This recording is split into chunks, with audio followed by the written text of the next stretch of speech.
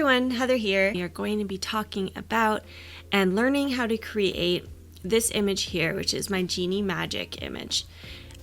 We are gonna first start out by placing all the stock, and then I'll show you how I blended everything and how I created the floating clouds and sparkles and all that fun stuff.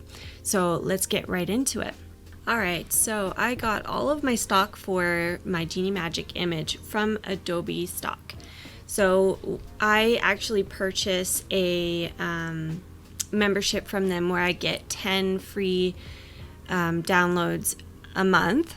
But I think they have some other choices. I think you can purchase per image. So it really depends on how often you are creating composite images and what membership is going to work best for you. You do need to check when you look at your images. So I'll show you one of the images we're going to use for this tutorial, and I will have all the links underneath the video one to all the stock that I use so that you know exactly what I'm using. You can recreate this exact image if you want to, or if you have another idea that you want to use them for, then you know where I got them. So this is the first one. You do need to understand how you're going to use the license. So if you are going to be using this anything more than personal use, you would have to purchase the extended license. So that's different from your membership where you get the standard image download with your Adobe Stock membership. So just understanding the licenses and how they work. So you can actually read about the licenses down here. So they have license type. You can read about what's in the standard and what's in this extended and figure out what's going to work best for you. Typically the standard will be just perfect. All right, so this is the first image we're going to use. We're also going to use this one for the towers. We have our tiger, or Nahal if you're a Shimmer and Shine fan, or if you have Shimmer and Shine kids who love Shimmer and Shine like mine. This would be Nahal. Here's our magic carpet. Here is some of the clouds that I use for the floating castles. Here is our spider monkey Tala. Here is one of the clouds that I use, but I also use this one here. We're going to blend them, so I'll show you how to do that. And besides Adobe Stock, I also use some things from Brush Easy. Now you can download Brush Easy things for free. It's a really awesome website. They have tons and tons of brushes and overlays and free PDF files, like tons of stuff for you to use. I love Brush Easy. You can also purchase a membership from them, which gives you basically an extended license for a monthly fee. So meaning if you're going to use this more than just personal use, then purchasing an extended license or a membership with them is great for you. All right, so the first thing we used from Brush Easy is these glitter overlays. They're going to create our crystals that hang from the clouds. We have our magical dust. I used a lot of this for the sparkles underneath the carpet. And then I used the stardust, which is what I thought the previous one was. The stardust and the gems. So we're going to add some of these gem brushes onto the towers, the buildings. All right, so I also used a bunch of stuff from Pixel Squid, but I will show you that inside my Photoshop because I used the app that they have. And yeah, so let's get right into placing our stock. All right, we got the clouds open. All right, so first we want to actually create our file that we're going to work on. So I'm just going to actually say, I'm going to go up to File and I'm going to say New. And it'll bring up this screen right here. You know what? I'm going to put it on my other screen here.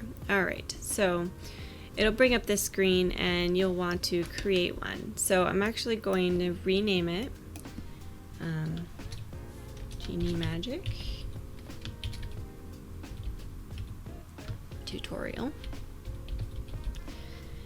And normally I'll go into maybe pixels, and I'll usually have it as 4,000 by 3,000 and 300 pixels. Sorry, 300 pixels per inch. Normally I'll just keep it as an 8-bit because a lot of my actions I need it to be an 8-bit to use. So I'll just keep it as an 8-bit. A lot of people prefer working 16-bit because then you have a wider color range and everything to work with in a 16-bit.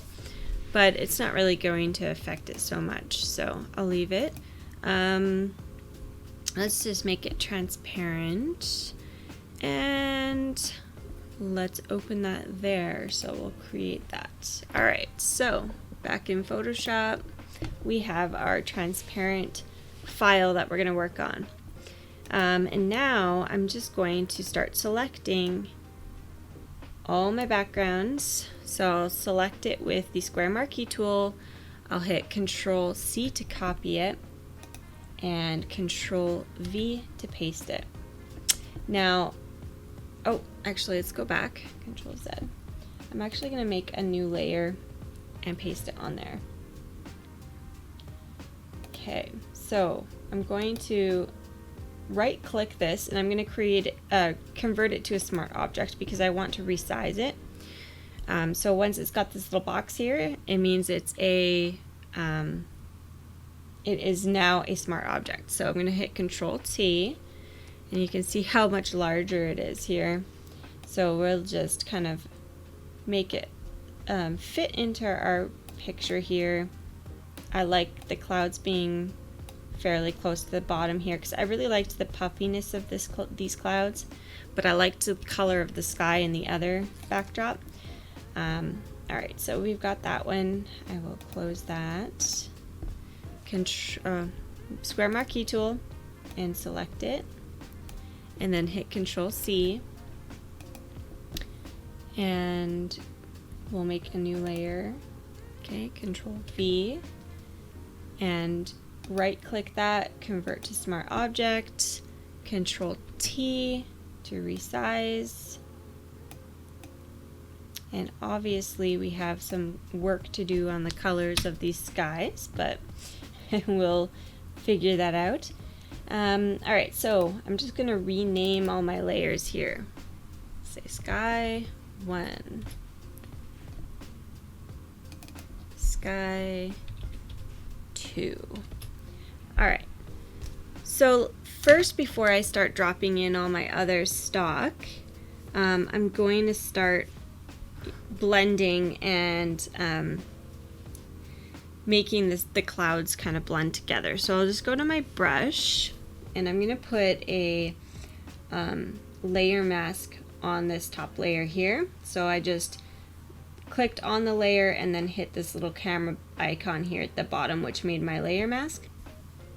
And with a black brush at 100%, I am going to brush off the bottom here. And we want our brush to be fairly large. The other thing is, I think we need to flip one of them here. Let me just have a look.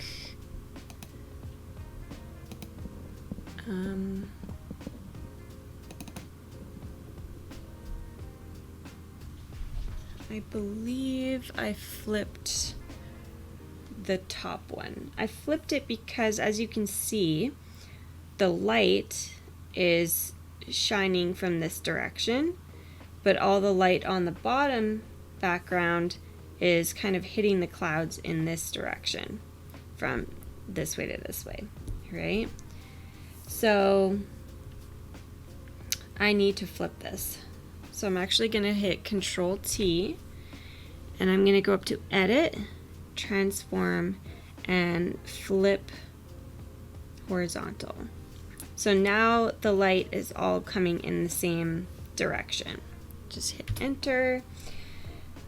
And on this one with my brush, we'll just make sure we're masking it off here. Alright, so I'm just going to lower my opacity on my brush and make my brush a bit smaller. All I'm trying to do is kind of blend these clouds in a little bit here.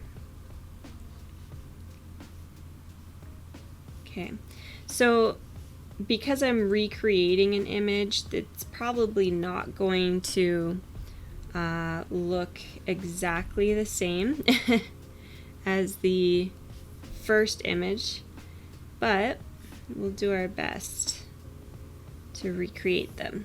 Alright, so now that I've got that kind of figured out, I want to add the pink color from the sky and the clouds to the bottom half. So all I'm going to do is I'm going to create a solid color layer, and I'm going to select with my little dropper tool here the pink, and I'm going to hit OK. We're going to put this color layer, its blending mode, from normal to probably soft light. Actually, overlay looks pretty good. Probably to overlay. And I'm gonna clip it down. Even though it's under this one, we're still gonna clip it. Alright, so now that I've got that kind of blended, I'm also gonna just kind of paint at a low brush again. Just kind of start blending it again. So I've got my brush at 20%. I'm just going to try and blend it in a little bit here again.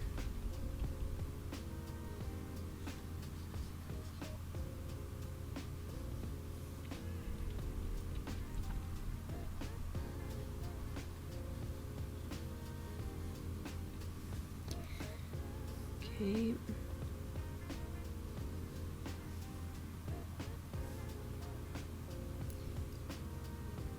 I might select,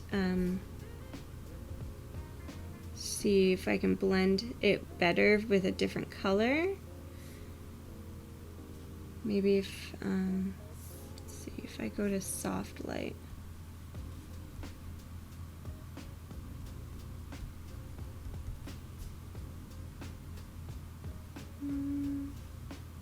Just kind of selecting to see if there's any other colors that blend better. I think the pink was the best one, for sure, and I did like it on overlay, so I'll just leave it how it was. I might just like lower the opacity on that pink just slightly, and let's see if we can keep blending.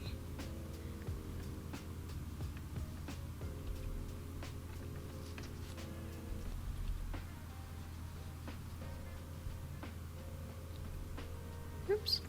Yeah.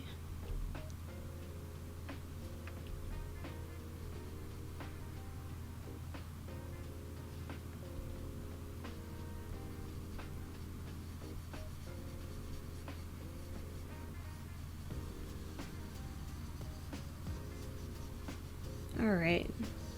So I'm really liking how that's looking so far. Just keep blending it until it looks right to you.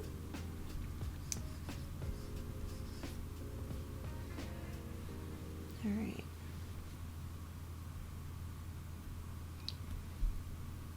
So the reason I chose that was just because I liked the kind of puffiness of the clouds here.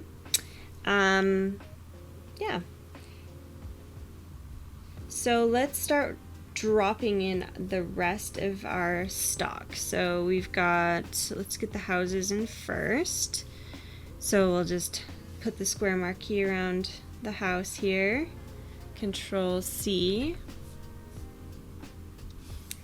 and Control V.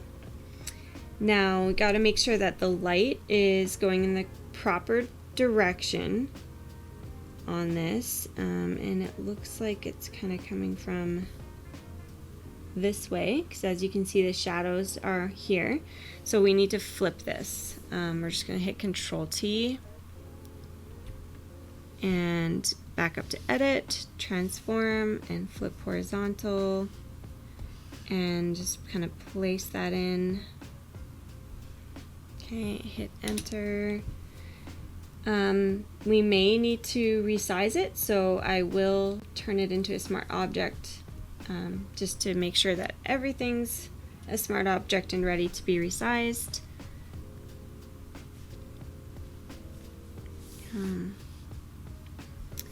So we'll just select. Oh, it looks like I don't have the carpet selected.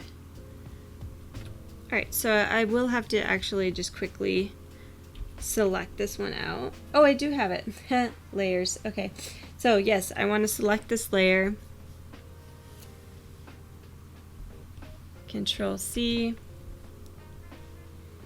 Control V. Again, let's rename the layers here. So this one would be Building 1.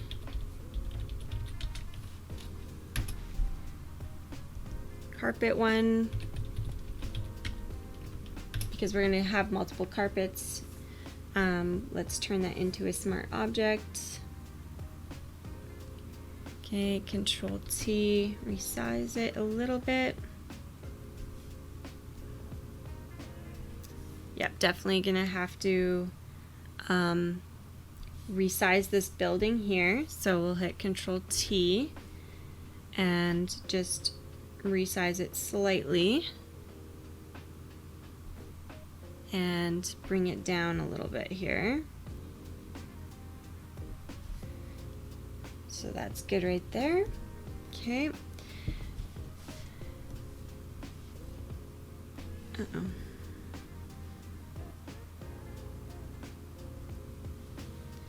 Alright, we still need to keep the carpet open, so we'll leave that open. Here's Tala. So we'll just select Tala. Control C. We want her under the carpet. Control V.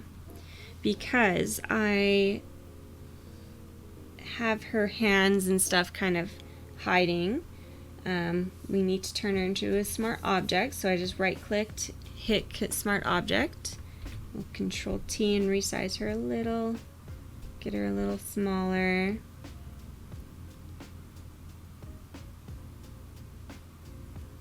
I had her about right there.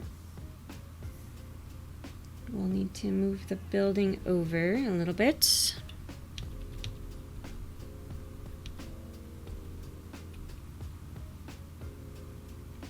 Alright, I'll leave her right there for now.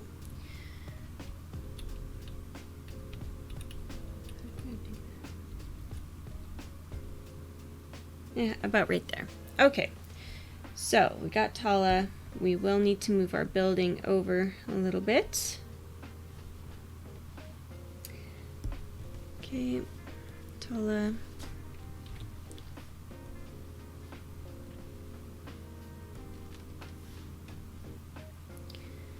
All right, so let's get Nahal in there. Okay, Control C, Control V. And again, we need to flip her, so Control T, Edit, Transform, Flip Horizontal. And we also need to turn this into a smart object. So again, I just right clicked on the layer and convert to smart object. Control T to get the transform tool and just resize her to where she needs to be. Everything might need to get a little bit bigger, especially the carpet, but we'll work at that after we have everything placed. and close up this one. I think I accidentally closed one of my buildings. So let's just get the two girls here selected. Okay, Control C, Control V, and turn her to a smart object. Control T to resize.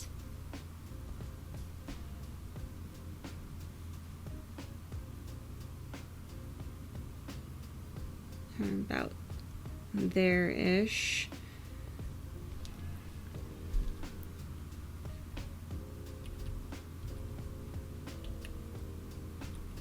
Okay, about there. All right, and definitely the carpet needs to be bigger. So we have this one. Close her out, and we need this little one. Select it and then hit Control C, Control V to paste her. Right click, convert to smart object, and then Control T again to get the transform tool, and then edit, transform, and flip horizontal. And then we can resize her to place her to where we're gonna put her, and enter. Okay, we are missing the clouds and the other buildings, but I think I'm going to actually get all of this looking correct because the carpet definitely needs to be resized before I do anything else. So we will close this one out. Actually, let's place the other carpets in. So I do need this one as well. So we'll hit Control C.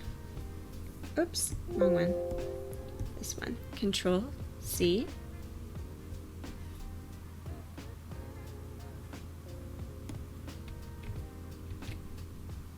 There we go. I finally got the right one. Okay. Control V. And right click to convert that to a smart object. Control T. We are going to edit, transform, and flip horizontal. And we're going to just resize that. And this one is going to go in the sky. Somewhere up in here. I forgot I'm going to need her again, but I think I'll just copy her. So we've got one of our carpets there, and then we need this one.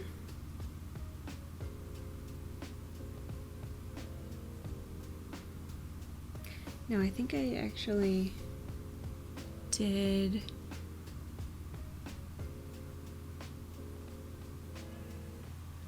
this one again. Yeah, I believe I just recopied this one again, actually.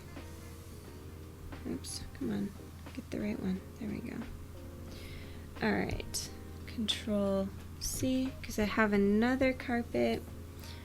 Control V at the bottom. So we'll just right click, convert to smart object, Control T to bring up the transform tool, and we'll just resize it nice and itty bitty for below them. I'm just going to zoom in so that I can see what I'm doing a bit better here.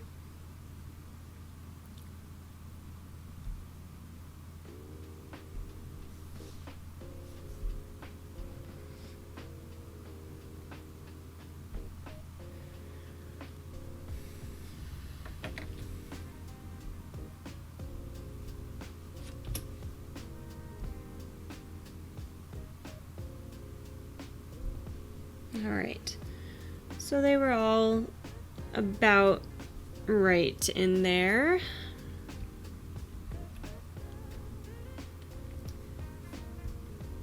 Okay,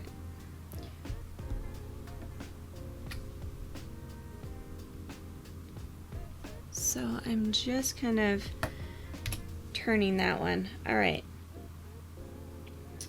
So let's make sure we've got all of our layers named. So this one is the tiger, I believe. Yep.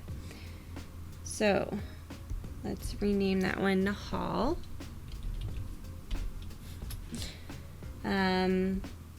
This one will be Shine. This one is Shimmer.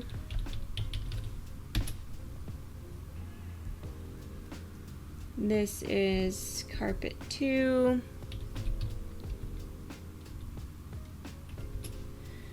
And this one is Carpet 1.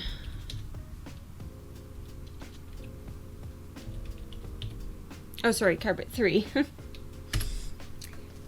Okay, and I don't think I named the monkey either, so Tala. Building 1. Okay, so we've got most of our stock placed, and I've already selected out the bits that I want to use in the image. So we will go ahead and start adding those in. So I'm just going to take my square marquee tool here. I'm going to select the whole image, and I'm going to hit Control C, and we'll just bring up our picture here. I want to make sure that I'm up on the top layer, and I'm going to hit Control V, and it's going to make a new layer for me with this image. I'm going to call it Castle. Oops, I spell it correctly. Castle 1. Hit enter, and I'll go. Oh, sorry. We want to turn this into a smart object, just like we did with all of our other pieces. And Control T to resize. Now, when you're resizing, I think Photoshop automatically has this clicked, but if this is not clipped down, it will kind of stretch and warp your stock image. So I'm just going to hit Control Z to go back.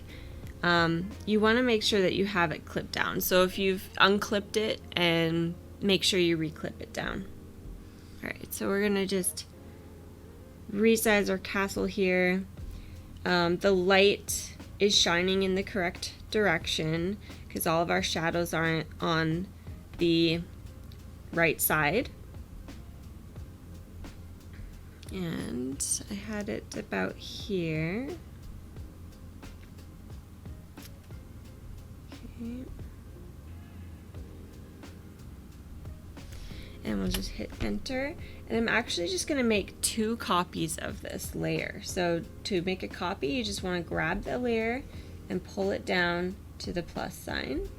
And do that again. I'm going to name this Castle 2. Geez, I'm having trouble spelling today. And Castle 3. Alright, so now we just want to click on probably Castle 3, because that one's going to be on top first. And we'll move it to where we want it. Control T to bring up the transform tool, and just resize it to the size you want. I'm just going to kind of move it down a bit. And click onto Castle 2 and drag the Castle 2 to where you want it. Control T to bring up the transform tool, and just resize it to the correct size. Oh no. Control Z if you want to step back. If you make a mistake, just hit Control Z. I'm going to zoom in a bit because I don't want to grab the wrong thing again. I think I made this one not small enough, so we'll probably go back in. We'll have that one about there. And click on Castle 3, Control T, and just make it a little smaller. It's going to be far off in the distance. This carpet needs to be a bit smaller, so I just clicked on it. Make sure you're on carpet 2. Control T to resize, just make it a little smaller and hit enter. Alright, we'll zoom back out a little bit here. Okay, so what I want to do is I want to start grouping some things. I'm getting a lot of layers, so I'm just going to click on all my castles and I'm going to hit Control G to group them, and we'll call those castles. And on the carpets, we're going to hit select the 2 carpets, hit Control G to group them.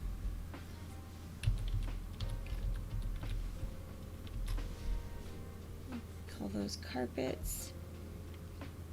And I'm going to kind of select these ones here, the background, Control G, and just make this one background.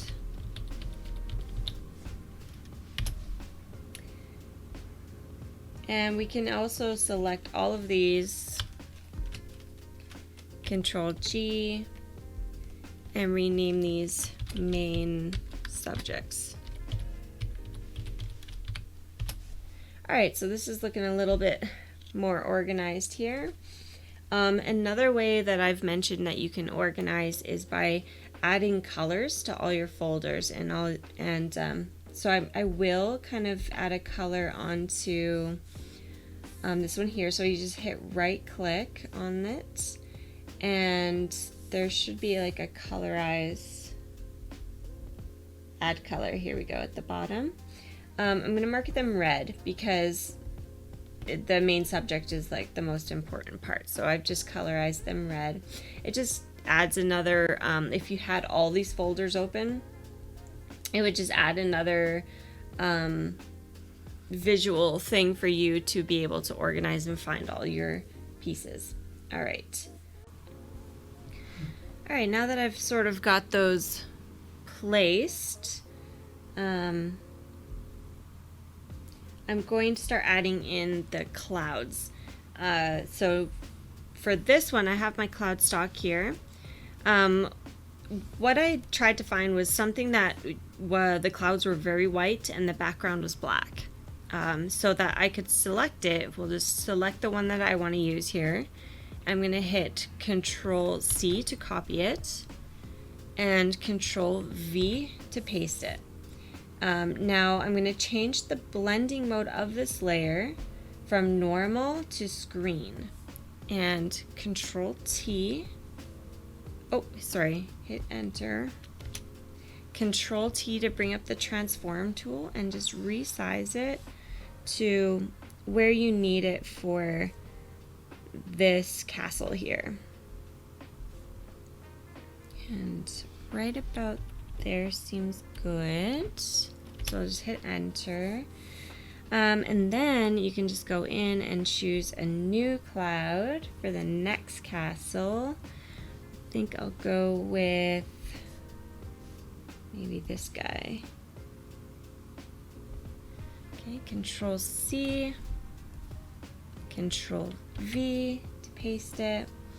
And again, change the blending mode to screen and enter. Control T to transform it and just resize it to what you need for this castle. You can also kind of rotate it if you need to.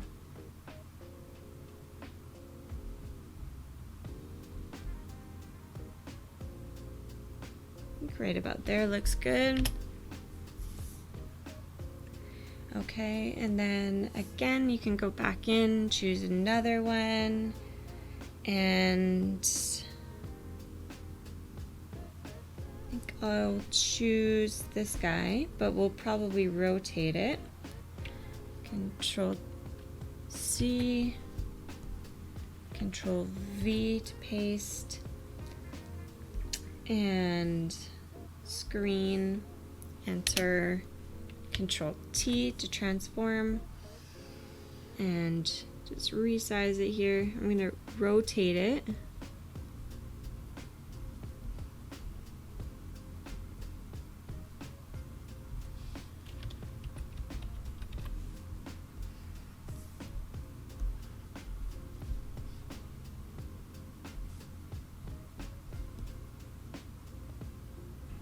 Okay. And enter.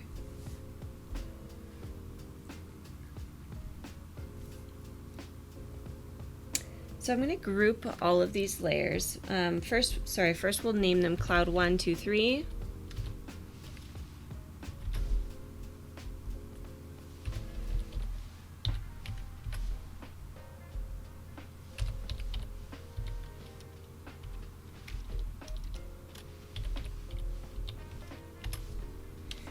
Select all of them, hit Control G to group them, and we'll name this Clouds. Alright, so what we will need to do is just add a little bit more clouds in underneath,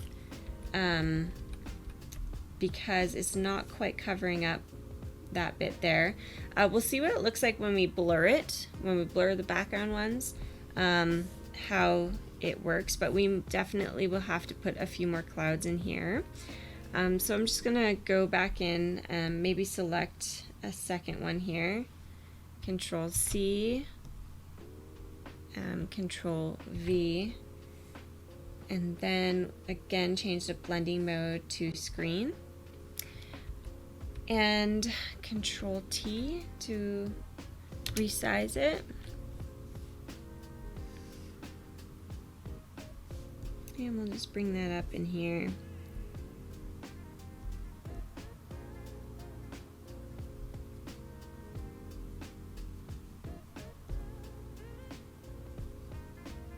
Just to add some more clouds puffiness in there.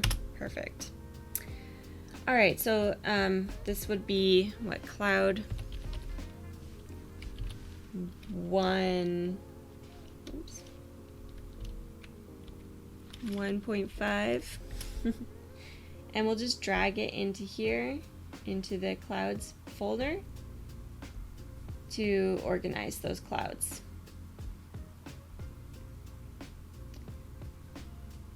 Okay, so we also need to go into our main subjects, and we're gonna copy Shimmer here 2 more times because I want her on this carpet and I want her on this carpet. So I'm just gonna copy her 2 more times, and I'm gonna drag these 2 copies up into the carpets layer.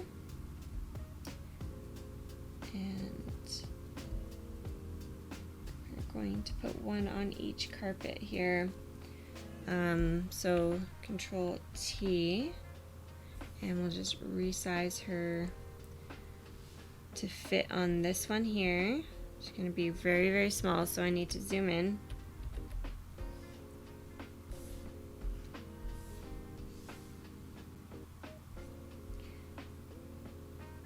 Oh, it says carpet. Oh, that's carpet 3. Okay.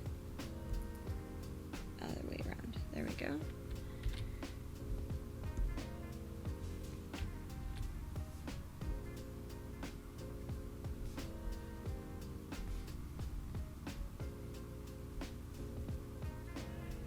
Okay. Enter on that one. We'll zoom back out.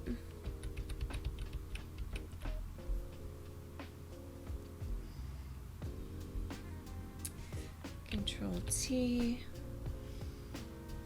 Now for this one, we're going to need to flip her. So we go up to Edit, Transform, and Flip Horizontal. And for this one, we need her under the carpet.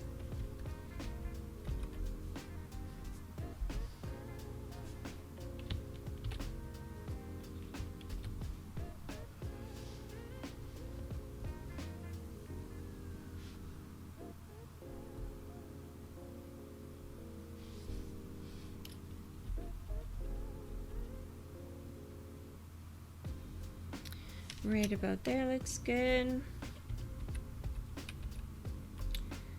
All right. All right, so the next things we kind of want to do here is just start moving things around and make sure that they're gonna fit right. And so I'm gonna actually make our main carpet larger.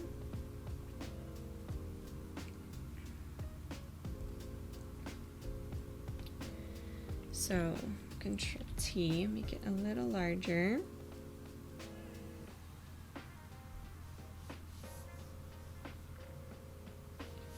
Okay. Tala will make a little smaller.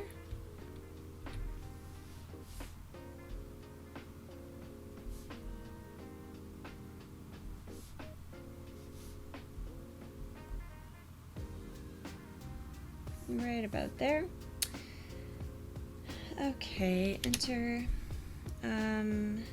Nahal's actually looking like it's pretty good size.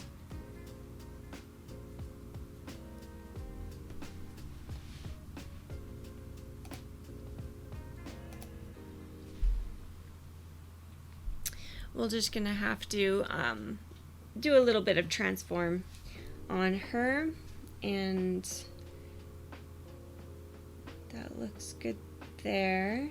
Shine. We're gonna place her about here.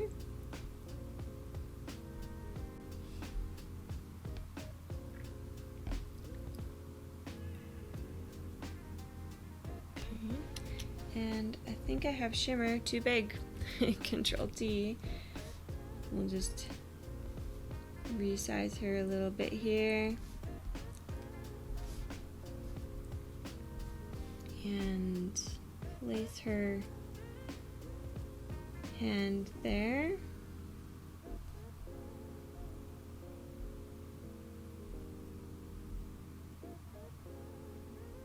There we go. All right. So they all kind of look more in place here. The background building.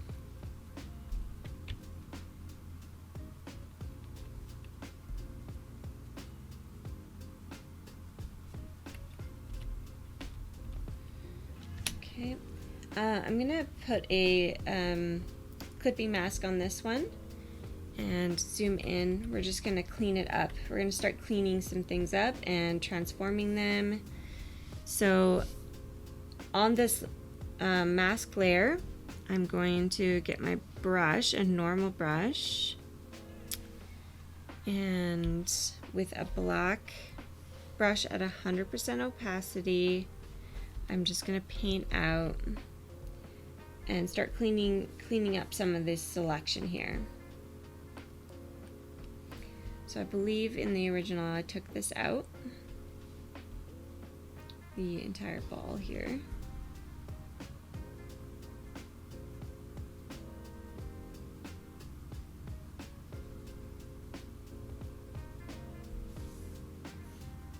Okay, we'll just zoom in a little closer.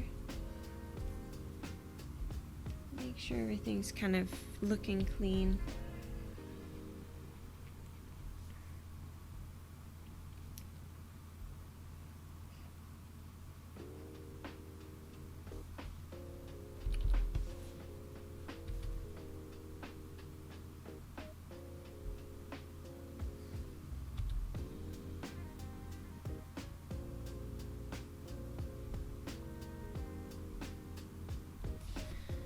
All right.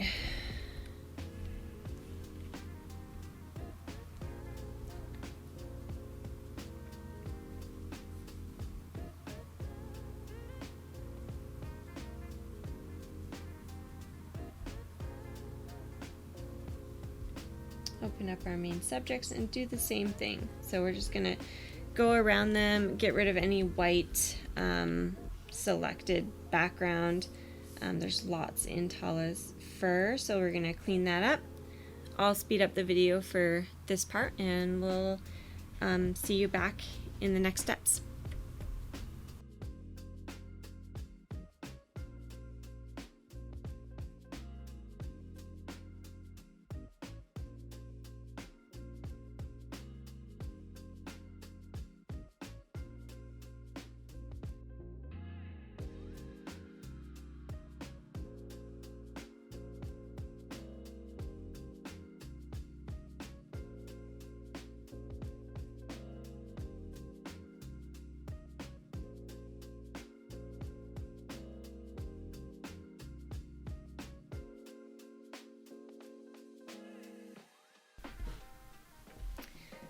right, we've got all the selections kind of cleaned up a bit.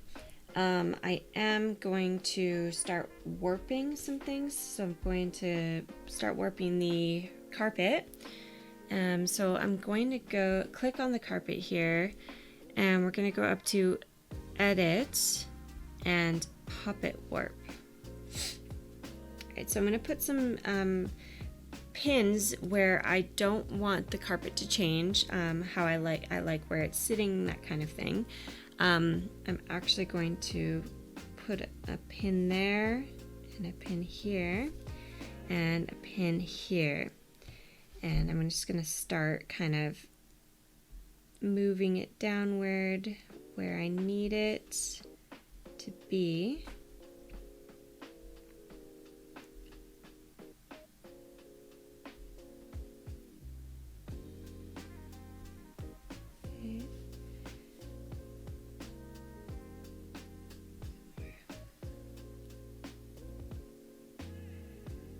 Alright, that's looking pretty good. I might bring this down a bit more right here.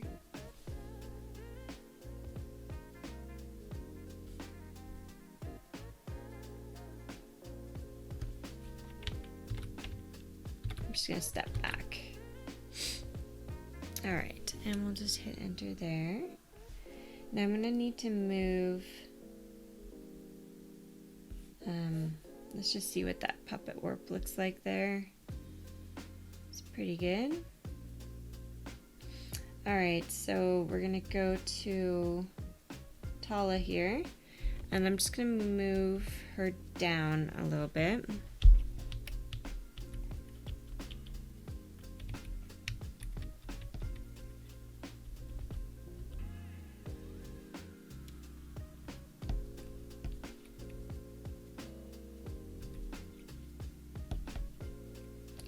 Okay,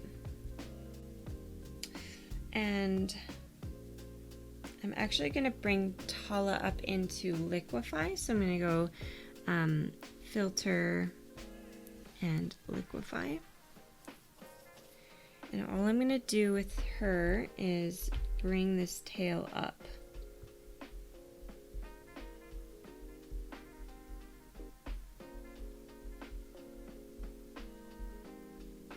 And I'm going to hit OK.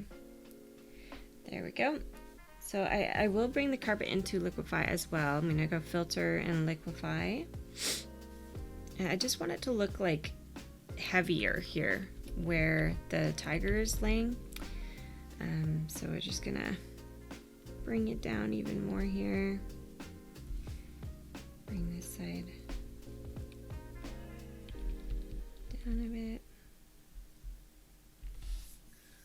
Alright, and I'll hit OK.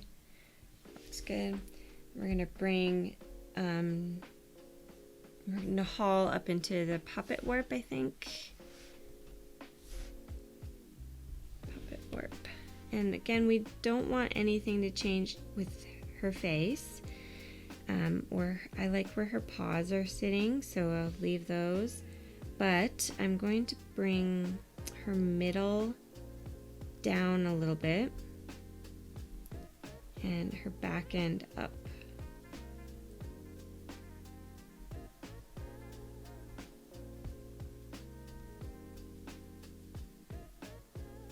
Okay, right about there is good. We'll hit enter, and we'll just see the before and after of that puppet warp. Okay, and we'll do the same with Shine here, bring her into puppet warp, image, puppet warp. It's actually edit puppet warp, I said image. Okay.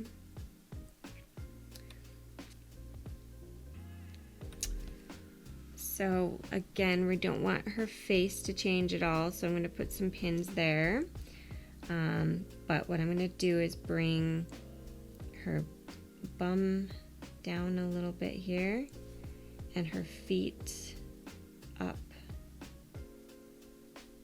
here, maybe about there.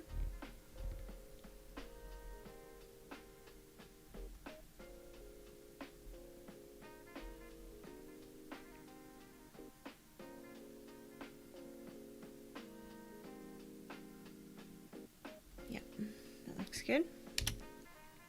So they're very subtle changes with these puppet warps. All right, that looks really good. I will bring her up into liquify a little bit, just to kind of make her bum look like it's dropping more and fitting more in that carpet.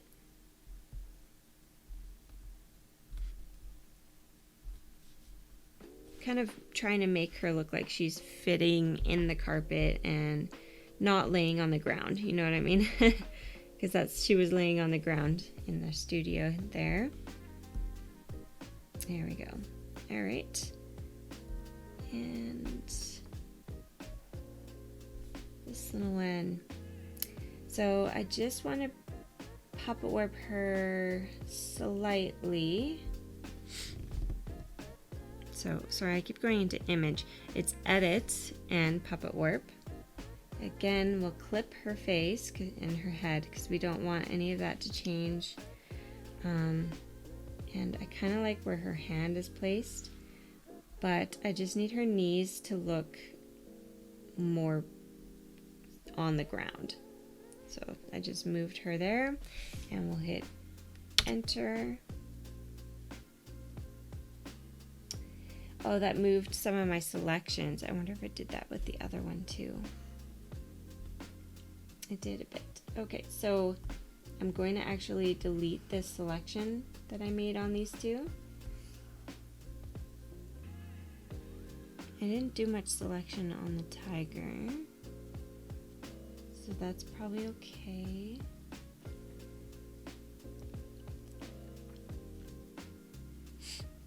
Yep, I think it's just those two I need to adjust. Sorry, I should have done the puppet warping first and then the selection, but that's okay. We'll go back and do it. We'll go into our main subject folder. And obviously Tala doesn't need a shadow, so I'm just not going to add anything with her. I have gone in, like I said, and fixed all the masking that I did, because I should have done that before the puppet warp. So I've gone in, I've fixed all that.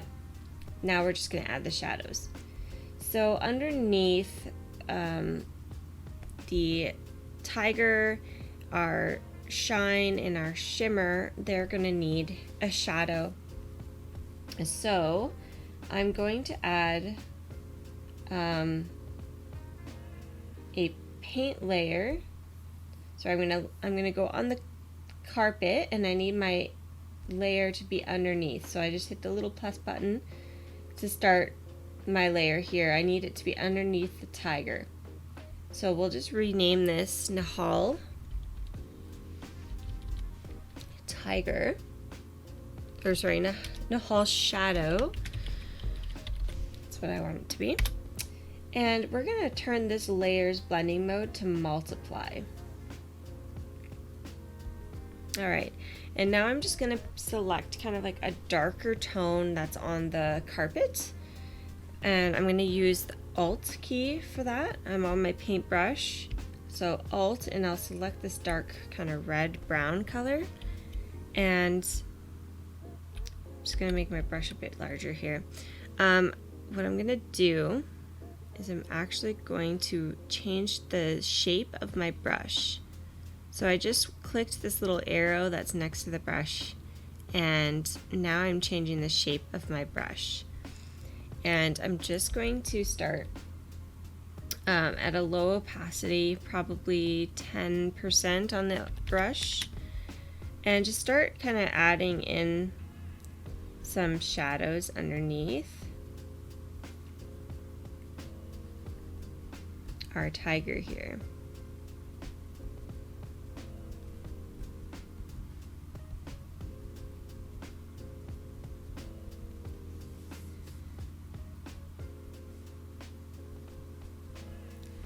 Okay, so I'm actually going to go back and just make a normal brush quickly, because if the sun is going to be coming in this direction, we've got to place, oh, sorry, I accidentally put the shadow, there we go. I'm trying to zoom in a little bit here, there we go. All right. We need to kind of place a darker line. Whoa, too much. Sorry. Our brush needs to be at 10. We need a darker line just under this paw, running along this paw here, because the shadow will be, if the light's on this side coming this direction, it's going to cast a shadow on especially the arms here.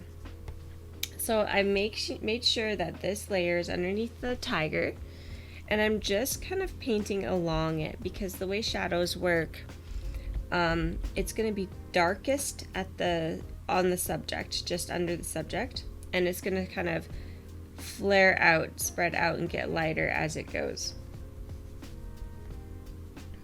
So its darkest point is going to be right under the subject. So I'm just painting that line. And I'm not worrying about painting over my subjects here, because the brush, or sorry, the shadow layer is underneath them.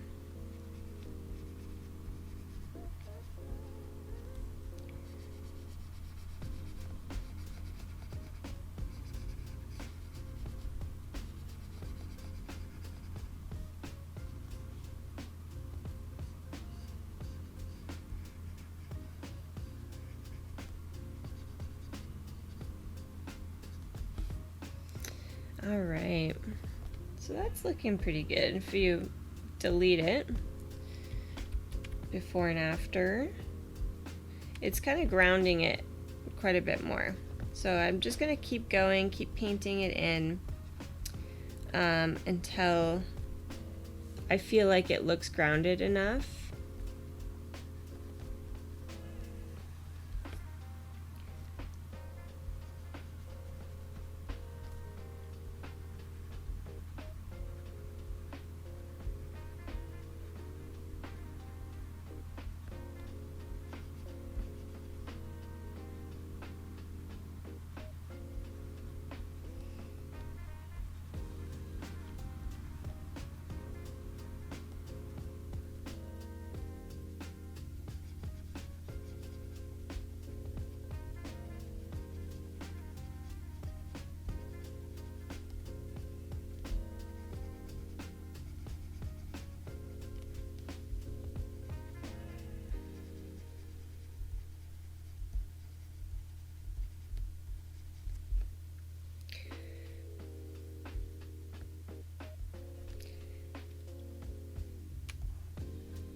I might actually just name this Nahal and Shine.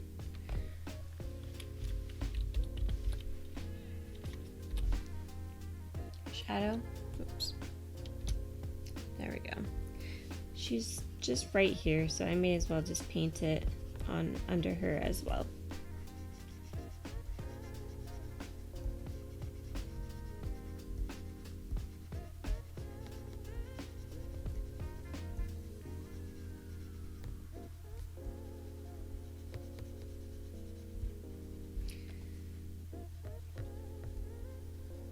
All right, so now I'm gonna go back to that big brush and again, just kind of paint underneath them here. And this is just to add that, that shadow that will kind of flare out a little bit underneath them.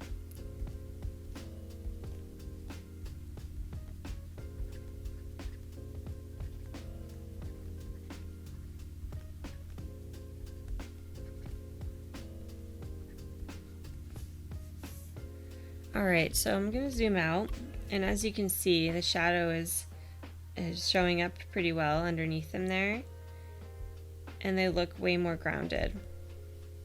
All right, so I'm actually gonna bring Nahal up into the liquefy a little. I'm just noticing its tummy. I kind of want it to be a little more drooping, a little more fitting into that. Where's liquefy? There it is. Into the rug. Forgot what it was called there for a second. the carpet.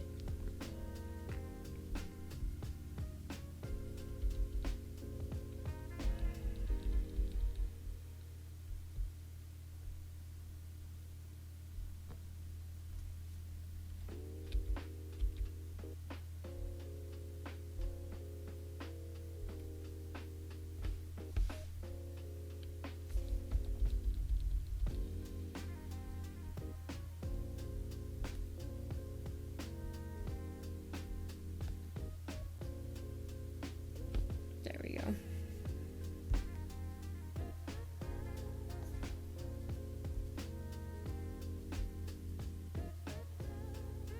Before and after the liquefy. All right, I like that a lot better. All right, so underneath this one, so we're gonna click on shine so that when I press the plus button, this layer is gonna be underneath shimmer. And we're gonna call this shimmer shadow.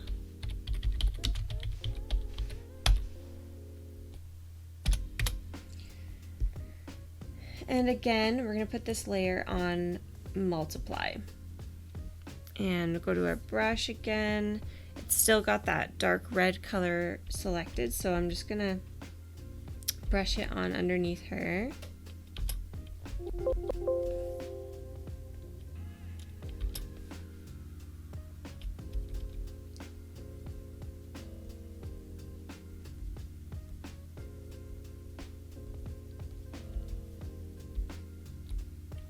And I'll zoom in here.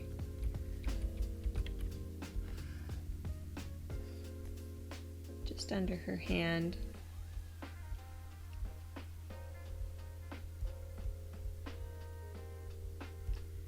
We're gonna need that. All right, so I'm gonna go back to my little normal brush again. Which one did I have 10%? There we go, this one. And we'll just again paint it just underneath, closer to her body.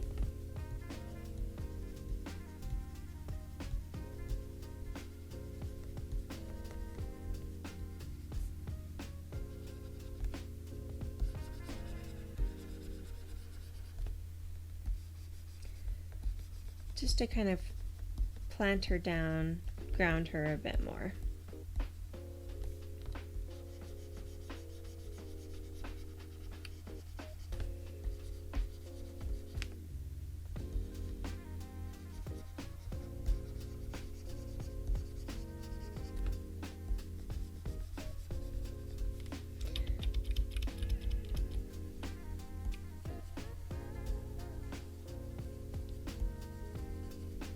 Now I'm making this part bigger because if the sun is behind her, kind of shining in this way, it's gonna cast a larger shadow.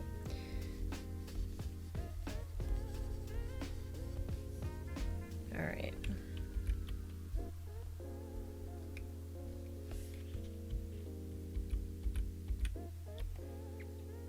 Awesome. So that's before and that's after we've placed the shadow in.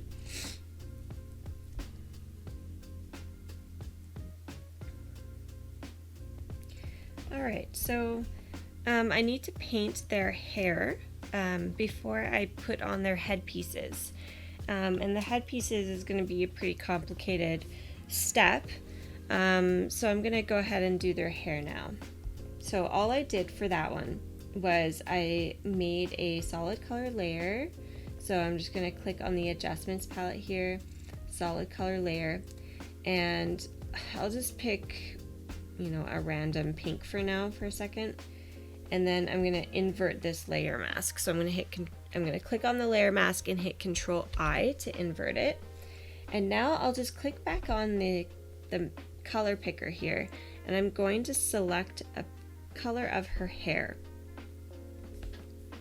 Okay, and I'm also gonna turn the blending mode from normal to soft light. We'll see how the soft light looks. We may have to adjust it and change the blending mode, but we'll see.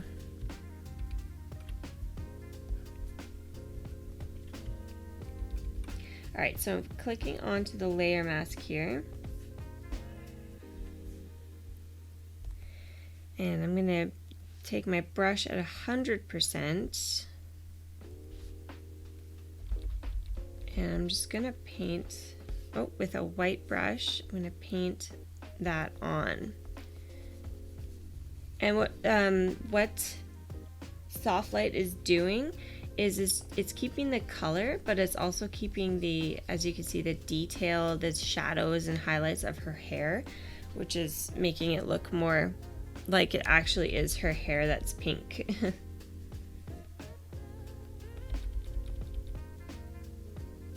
Okay, I may have to just kind of blend with a softer brush here and there along her hairline, but we'll see.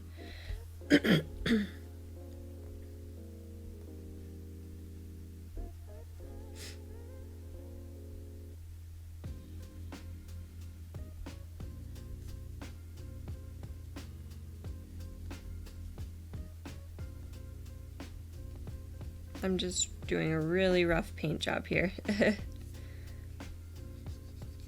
And we'll go in and fix it some more after.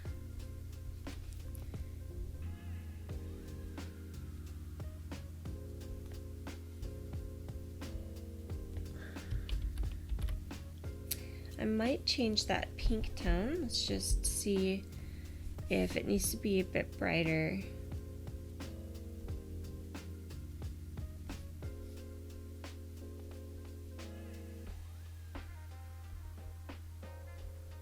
Just kind of selecting and seeing which color tone I like the best.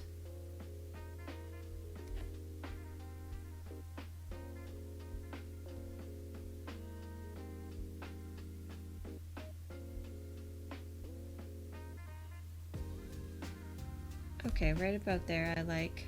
All right, we'll zoom back in.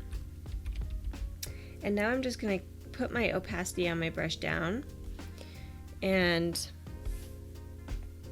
kind of blend it in a bit here just along her face.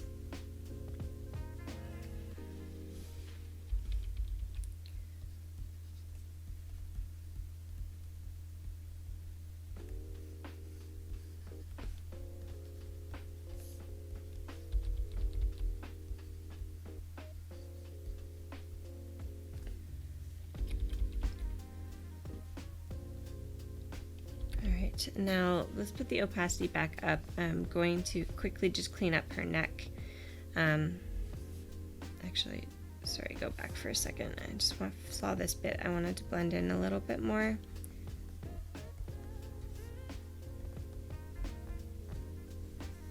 Okay, bring it back up, make my brush a bit smaller, and just clean up the job I did here along her collar and along her ear. All right. That looks good. Okay, now we need to do the same thing for Shine here. I'm actually gonna clip this color mask down. So I just right clicked and we're going to create clipping mask so that if I do any other layers underneath, like it doesn't somehow affect it. So if I end up putting part of her headpiece underneath her or something, yeah. Alright, so we'll add another color layer. Again, I'm just going to pick like a random blue and invert this. So click the layer mask and Control I to invert. And we're just going to clip this down to Shine. Okay, and zoom in here. Oh, right, this mode also, the layer mode has to be turned to soft light.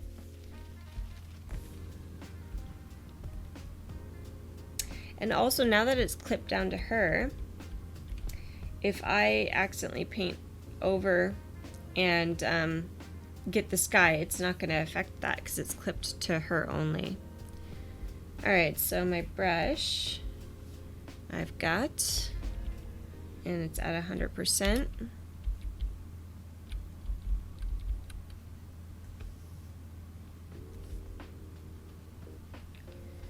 Okay, this blue needs to change, obviously. It looks a little too purple. So let's select the color.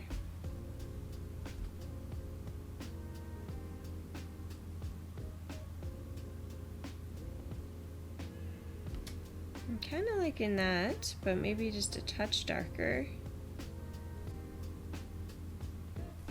Right about there, maybe.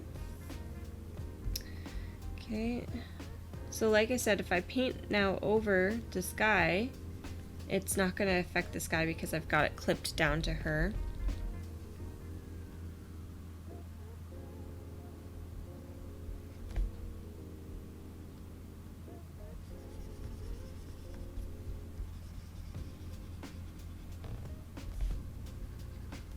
Alright, so and I'm just going to lower my brush again, make it a little larger, and just kind of make it a large black brush and blend it around her hairline here. There we go. Let me zoom out. Let's see what that color of blue looks like. I think it needs to be darker, actually.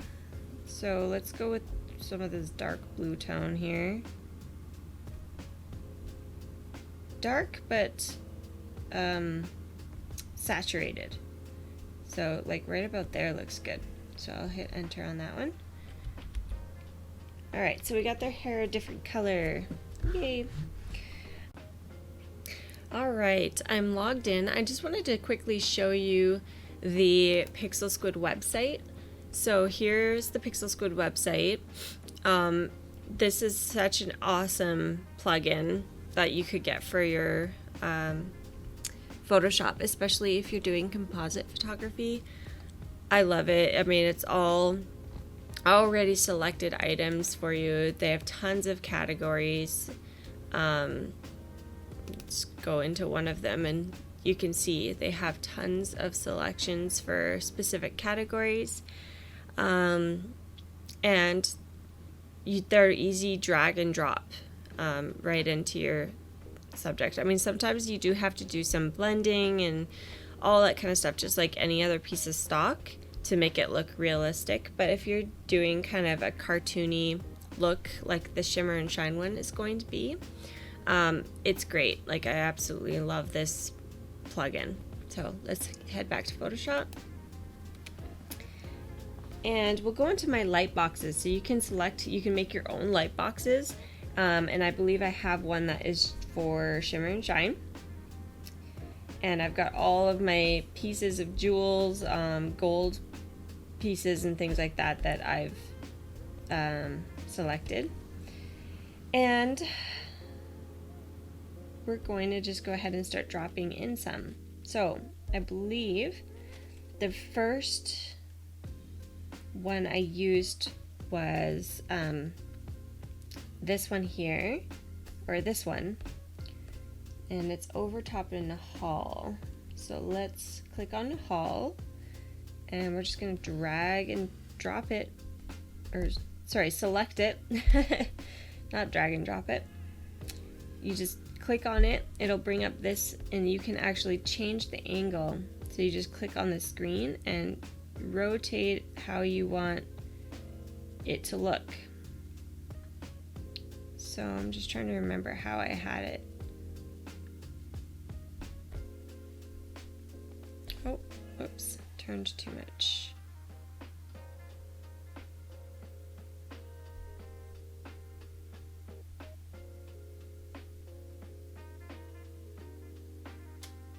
The plugin is slightly slow in your Photoshop. It kind of runs a little slower. So I think I had it.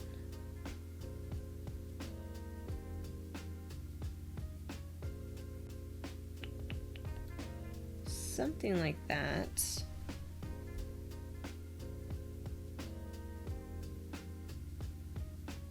Maybe it was more like this. I think it was like this.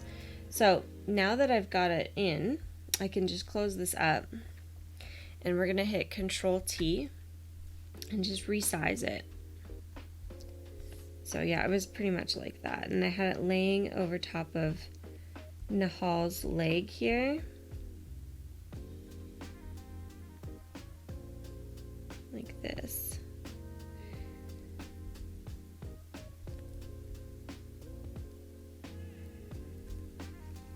All right, and we'll just hit enter. Okay, and I also changed the color, so I'm just gonna click on a hue saturation, clip that down to the necklace, and I believe I changed it to like a blue tone.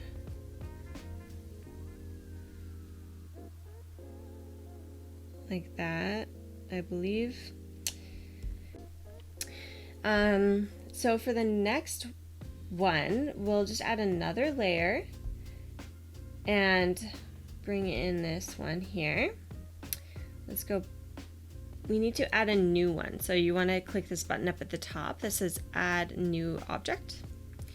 And it'll bring you back in your light box. And I'm going to just click on our lamp here. And we'll just have to adjust. Oh, you know what? I'm going to need the lamp to be up higher. But let's just adjust the angle first. I believe I had it about there. And we will just move our lamp above shine here. Oh, uh-oh. We don't want it clipped to shine.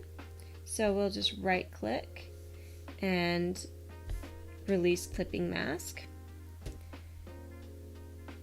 Okay, and we'll hit Control T to resize it.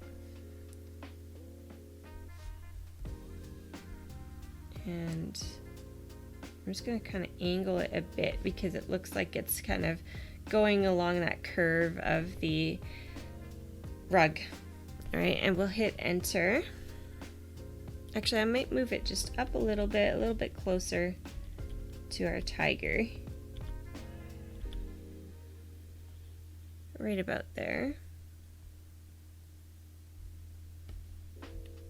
And enter.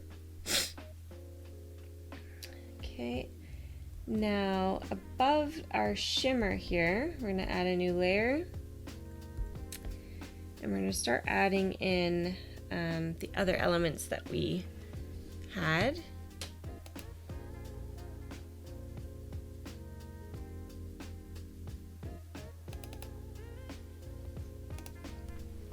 Okay, so we had these two things sitting in front of her.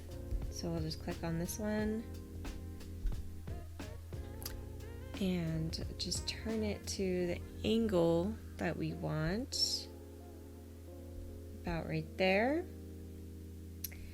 Okay, and then we'll go Control T and just resize it and place it in place. And it's about here. And another little gem, add new object.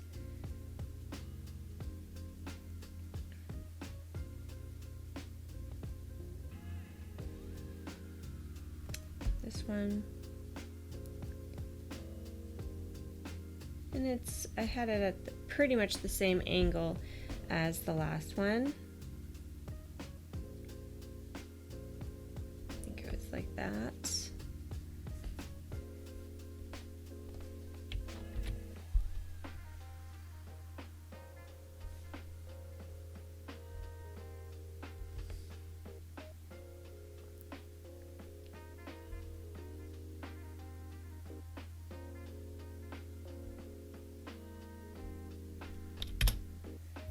Okay, and then we had one more lamp sitting next to her, and I believe it's the lamp that's on the next page here. This one.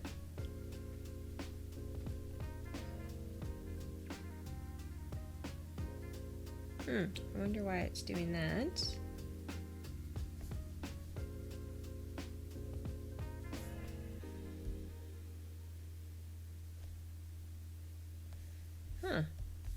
Something's up with this piece of stock. It doesn't want to... there we go. turn it to high resolution and it's working. Okay. Yeah, it pretty much looks good where it is. So let's go Control T. And I'm just gonna angle it. Maybe. Let's put that underneath the other two.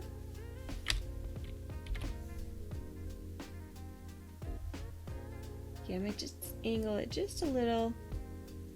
And we're gonna put it right here next to her.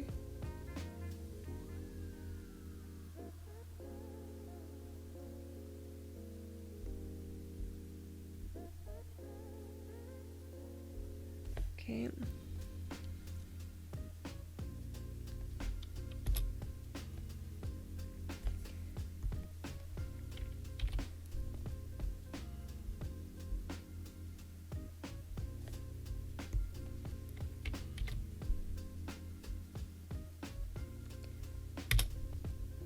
All right, and then in behind shimmer, I had one more bottle. So we'll add another one just here. So I'm making sure that it's underneath shimmer and it's underneath shimmer shadow.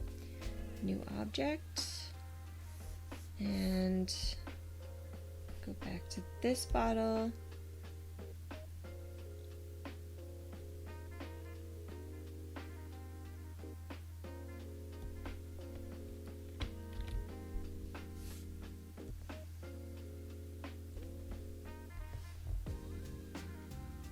And I had that one kind of next to her foot here. There.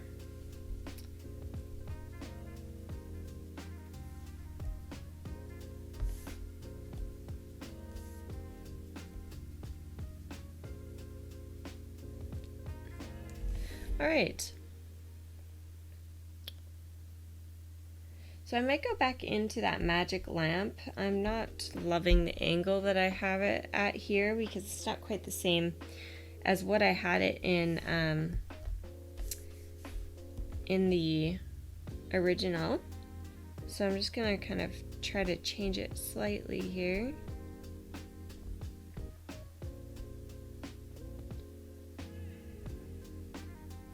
It's about like that. There we go. So as you can see, it changed right in my screen here, which is totally awesome. I love that. And we do need to add in our Shimmer and Shine's hair. So I'm gonna do that before I add in the headpieces and the little bangles that they wear. So let's find our hair. All right, I found the hair. So let's start with our shimmer. We're gonna flip this one. So image, rotate and flip horizontal. And now I'm just going to get my magic tool here and maybe just select all the black.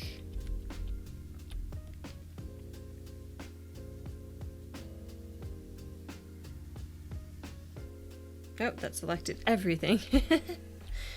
All right, let's try with the pink instead. We'll just start selecting it here as best we can.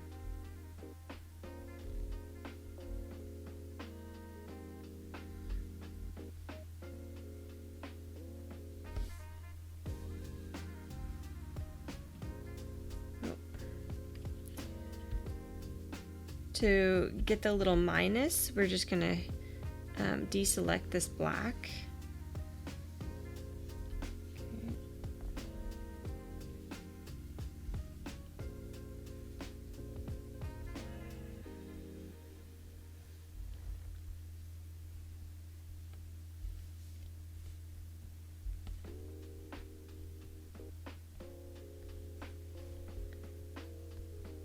I'm just trying to kind of clean up and get most of it selected here.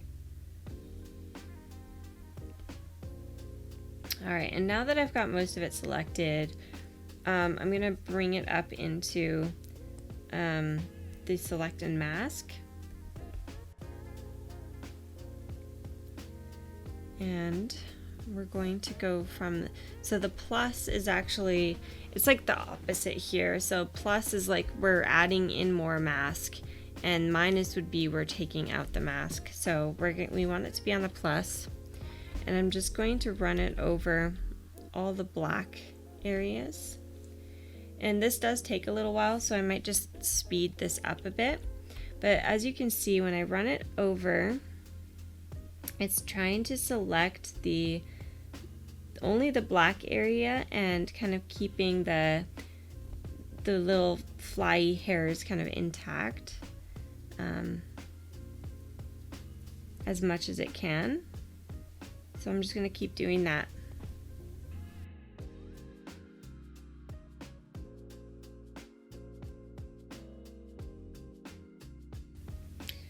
Alright, I'm going to hit OK on that. And then I'm just going to go up to Select, Modify, and I'm going to feather this selection just a little bit, only at 1%, 1 pixel, and then hit OK. Alright, and then I'm going to say Control C. I'm going to go back to my photo and we'll make a new layer. We'll call this Shimmer Hair 1, because I might add a second. And we'll just paste it on there by hitting Control V. Okay, and then Control T to resize that selection. Looks a little messy.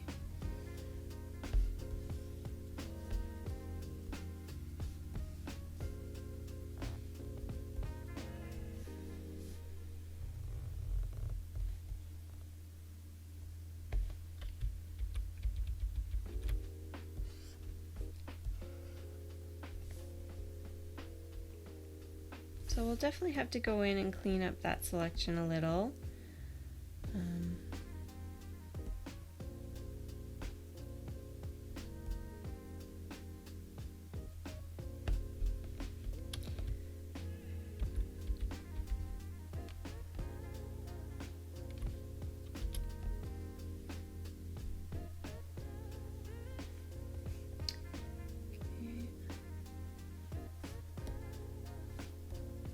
Now I'll go to this next one here. I'm going to actually try the select subject one this time.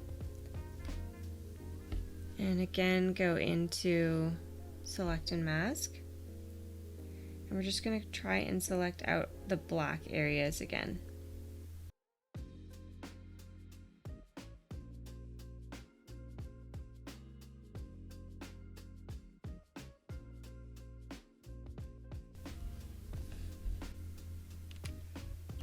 Alright, hit OK on there.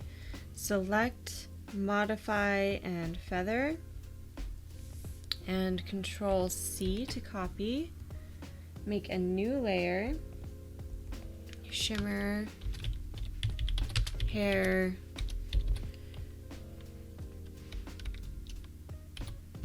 2.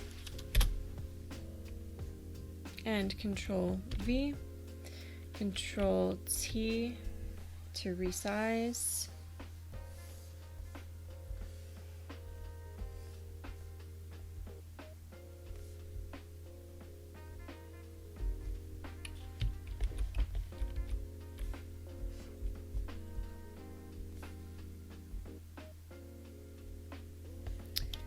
You know, I love the selection I did on that hair way better than the other one, so I'm actually going to delete this one, and I'm going to copy this other layer, and I'm just going to flip it. I'm going to go on the copy, Control T, and we'll just flip it, edit, transform, flip horizontal, and just move it over.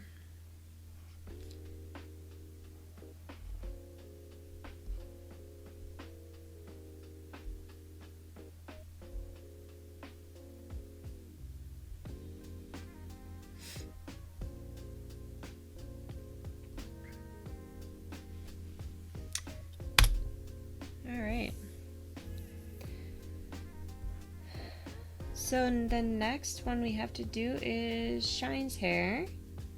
So we'll make a new layer just over top of Shine, and we'll call this Shine's, oh sorry, not over top, we want it underneath. Shine's hair.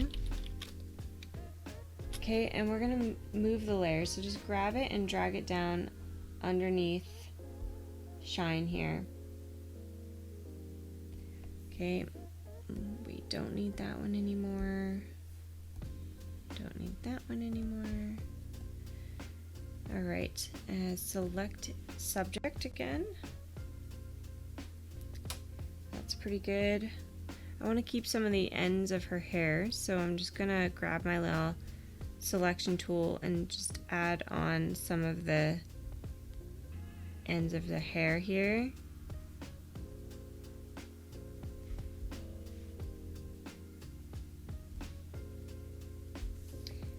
And we'll just deselect this one, so hit Alt and we're just going to deselect that one part and select and mask. And again, I'm just going to run my brush over along the edges and take out some of the black.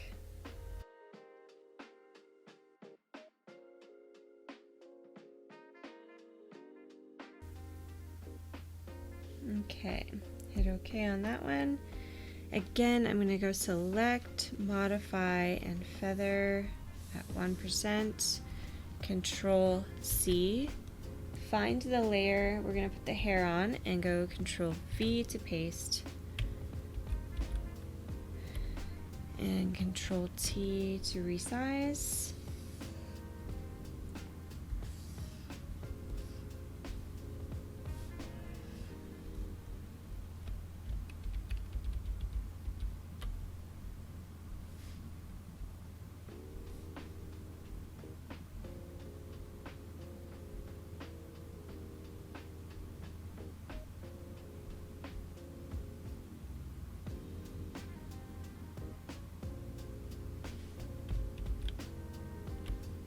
All right, I like that right there. I have to add in the lamp that I put at the top here. So we'll click on this one. I believe it was this one I used. It's just gonna take a second to load.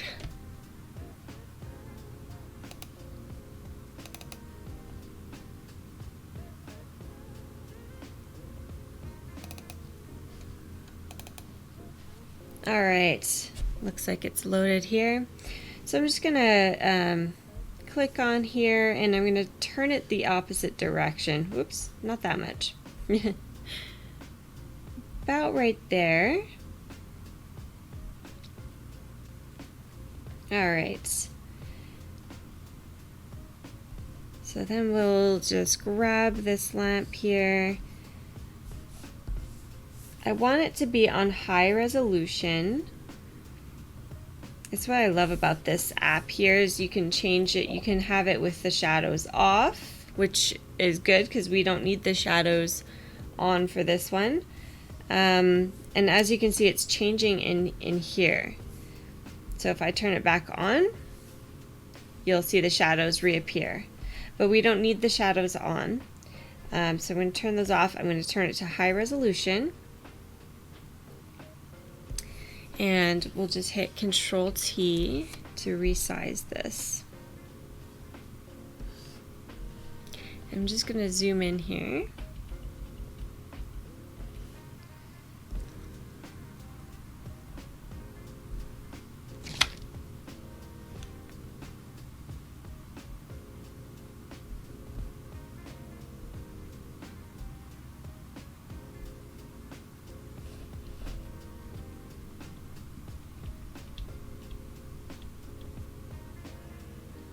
Okay, we'll hit enter. I'm going to put this into the background folder because it's going to be part of the buildings.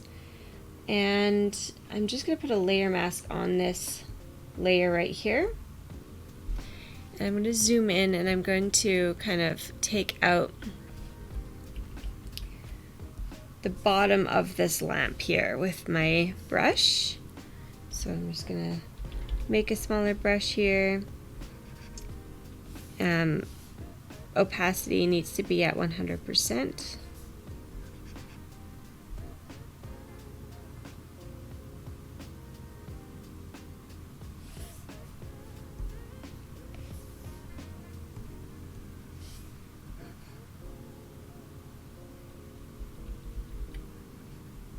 I'm not sure why the opacity is not going at 100% here.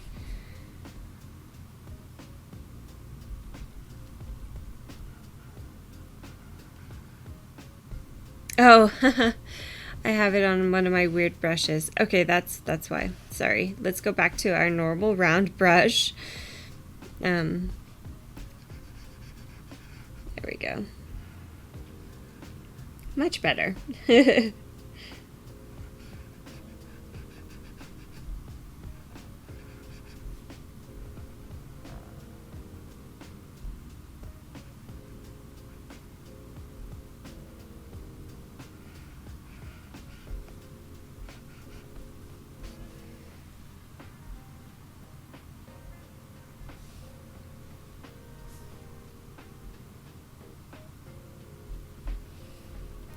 I'm just going to hit Control T and I'm going to resize it to kind of fit this bit right here. Okay, and then I'll hit enter and I'm going to have to kind of paint a little bit of this building off.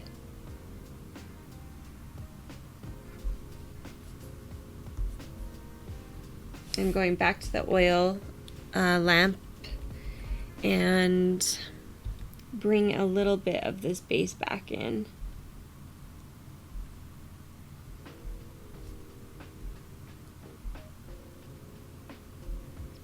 Alright, that's looking pretty good. So let's zoom out here just to see what it's looking like. And that looks really good to me. Alright, so the next piece of stock is the smoke that's going to be coming out of the lantern.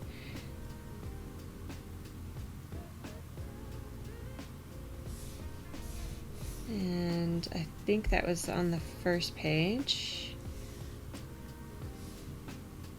I believe I used this one here. Okay, so we want the shadows off of the smoke. And we want it to be high resolution.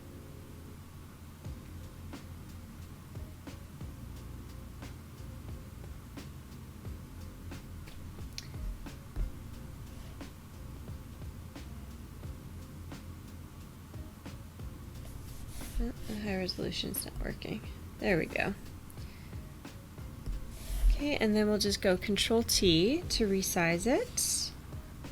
And I believe I flipped the smoke. So we're gonna right click it and then flip horizontal. And just gonna place it over here.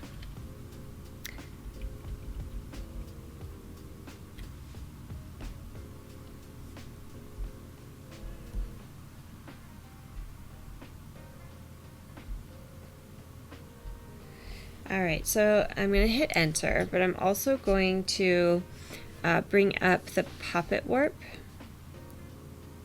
and I'm just going to zoom in.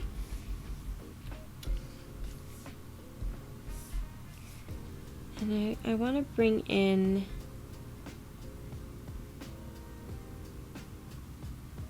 the base a little bit.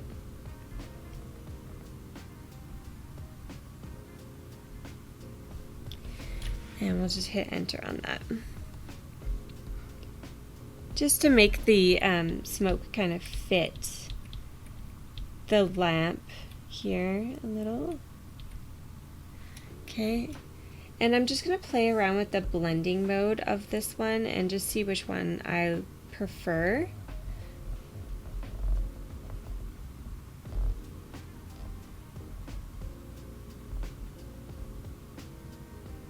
I think I might put it on either soft light or overlay. I think we'll do overlay. And I'm also going to add a hue saturation layer, and I'm going to clip it to the multicolor. So I'm just going to right click and hit create clipping mask. And I'm going to play around with the hue because I want it to be kind of like a purpley color or pink, kind of to go along with the theme. It was a little too red for me. Maybe right about there is good. Then hit enter. And I'm just going to bring the opacity on the smoke layer down a little bit. Alright, that looks pretty good.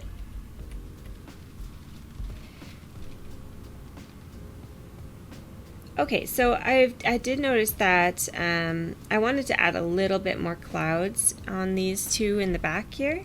So I did bring up the cloud layer. Let me just find my clouds.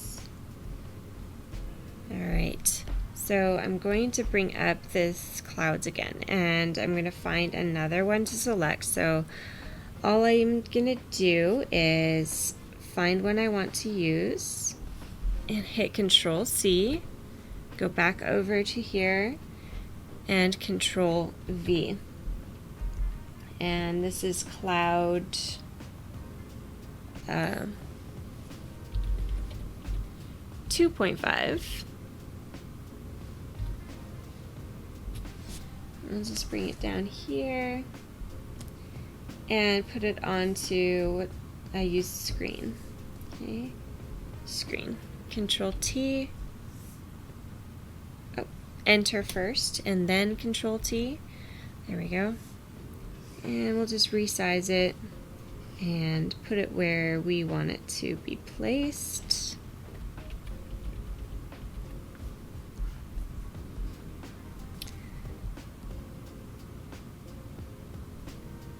Alright, so I'm gonna hit enter, but I'm actually going to go File, Edit, Transform, and Warp. And all I'm gonna do is I'm gonna try and warp it to fit this castle a little bit more.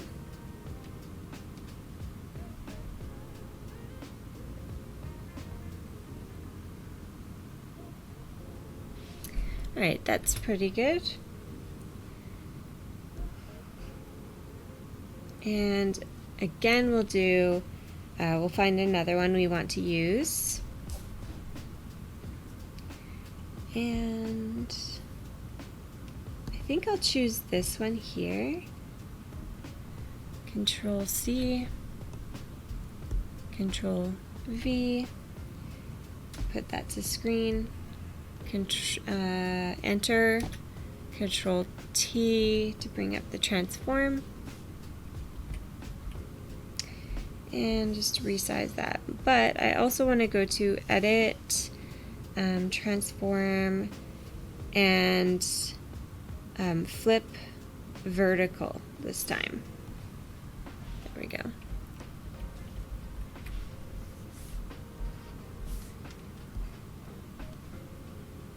And yeah, then I'll just resize it to be the size of that background layer here. I'm just going to zoom in so I can see what I'm doing.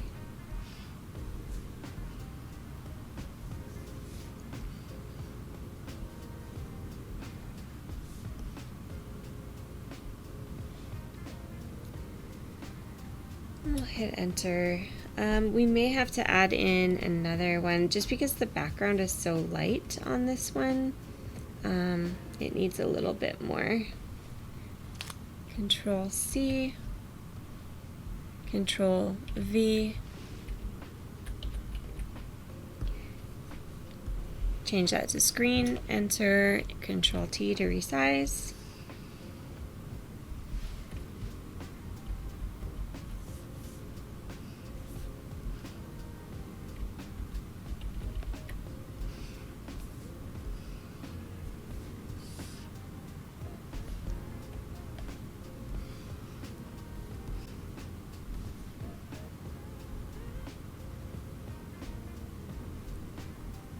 Okay.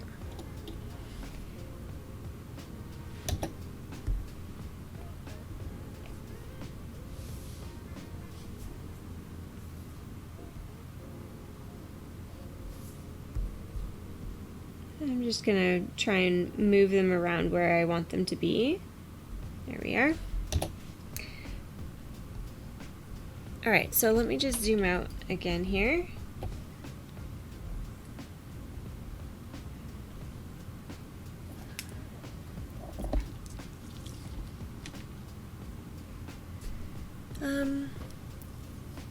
Alright, so I'm going to start doing some of the blending, and I'm going to start with the clouds here.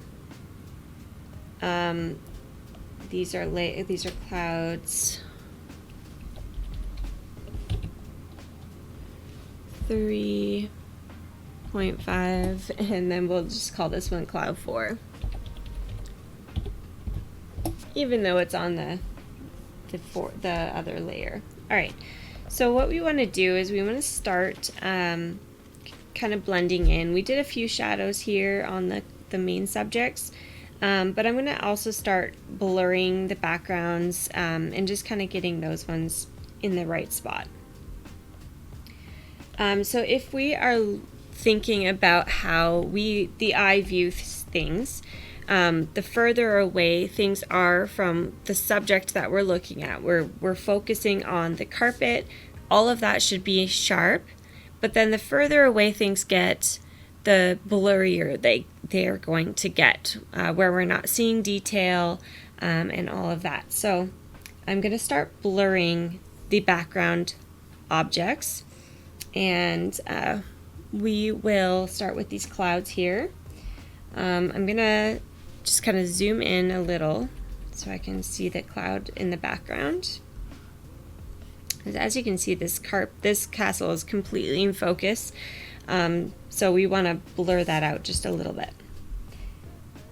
So I'm going to go click on this cloud 4 and then go filter, blur, Gaussian blur. And right now I'll just leave it at 7. We'll see how that looks. And again, we just want to do the same blur on this one. So once you've done a filter, you can just hit Control-Alt-F and it will do that same action again. So I'll just keep my history open so that you can see when I go Control-Alt-F or Command if you're on a Mac. You can see that Gaussian blur happened again. Alright, so let's find that other castle. So this is castle 3, and we're going to do the Control-Alt-F on that one as well. And it's brought up my Gaussian blur here, and we'll just hit OK on that because that's looking pretty good the way that it is. The other thing that we'll have to do is blur the background layer a little bit, but we don't want to blur the front of the background layer, we just want to blur the background. So like back here, so that it's the same blurriness as this castle here. Alright, so castle 2, we may as well just go ahead and blur that one. So we're going to go filter, blur, and Gaussian blur, but this time we don't want to blur it as much. So let's just bring that blur down. We'll maybe start at 3 and see what that looks like. 3 looks good. So we'll go back up to the clouds, and these ones are clouds 2.5 and 2. So we can just go Control-Alt-F on this one, and cloud 2, Control-Alt-F on that one.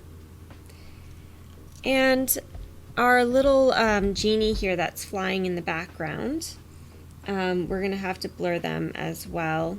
And so let's just close up these layers here so that we can find our little genie. So that would be genie or carpet and shimmer 2, I believe. Yep. So I'm just going to go filter, blur, Gaussian blur again. And I actually like this one at 3 as well. So we'll just keep that. And Control-Alt-F on the carpet too. Hit enter. And I'm actually going to select both of these layers. So I'm going to hit Shift and then select Shimmer Copy, and then I'm going to resize them just a little bit.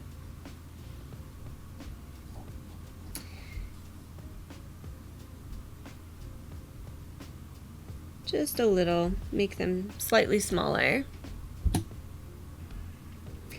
And then the other thing I want to do with Shimmer is I don't want her to look exactly like another shimmer flying around. So we want to kind of change her color tone a little bit. So we're going to bring up another hue saturation and clip it to Shimmer. So right click and then create clipping mask.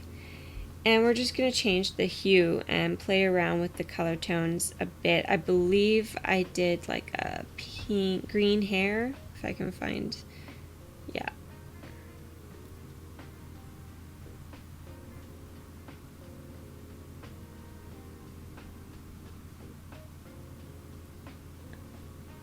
I actually think I'm gonna, oh, that looks like a shine though. We don't want her to look just like shine either. Yeah, so I'll do the green, but I'll have to zoom in and paint that green off of her skin a little bit.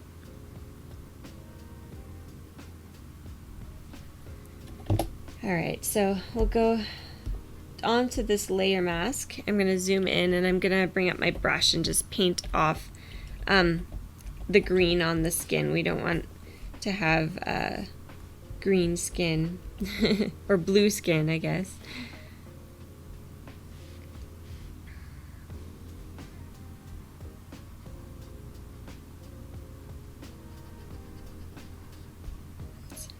My brush is being, or my computer's being a little slow. This is turning into a really big file, so I'm not surprised. Okay,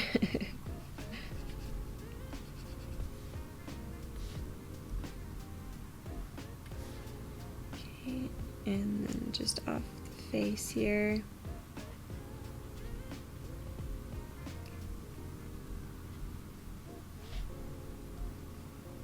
Alright, let's just zoom out and see what that looks like. There. It's looking pretty good. And we want to blur Carpet 3 and Shimmer 3.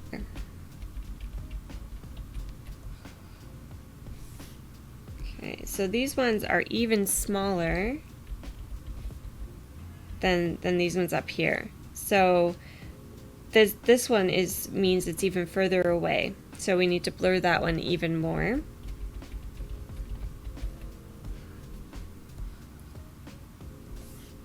Okay. So we'll go Filter, Blur, Gaussian Blur, and let's try it at 5. Maybe just 4 is enough. Okay. And then we'll go to the carpet and hit Control-Alt-F to blur that one as well. And I actually will resize them even just a little bit more.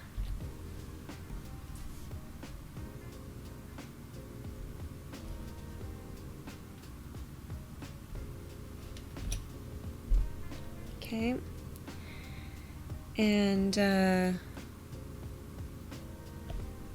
let's just zoom out here.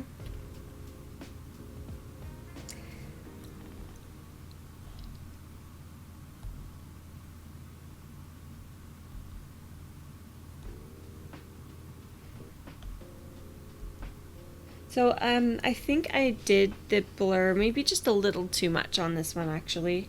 So all I did was to bring that little box up, you double click on this icon next to the Gaussian blur, and then you can actually change the opacity of that blur. So if I find I did a little too much blur, you can bring it back a little bit. So let's put it at 90 and see what that looks like. Oops. Yeah, that's better. Okay, so let's do the same thing with this carpet. Bring that down to 90%. That looks better. Let's bring up our hue saturation and right click and clip it down. And we're gonna change her tone again.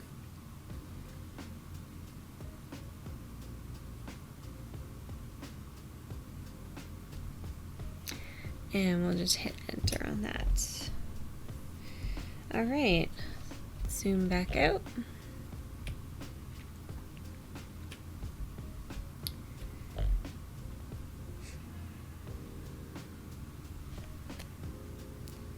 All right, so I'm just going to zoom into this other castle here that we have. The first floating castle. And I'm going to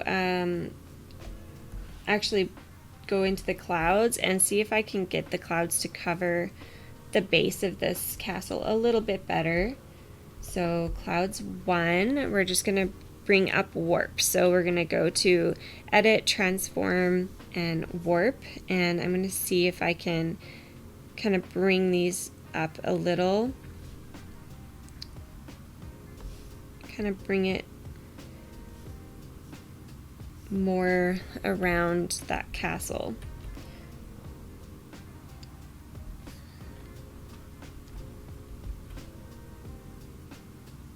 Okay, and enter, and then I'll do the same with the second one.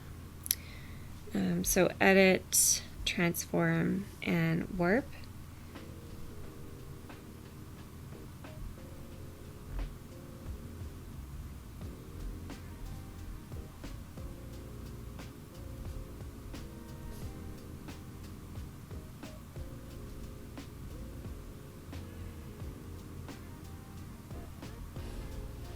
Okay. So it feels like I need a little bit more, and I'm glad I have the clouds up so that I can bring in some more. Let's just use the one we have selected. So Control C and Control V.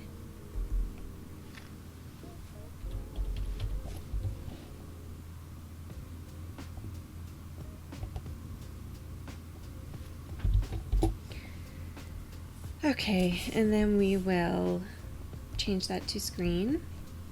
Control T to resize.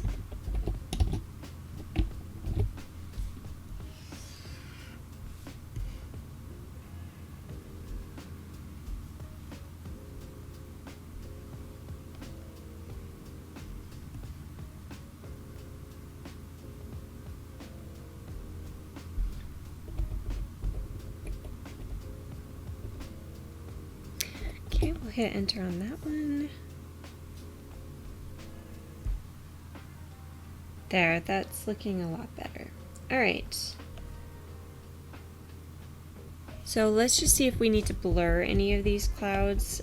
We want them, because they are behind our subject, we still want them to be slightly blurred, but we don't want to blur it so much that we can't see any of the detail. So I'm going to go into the castle first. And we'll go filter, blur, Gaussian blur. And I'm just going to see what that's like at like 2. That looks good. And the same with these ones. So once we get into the clouds, click on it, go Control Alt F, and it'll repeat that last filter, blur filter that we did. Okay. So the same goes with this building here at the bottom and the lamp. We, because it is behind our subject, we still want to blur it a little bit, but not too much that we can't see any details. So we'll go into the building. There we go. And I'm going to just go into the filter, blur, Gaussian blur. And I might just put this one at 1 because it is still really close to our subjects. There we go. And Control Alt F on that lamp. And also the smoke.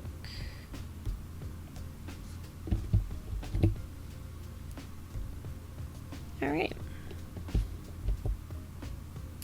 So with this building, we do need to bring up the brightness of it. So I'm going to just click on the building, and then I'm going to go into our adjustments palette, go to curves, and I'm going to just play around with the brightness of this curves layer. Oh, we want to clip it as well. Clip it down to the building. So right click, create clipping mask, and I'm just going to bring up the brightness.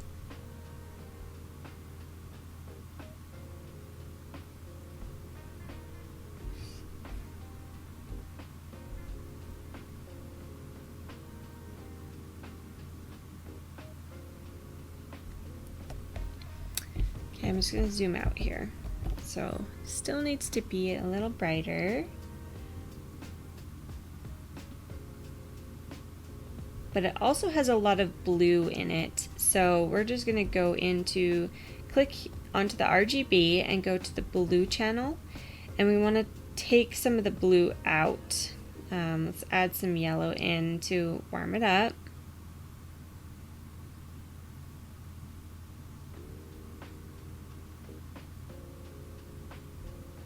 Okay. And go back into the RGB. And I'm going to bring up the shadows a little as well. And it still needs less blue, so we'll go back into that blue channel.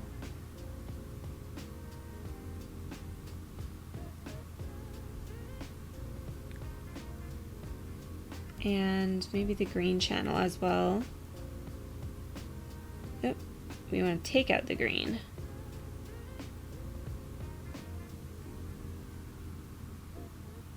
It's looking a little closer.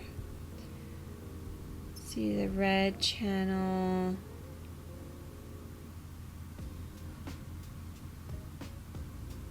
I don't think it needs any red.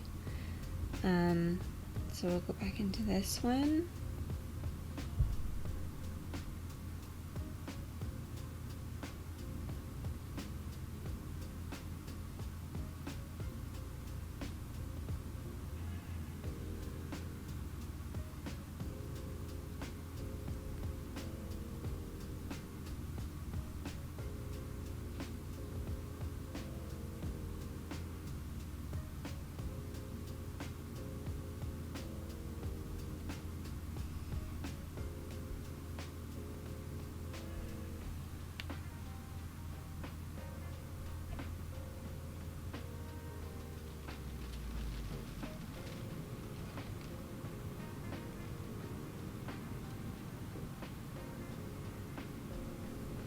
Okay, so that's looking pretty good here. Much better. And it's starting to actually match that lamp a bit as well. And we also want to blur that background a little bit more. So, like I said, let's go to the, that would be this one here. And we are going to make a copy of this. So I'm going to just drag it down to the plus sign. Alright, so now what I'm going to do is I actually need to rasterize this layer. So because it's a smart object, it's not going to let me apply this mask to it. So we'll just go right click onto here, onto the layer, and hit rasterize layer. And then we want to apply the layer mask, and then we'll blur it out as well. So we'll go filter, blur, Gaussian blur, and I believe in the background we had it at like 7, so let's just bring it up to 7 and see what it looks like. And preview that, and that looks good to me. So I'll hit OK on that, and then I'm going to put a layer mask and invert that layer mask. So I'm going to hit Control I to invert it, and bring up my brush, a white brush at 100%, and I'm going to make it pretty large. And at 100%, I'm going to just paint over this back clouds here.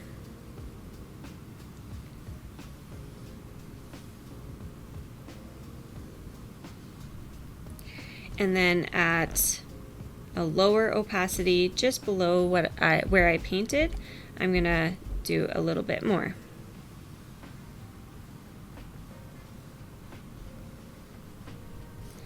All right, so that's looking really good. Perfect. Oh, don't move that.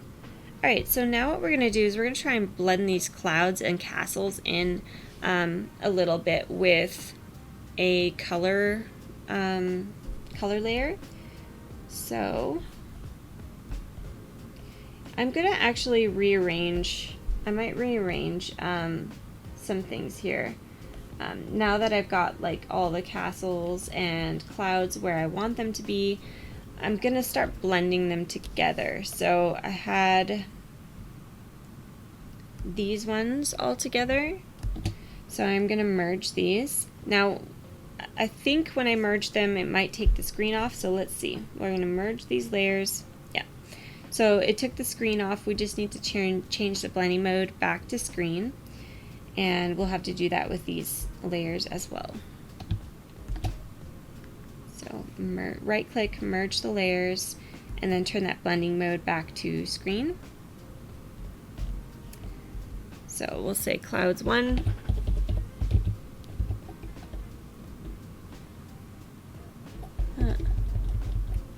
Clouds 1.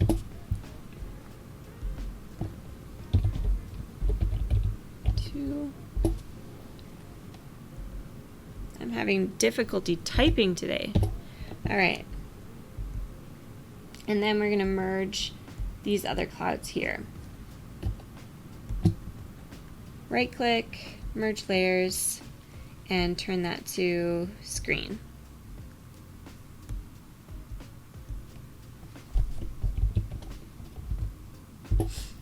Okay, so let's check out my castles here.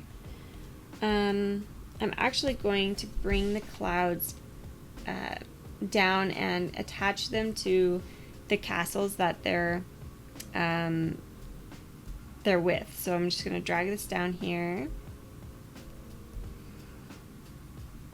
And they're over castle 1. I'm going to clip it to castle 1. Oh.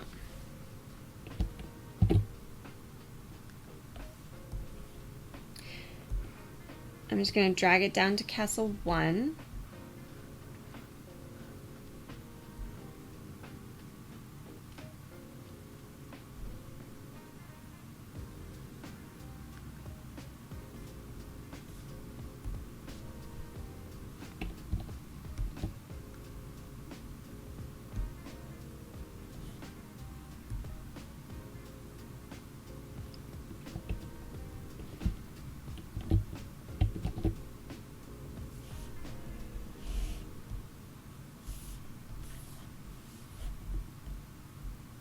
Alright, so I just wanted to kind of keep them together. So I'll drag cloud 2 down to castle 2. We want it to be over top of the castle.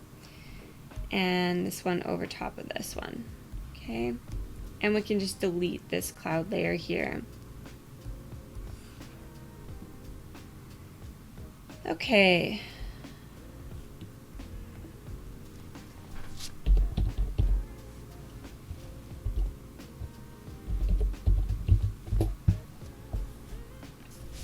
So now let's do our color layers.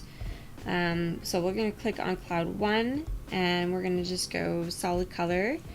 For right now we'll just hit OK, but we'll change that color. We want to change it to soft light. And we'll just double click and we're going to click on like this purple color here. And I'm just going to clip it down to that cloud. And let's just see, turning off and on. All we want to do is just kind of blend the color of this cloud in with the background. So it's a very, very subtle thing, but it is actually blending it a little bit more. So again, we'll go up to clouds 2. And I think I might just quickly select the color. So it's going to be kind of this pinky color. And we'll go to solid color layer and hit OK, and then turn that to soft light. And we want to clip it down to that cloud.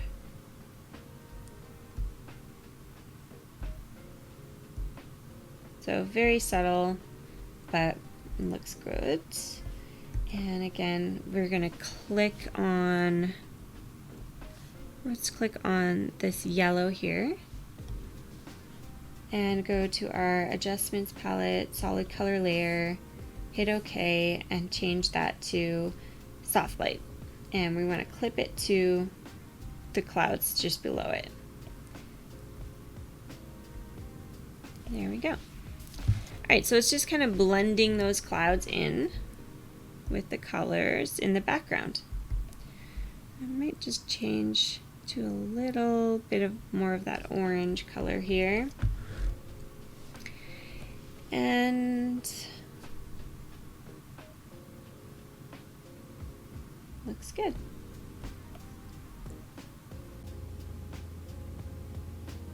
Alright, so now that we've got our clouds kind of blended in a bit more with the color overlays, I'll continue by adding in the rainbows and also the little sparkly dangly things I did.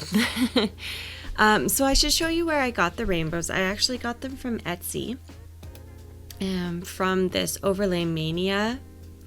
They have pretty good overlays. So the rainbow one is just right here.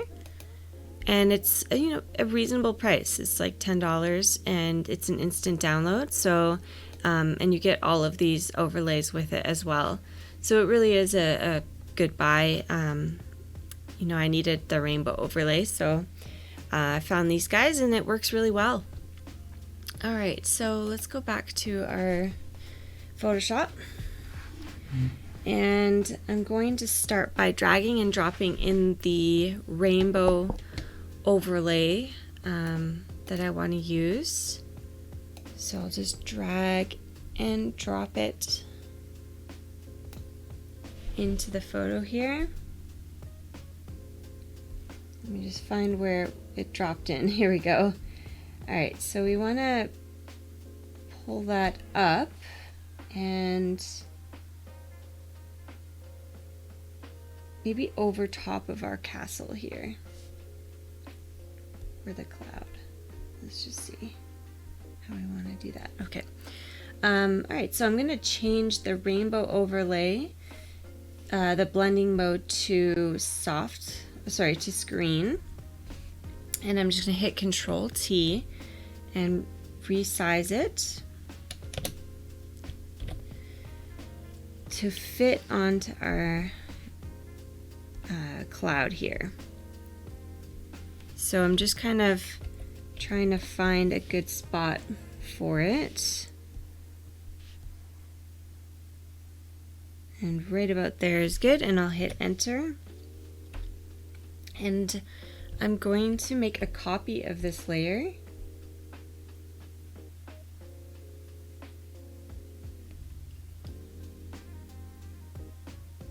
I'm going to hit Control T. And I'm going to right click on it and I'm going to say flip horizontal. And I'm just going to bring it up to this one here. And resize it to be a little smaller. And I'm going to pull that up above the other castle here, castle 2.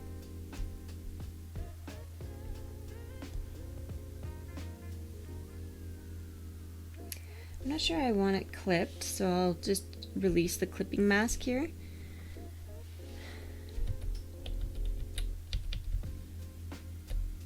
I'm just going to zoom in a bit here so I can see what I'm doing.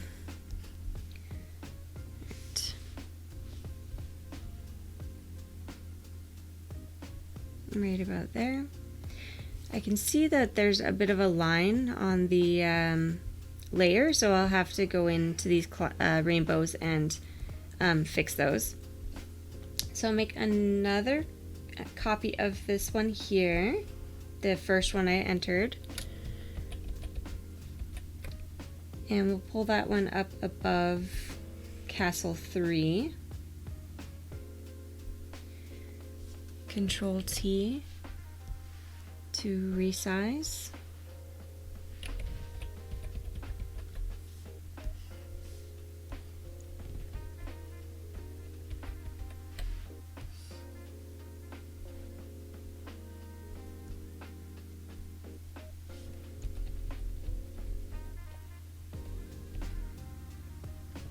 Hit enter on that one. All right, so I'm just gonna zoom in nice and close on this one and see where that line is showing. We'll put a mask on it, and with a black brush at 100% opacity on the brush, I'm just gonna take out that line there, kind of blend it in a bit. There we go. And I'll have to do the same on this one over here.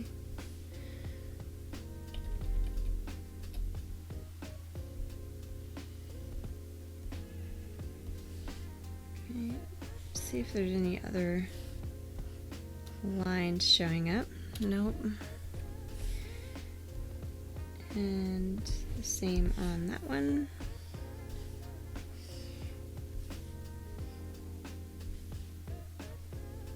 This one's not showing up. Oh, there it is, up there. Okay. Blend that out.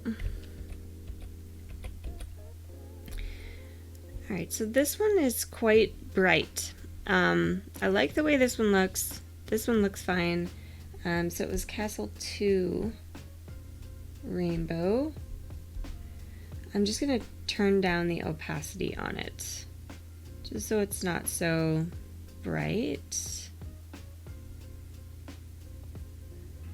Right about there looks good. All right, so now what we want to do is underneath our clouds and castles here, I'm going to add a pattern. So I'm going to go into my adjustments palette. I'm going to add a pattern. Now I've already showed in another tutorial how to add the sparkle glitter ones in. So I'm just going to start adding in the glitter.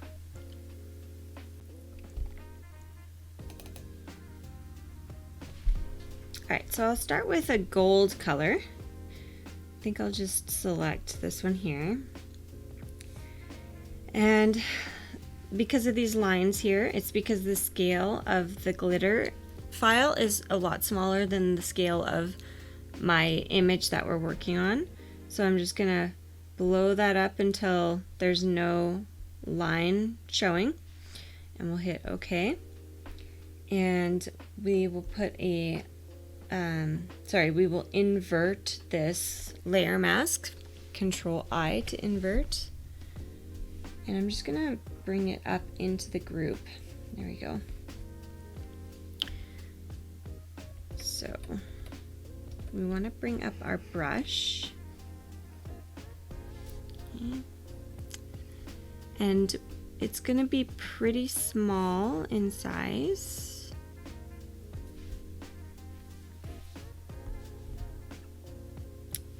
Right about there is probably good.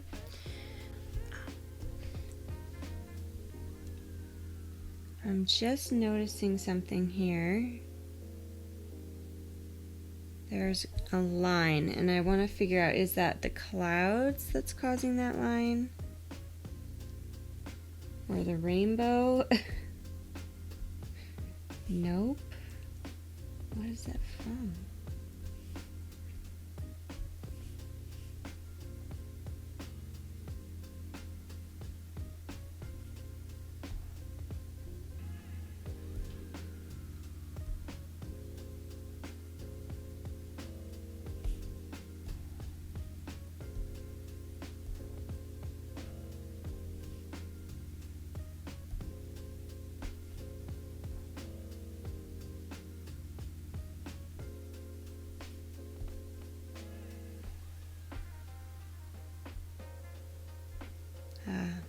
There it is. Okay, so let's paint that out. We'll fix it while we see it. Yep. Black brush. Just gonna paint that line out. All right, that's better. Okay, got it fixed. Let's go back to our glitter. And like I was saying, it needs to be with a white brush. We're gonna make our brush small again. And what you wanna do is hit Shift, click at the top, click at the bottom, except we want it kind of straight, so let's try again. Can't draw a straight line.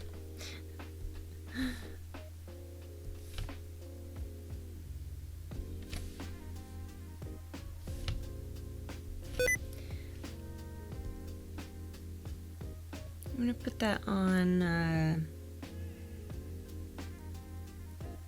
different blending mode, maybe overlay.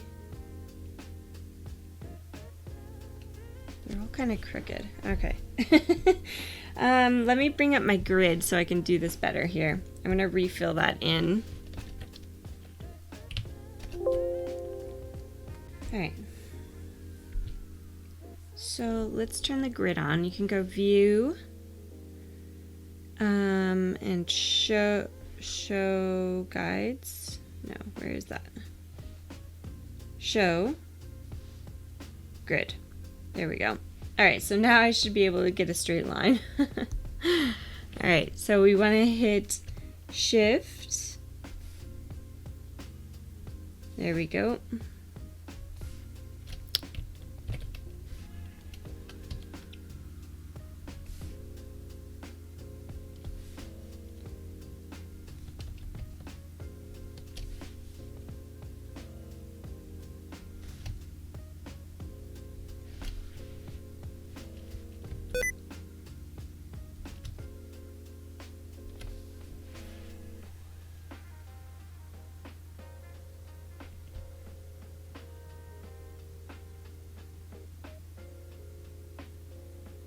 All right, I think I'll get rid of that last one. There we go. All right, so now we've got our little dangly gold ones.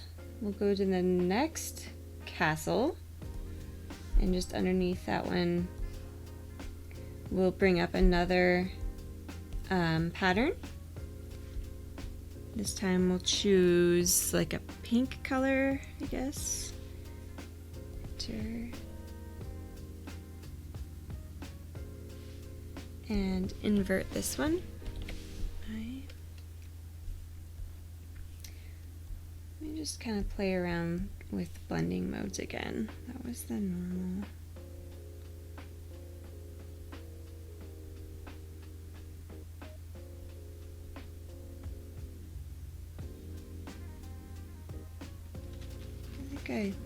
I think I like it as an overlay.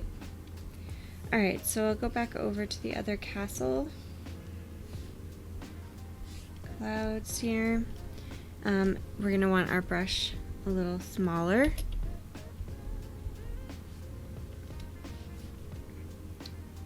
Shift.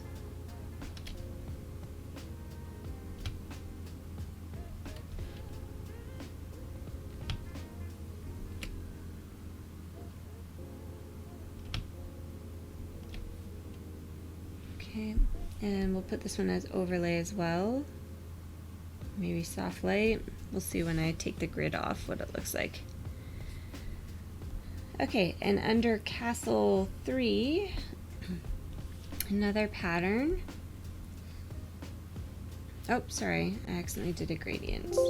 Just cancel that one. Pattern. And we'll do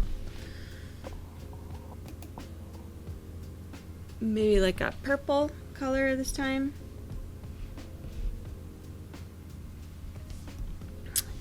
Control I to invert the mask, and again we'll have to make the brush a little smaller.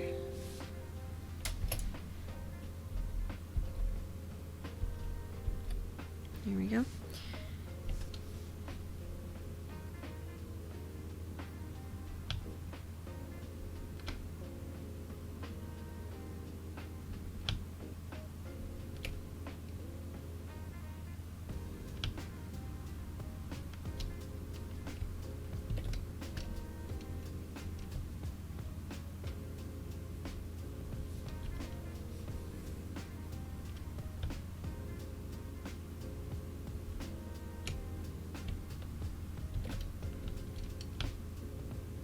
make it a little longer than the last one.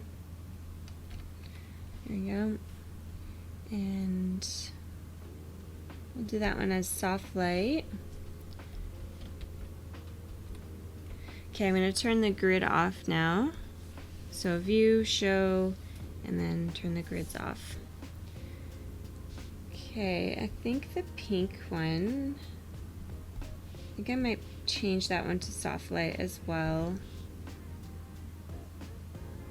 And maybe just bring the opacity down a little on that one and a little bit on the purple one as well. There we go. Okay, and so now over top of this pattern, I'm going to add a paint layer, and we're going to call this one Sparkle. And we'll go into my brushes, and I've got some sparkle brushes that I've got from Brush Easy, and we'll use a white color. I'm just gonna make it really, really small, and we're just gonna add a couple little sparkle shine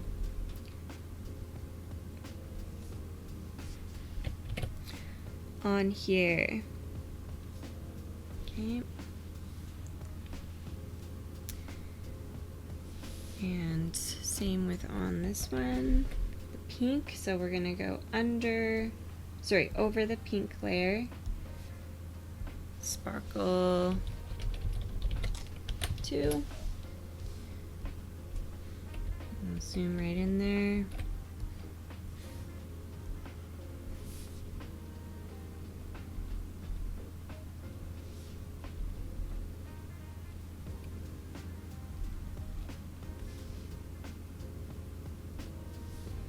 Okay, and then again over the purple layer, Sparkle 3, and just kind of add a few on this one as well.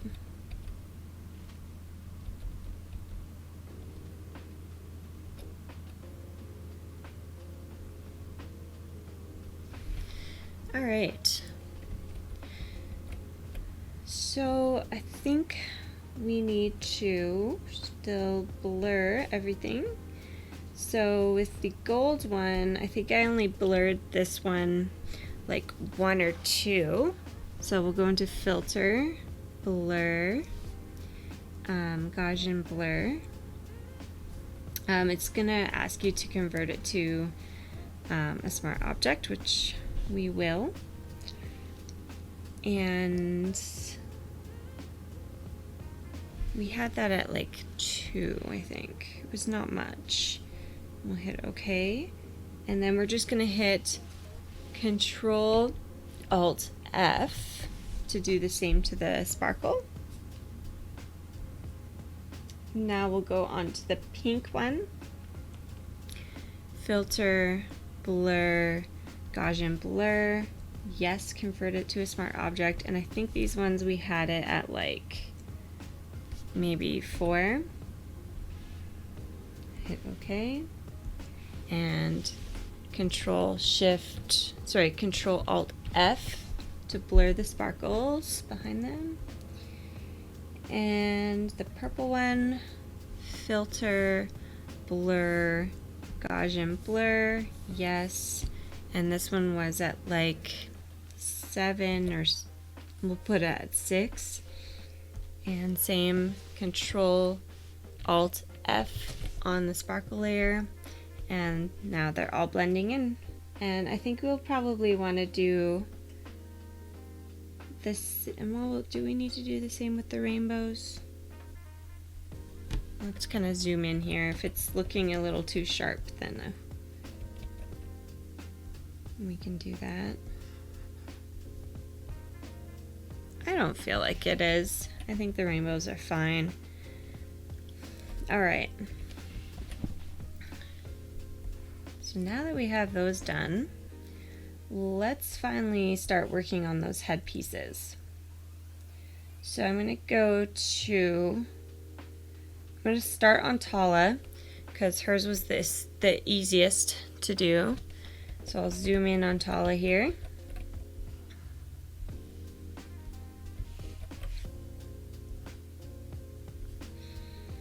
Alright, and on top of Tala, I'm going to add my pixel squid. I think I'm going to have to sign in. Alright, so I'm going to go into my light boxes and find my Shimmer and Shine light box. Okay, and for Tala we used the pearls, so let me find those. Oh, why don't I see the pearls? Ah, there they are. The pearl necklace.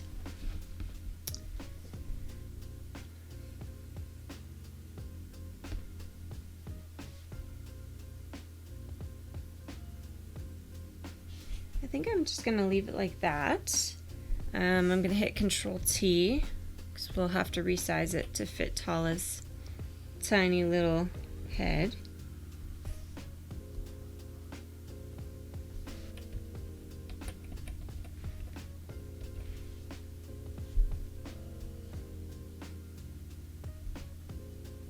Okay, I'm gonna hit I'm actually going to warp it a bit, so I'm going to go into transform, edit, transform, and warp. I'm just going to try and fit it to her head a little better here.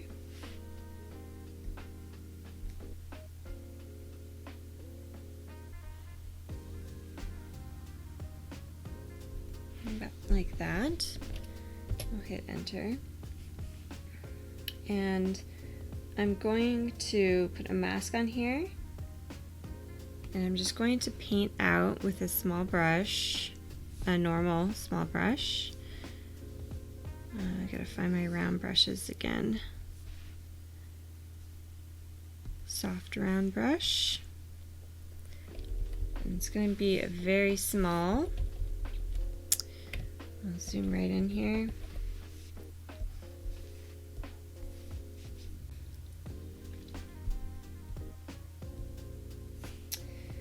Alright, so underneath the pearls, we're going to add this gem here.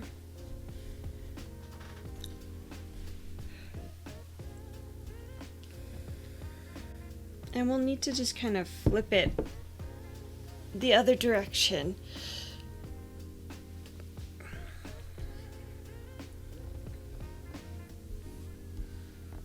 Oh, I see.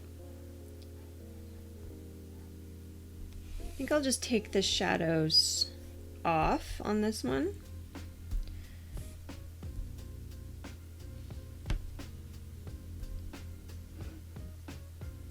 Okay, and Control T.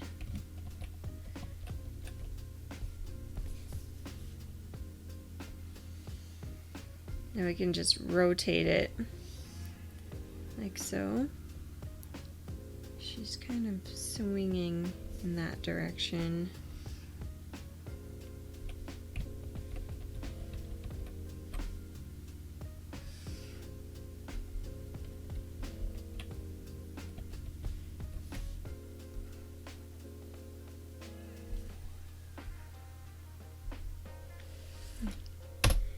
Enter on that one. All right.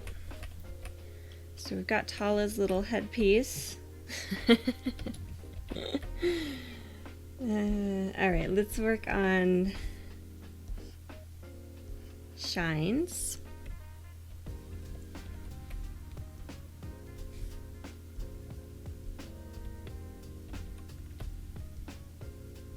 Okay, so we'll go to Shine. Where is she? Oh, sorry, this is Shimmer. We'll go up to Shimmer. Here we go.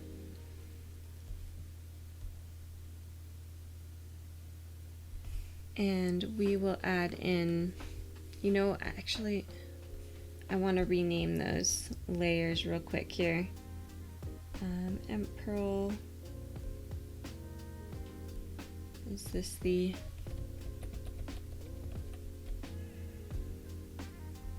Okay. So we'll say Tala Pearls.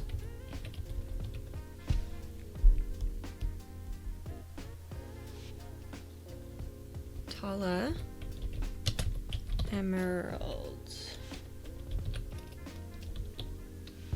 Okay. All right, and we'll go back up to over top of this layer. We're going to add in the pearls again.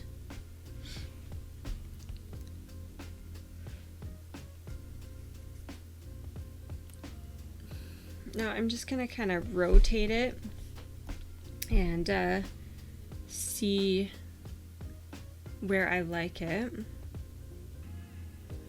Kind of want it to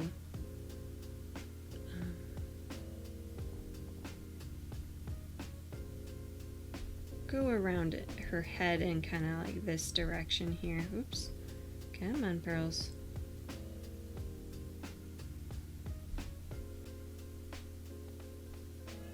Just does not want to turn.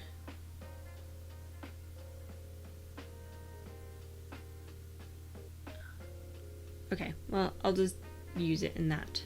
All right, so let's move it up to her head.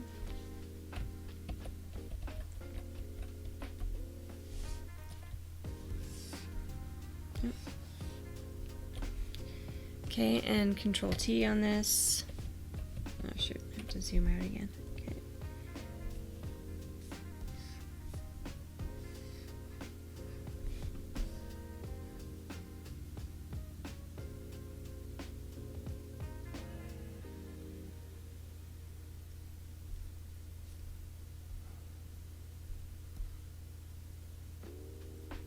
Okay, and we'll have to warp it again. So I just right clicked and then we'll go warp. And I just want to kind of try and get it to fit like it's going around her head in that direction.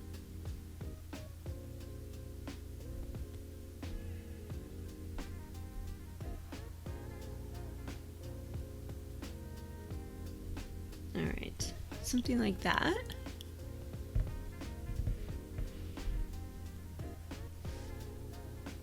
And we'll kind of pull.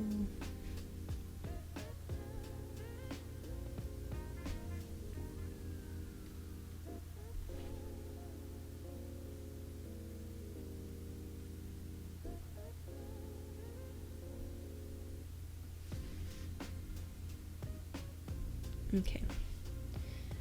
So now we'll hit enter and we'll call this shimmer pearls. Put a mask on it, and with our brush we're just going to paint off certain areas of this pearl here.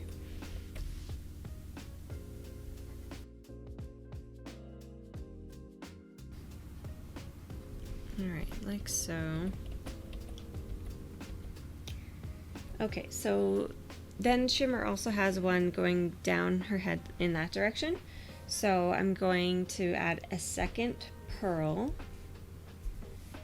and we'll add a new object, add a second pearl, and we're just gonna move it in this direction here.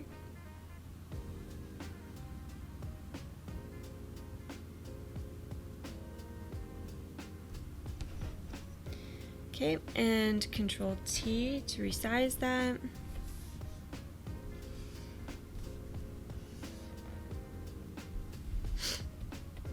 Zoom in here.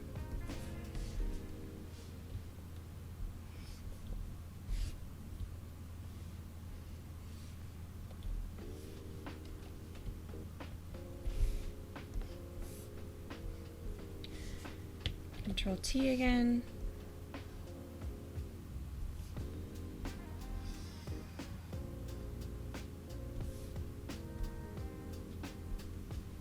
Okay.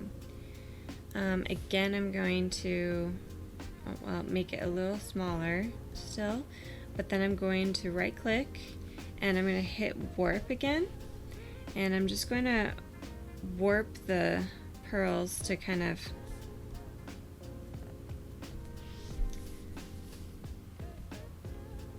go curved around her head here.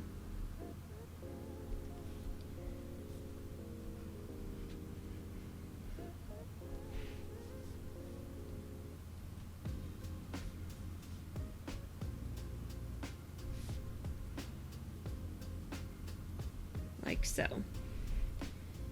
Okay. And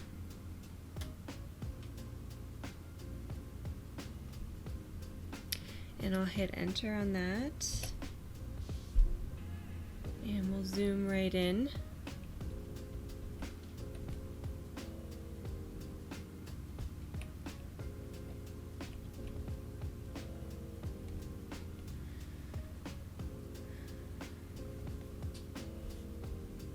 Again, I'm going to add a mask on here, and I'm going to take my brush and paint this off.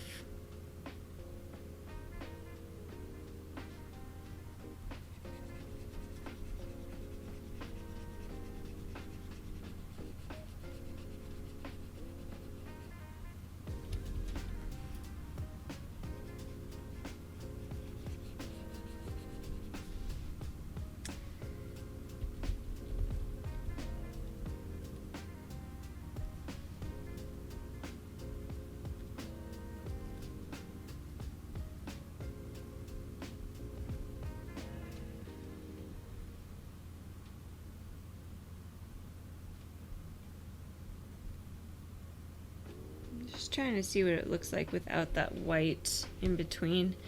I don't like it, so I'm going to just step back.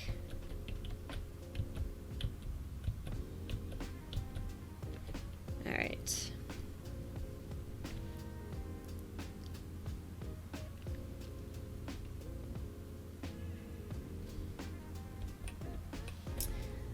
Okay, I'm going to copy this other one here.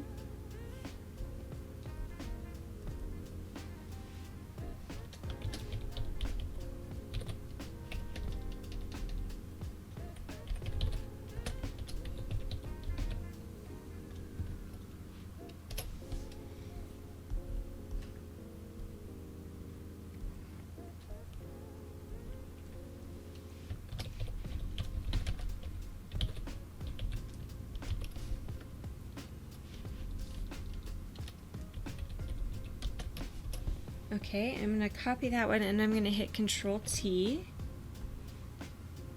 Yep. Control T. Oh, sorry. I have to rasterize it because of the layer mask again. Sorry. There we go. Rasterize layer. And we'll go Control T. I'm gonna apply the mask first, then go Control T and resize it so that it fits around her ponytail there.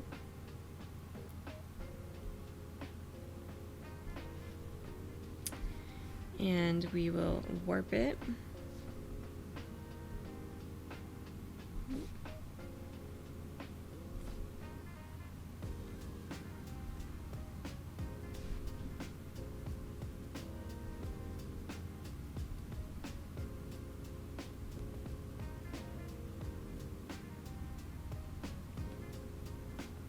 Okay. And again, apply a layer mask and paint some of that out.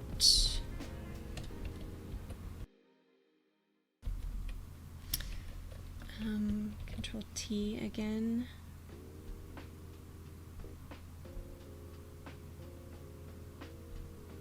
And enter.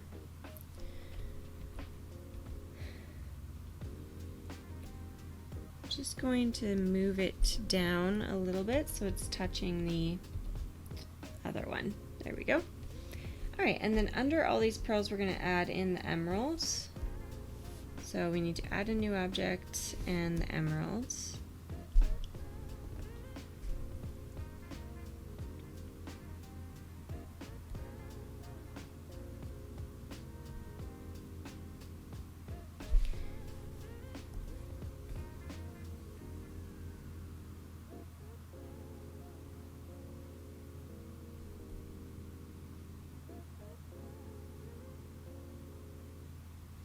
Okay, and Control T, and we'll just flip it around to where we want it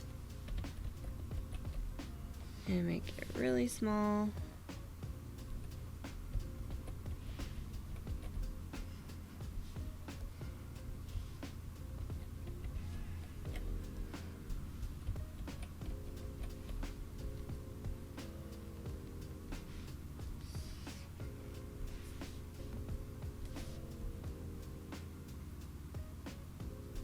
Should be under the pearls.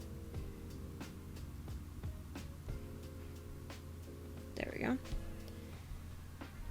And I'm just gonna move the emerald down a little bit.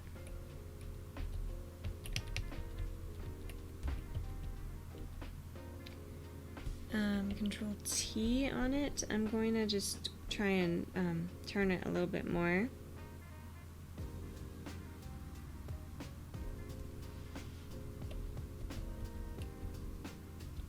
There we go, and hit enter.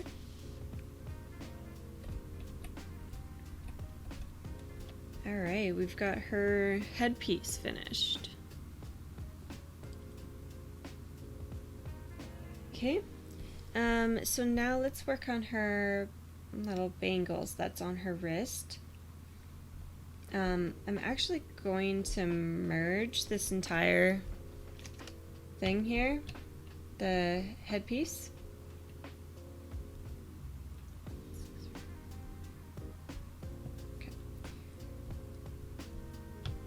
So this entire thing I'm going to merge. So I clicked on all of them, and now I'm going to say merge layers.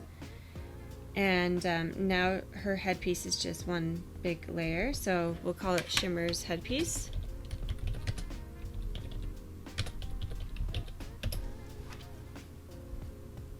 Okay, we'll do the same with Tala's.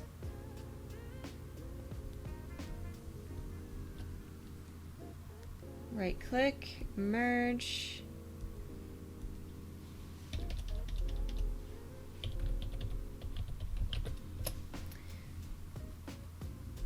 Alright, so now we'll go work on her bangles.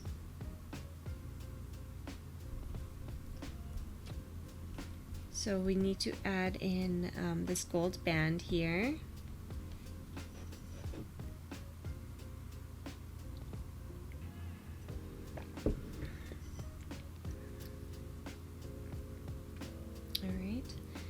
And I'm gonna hit Control T to resize it a little bit. Just zoom in here.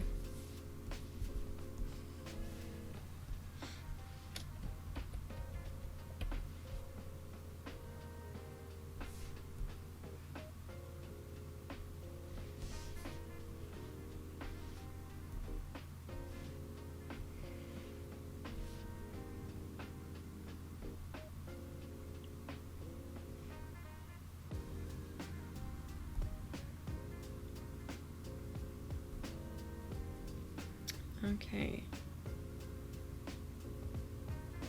So I'm gonna right click and warp it again.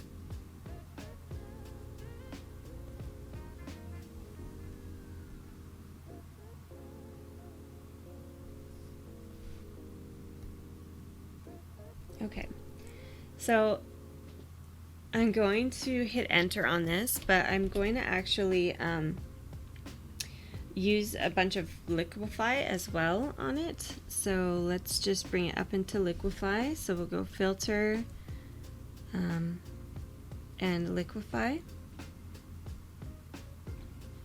We'll have to zoom right in. And so it was basically just the top of it that I needed to bring in a little bit.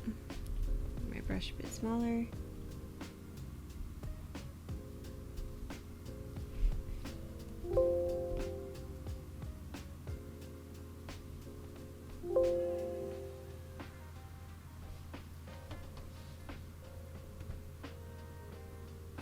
Oh. Preview. All right, there we go.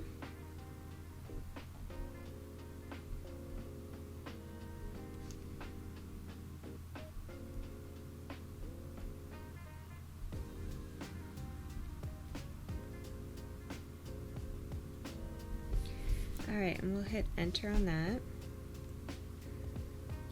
I'm just going to move it a little bit. And Control T. Oh, I just wanted to make it a little smaller. And enter. Now I need to move it again.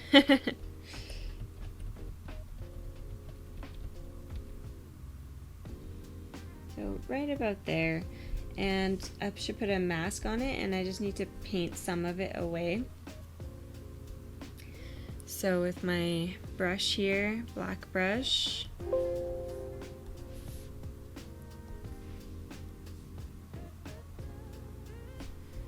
I'm just gonna zoom in.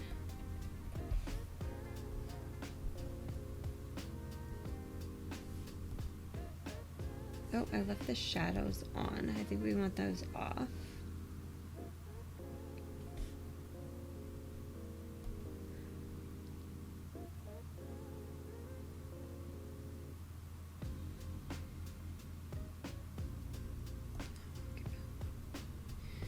Okay.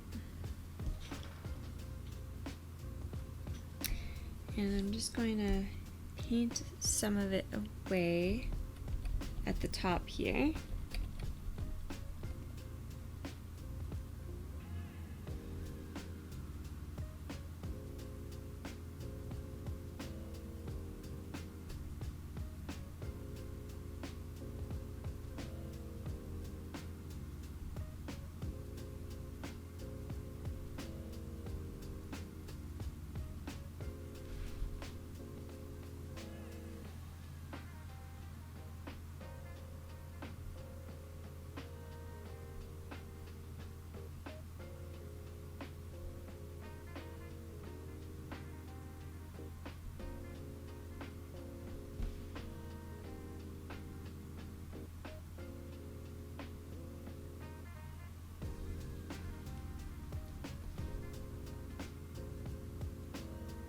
There we go.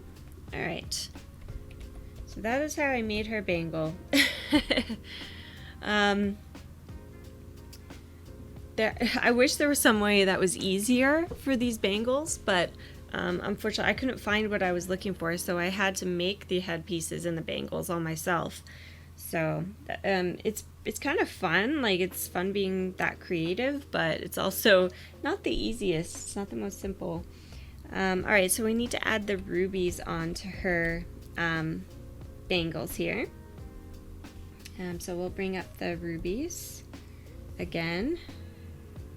So we want one of them to just be facing us straight on because it's going to go in the center, and then the other two we have to change the direction of it. All right, so we want the shadows off again, and we'll put it on high resolution. And then we'll just Control T again to bring up the transform and resize it to fit onto her little bangle that we just created.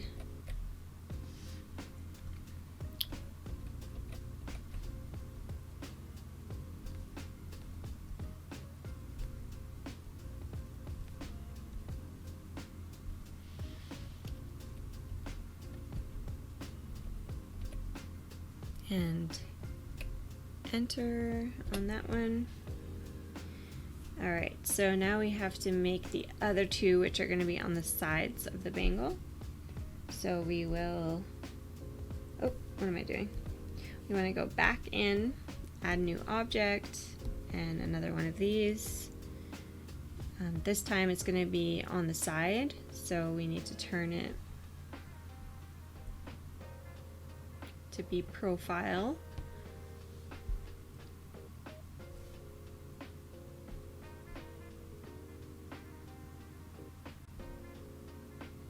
Sorry, it's so slow. As your file gets bigger, your computer starts to run a little slower. So that's what's happening with mine here. Do we want to exactly profile? Probably. I think about right there would be good. All right, so again, Control T to bring up the transform tool.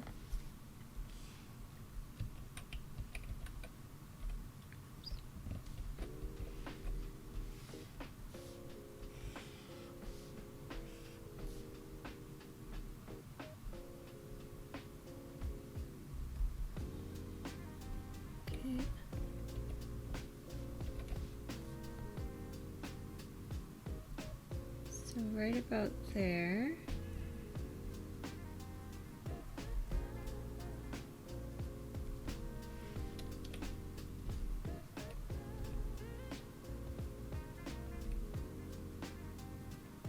And hit enter.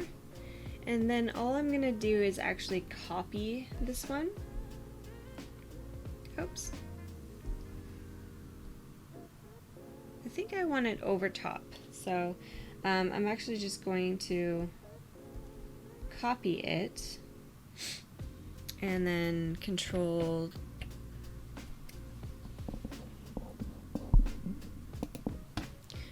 T and right click, and then I'm going to flip it the other direction.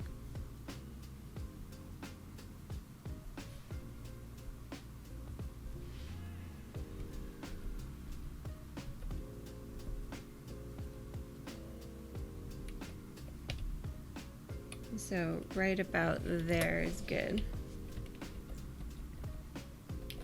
All right, so we've got her bangle made. Okay, so while we're working on Tala and Shimmer, let's add Tala's little flowing skirt or waist tie. Actually, let's just see. Let me add these together again. So we're gonna select all those layers again, and we're going to merge those layers, and we'll just call this one Shimmer. Shimmer bangle. All right. So let's go back down to Tala here. So we've got her headpiece. Now we want to add in her little waistband. Again, I got the flowing fabric from that same person on Etsy. They were called Overlay, sorry, trying to find them again here. Overlay Mania.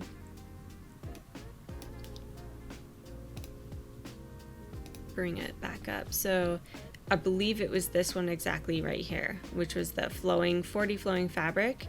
What's kind of awesome about this one is I think if you buy like 3, you get, oh sorry, 4. You buy 4 overlays, you get 1 for free.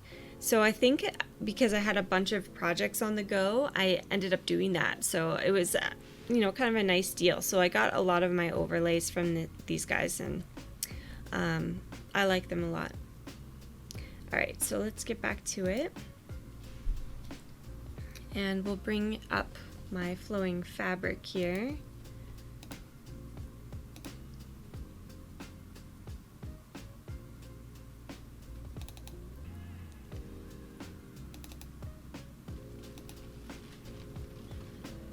Let's just figure out which one I used again. I think it was this one.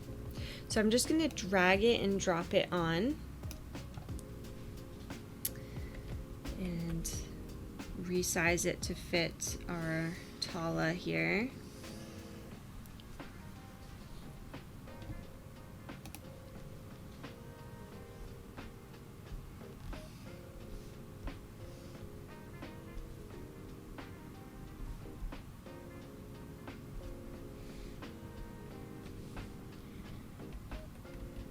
I'm not sure if it was this one exactly, but it'll work. I actually like how this angle of this one fits her her waist really well. So we'll do that. And hit enter there. And then just underneath Tala, so we'll say scarf. Oh, that's Tala scarf. Okay, and underneath Tala, I'm going to add another one.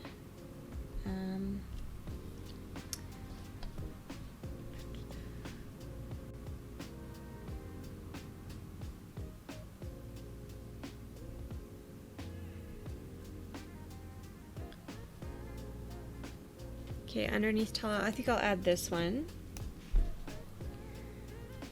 Let's see. I'll have to drag it down.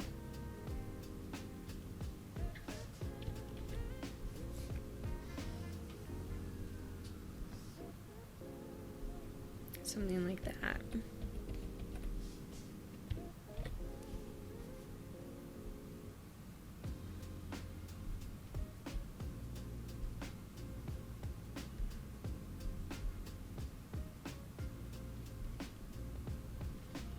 There we go. All right, and then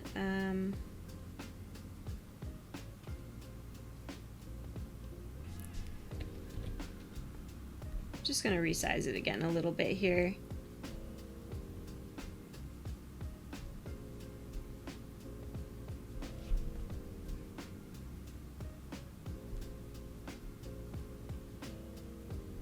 Right about there looks good.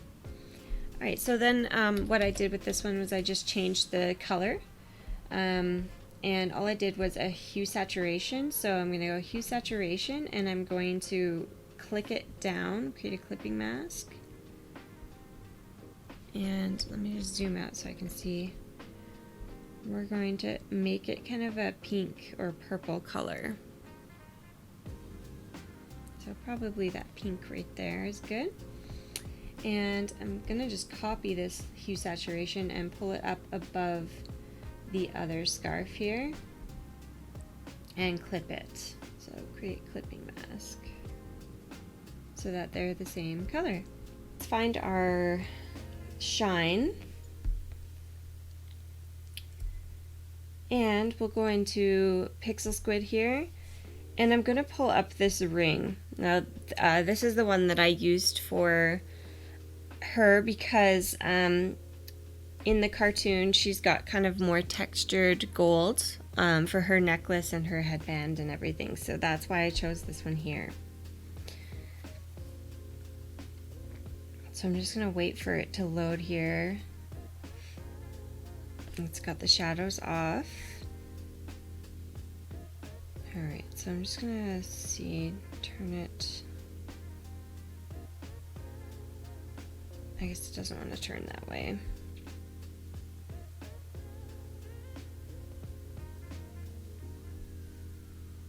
Nope, not really. Okay, so we'll just turn it straight again. As best I can. There. Oh.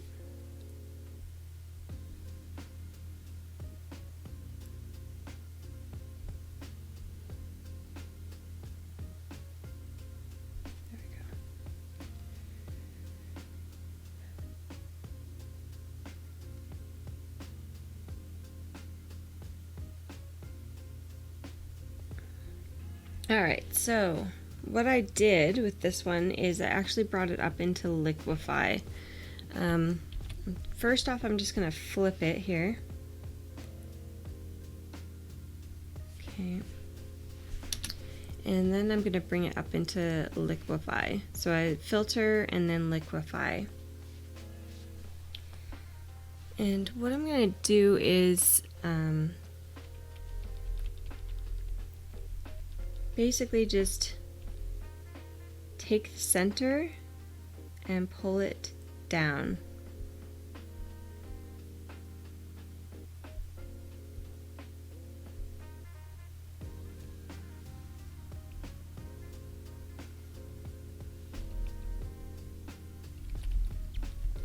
And I just want to make this a little pointed in the center here, like so. And I'll just hit OK on that. And I'm going to go Control T and just resize it to fit her. It turned the filter off that I did, but once I turn it back on,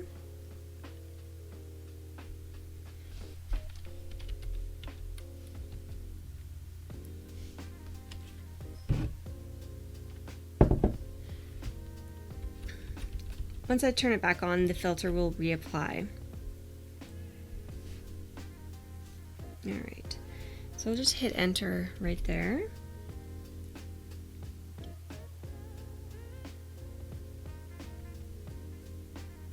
Okay, that's really annoying. So I lost the liquefy, so we're just gonna have to go back in and do it again. So all I did was I pulled the center down. I just want to kind of thin this out a little bit as well. Just pull the center down. Make my brush a bit smaller to make this more pointed.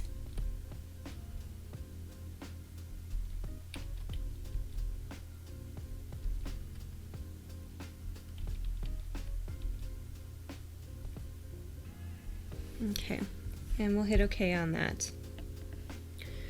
So that's looking okay. Alright, so then what we want to do is bring up the jewel or ruby that I used.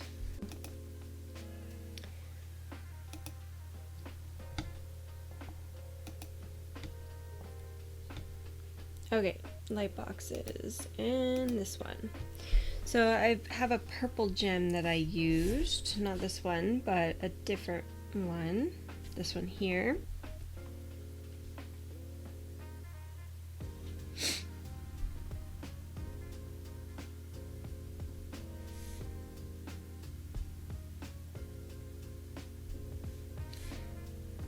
Alright, so we're going to turn the shadows off.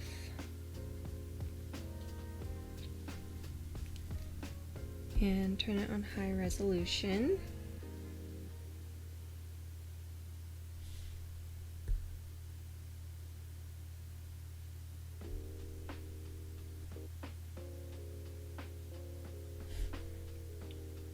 Shadows off.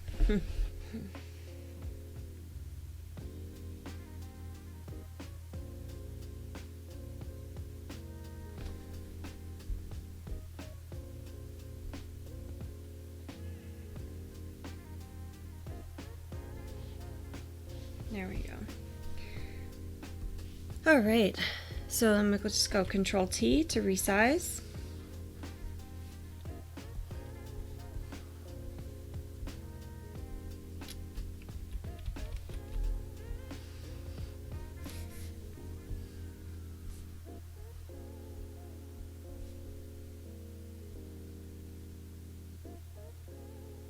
Okay, and we want to put that amethyst just behind the headband piece.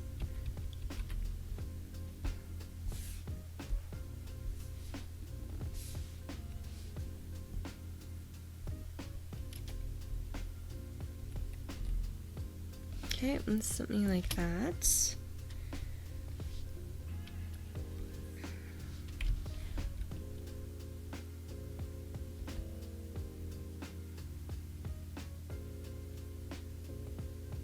Okay, so now what I'm going to do is I'm going to combine these two.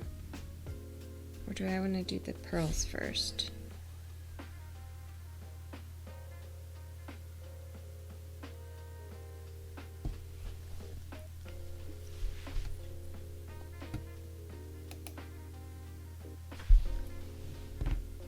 I think I'll just combine these two. And I need to copy it to make the necklace. So I've just copied it. I'm gonna call it Shine Headpiece. And we'll copy it here.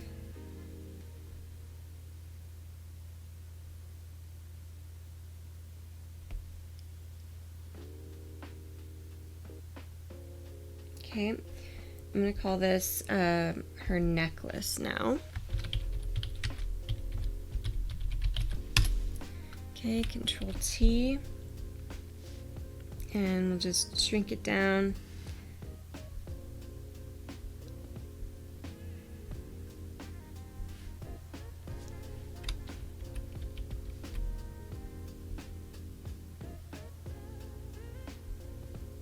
About right there.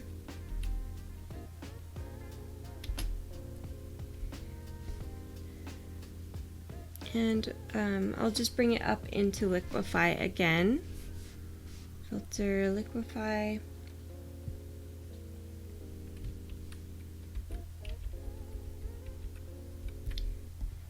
And what I'm going to do is just kind of get these corners a little closer together to make it look more like a necklace and fit it around her neck a bit.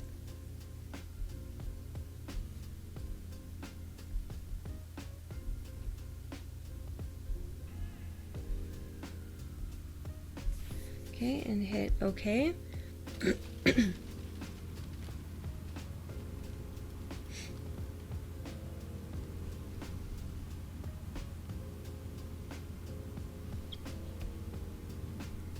I'm just gonna hit Control T here for a second. Or actually, yeah, and then I'll right click, and I'm just gonna hit Warp, and I'm just gonna pull this corner out a bit.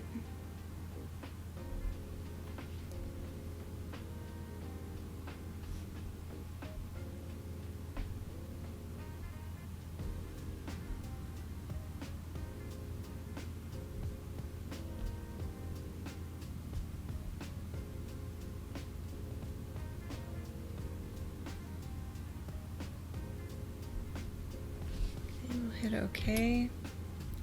Just gonna zoom out here for a second. Good. All right. We'll just put a mask on this and paint off the corners here, because we want it to kind of look like it's going behind her outfit.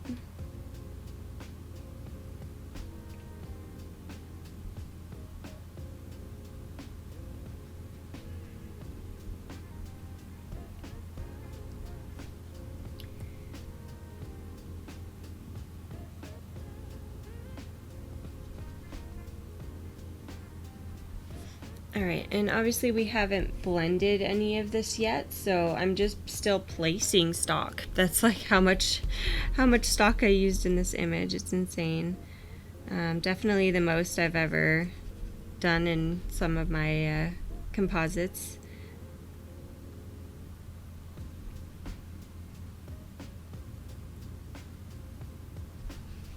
Alright, so just took out that piece that's around her head there.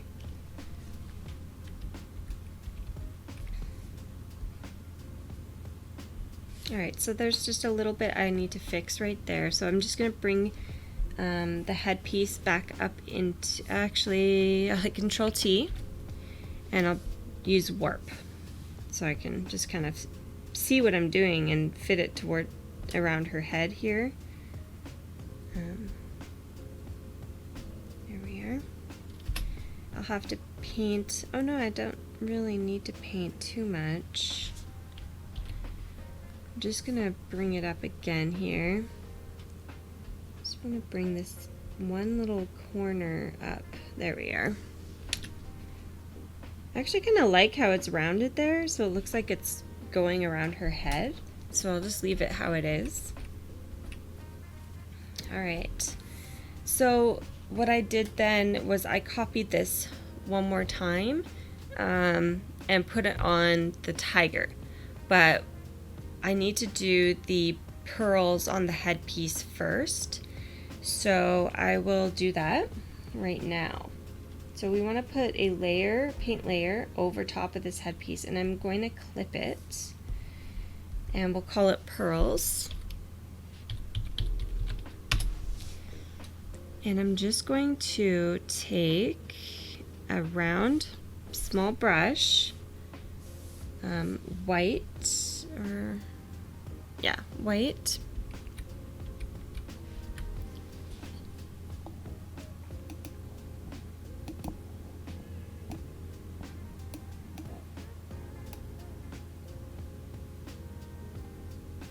Okay, a white brush, and we want to have the edges quite hard, so I'll just put it to 100%, and I'm just going to paint on some pearls here.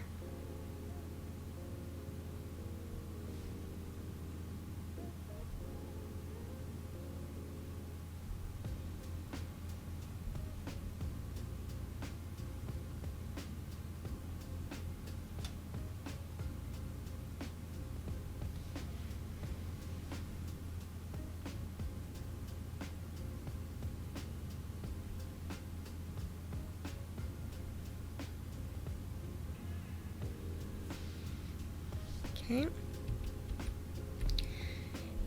Now what I'm going to do is make a copy.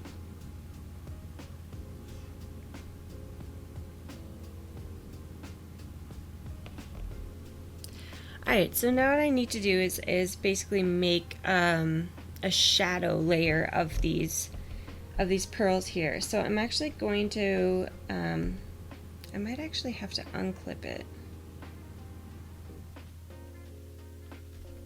No, I'll just add another paint layer. Okay, so under this I'll put pearls shadow.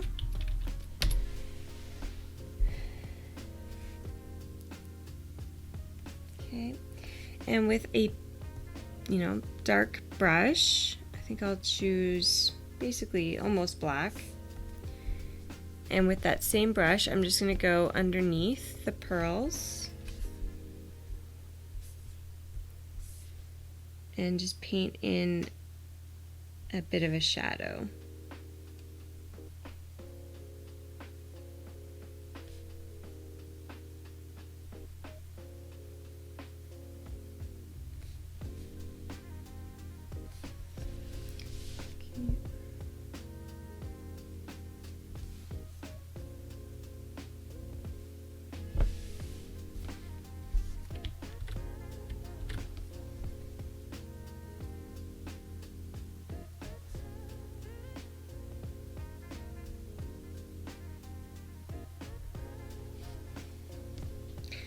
Alright, and with an even smaller brush, actually I don't think I need to do that. Yeah, that looks good. Okay, so I've got the pearls. I'm going to actually merge these pearls down into the headpiece. So I'll just say merge layers.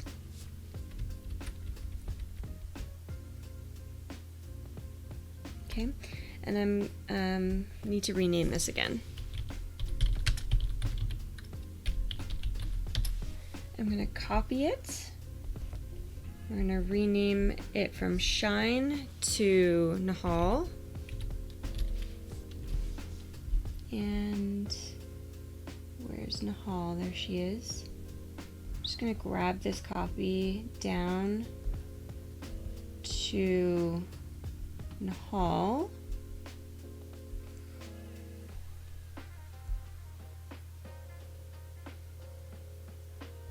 Okay, and Control T.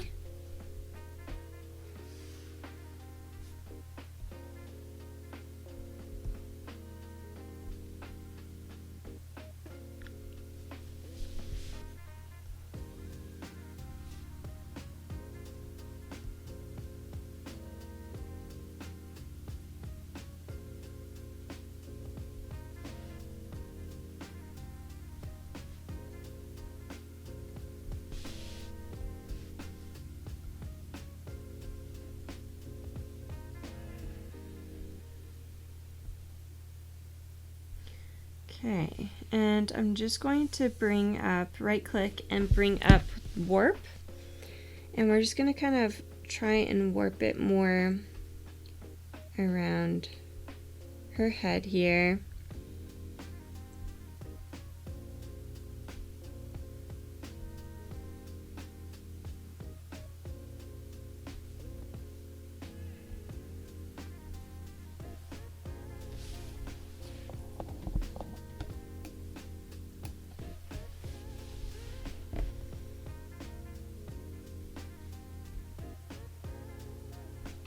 Okay, and we'll just hit enter. And I'm gonna have to go in and paint some away. So we'll find this layer and add a layer mask. Zoom in here.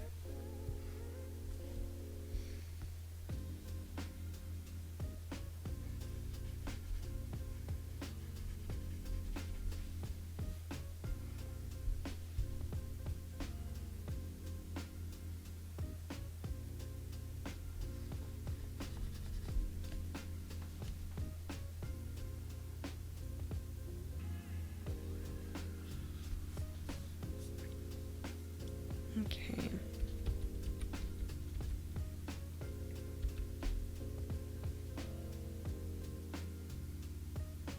Alright, so now the tiger has their headpiece. And let's go back up to shine,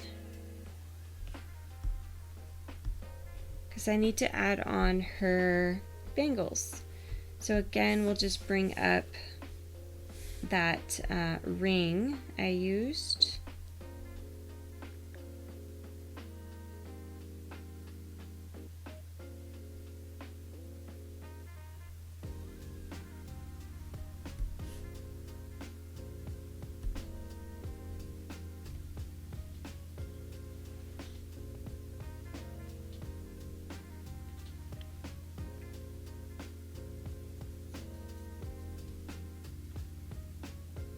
Okay, so this is going to be the first one. Control T to resize.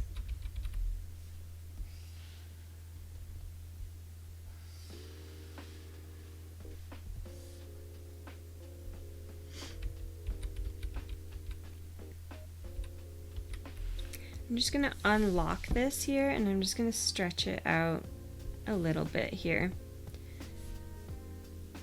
And we also want to bring up the warp again.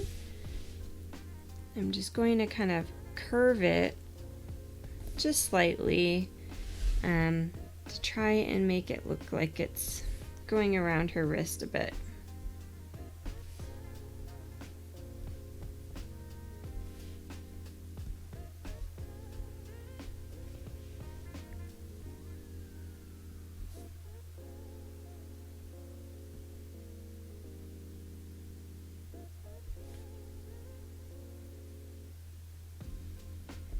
Okay, so we're going to end up painting a lot of that away. So we'll just put a layer mask on there. I'm going to zoom in. And let's just put the opacity down so I can kind of see where I'm painting.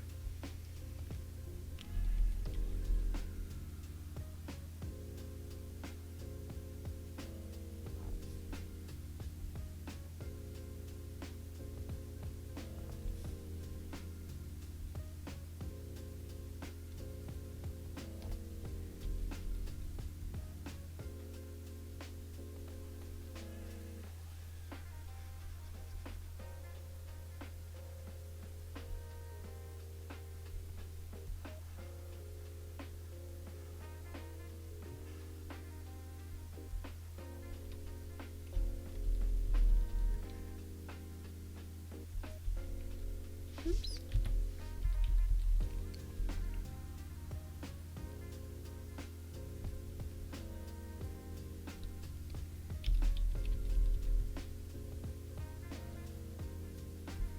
Okay, so we'll turn that back up to 100%. And now we can add in our jewels for that bangle. Actually, first let's add in the second bangle. So we will need to add a new object and another one here.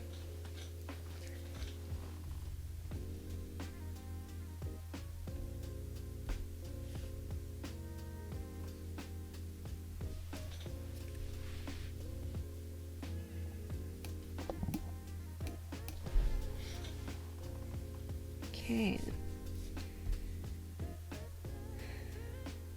I'm just gonna turn it again and figure out where it looks like the same angle as her wrist, maybe about right there. Okay, and I'll hit enter. Control T to resize. Whoop. Oh shoot, I have the, see, this is what happens when you accidentally unclip that little thing there, the little chain. It wasn't sizing properly.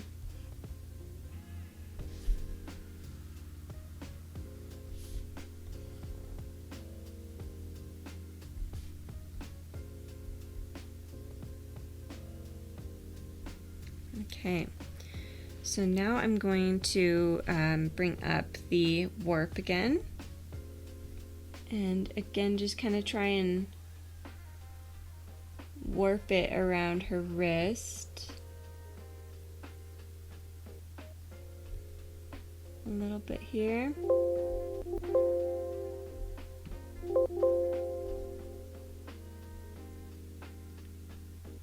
Okay, and we'll hit enter. And just put a layer mask on there. Bring the opacity down a bit. And paint that away.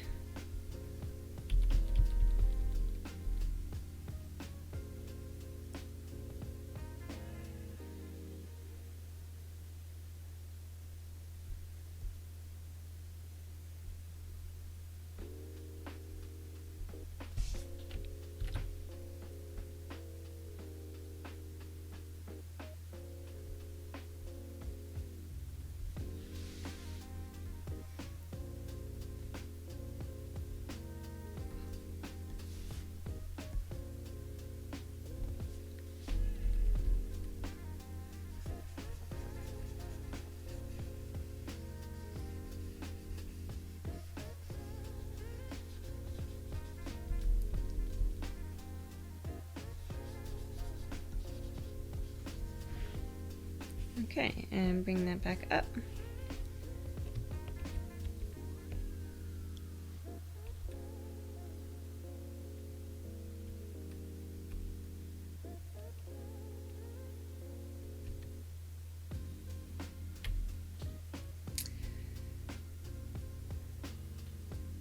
All right, so let's add in the jewels now. So we'll go back to add a new object and back to that purple gem.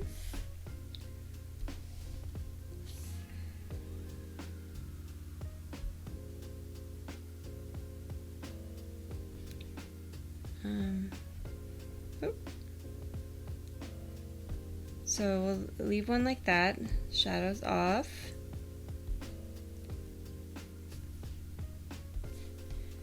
And Control T to resize.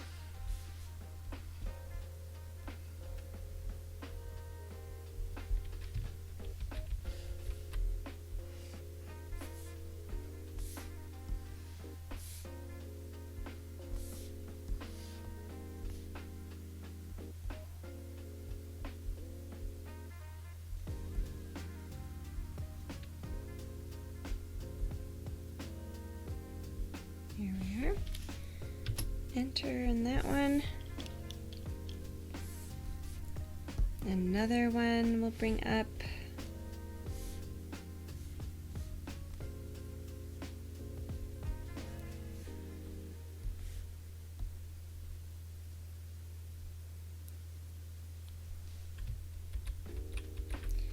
Alright, so this one's going to be on the side of her wristband, so it's going to have to be more of a profile of the gem, if I can find it.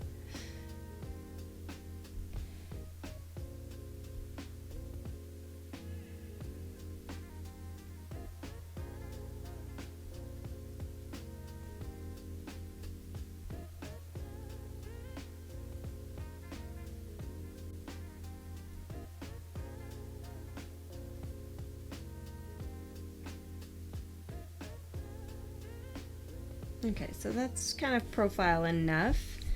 So I will hit Control T. I'm going to have to just kind of angle it a little differently here.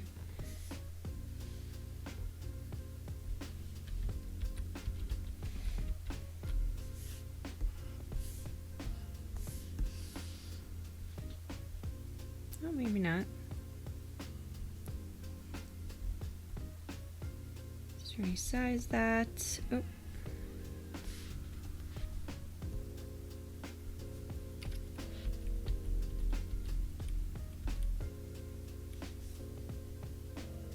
About right there. Okay, and we'll again add another one.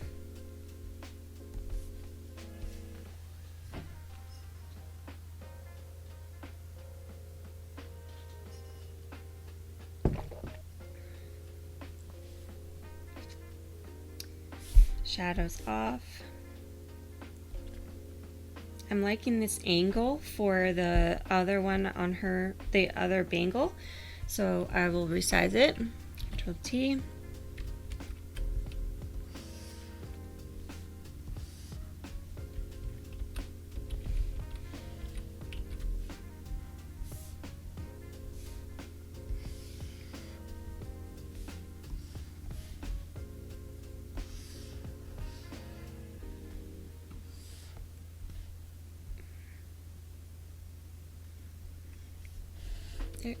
There we go. I'm actually going to click on this one here and copy it and hit Control T and just flip it.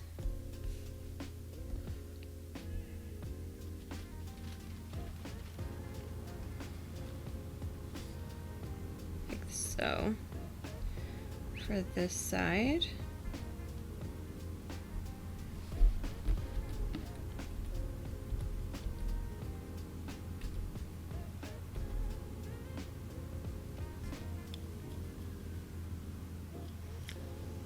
And hit enter.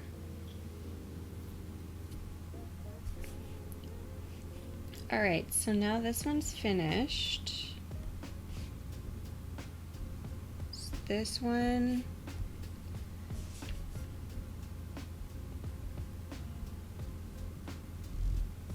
Okay, so that one and these three, oh, not this one. These three. I'm going to merge. Okay, we'll call that wrist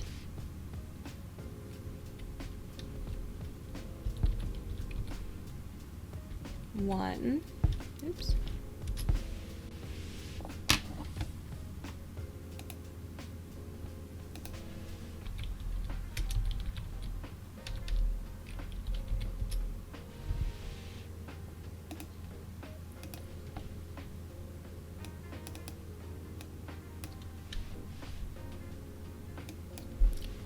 We'll call that wrist 1.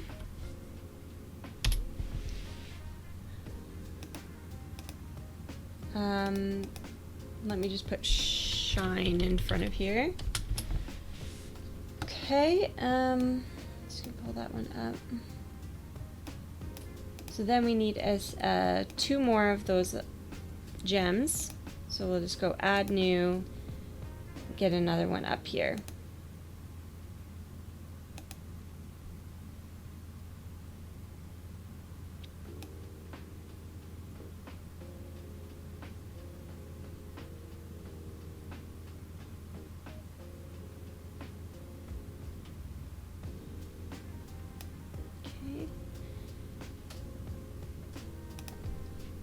zoom out so you can see. Control T.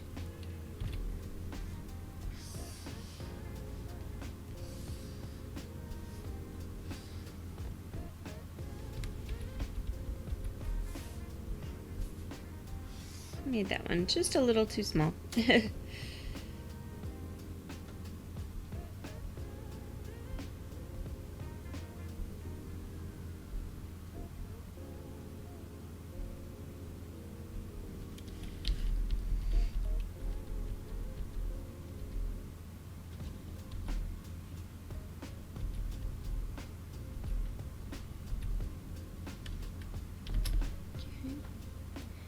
And we'll hit Control, oh sorry, we want to copy it first. Control T and then flip.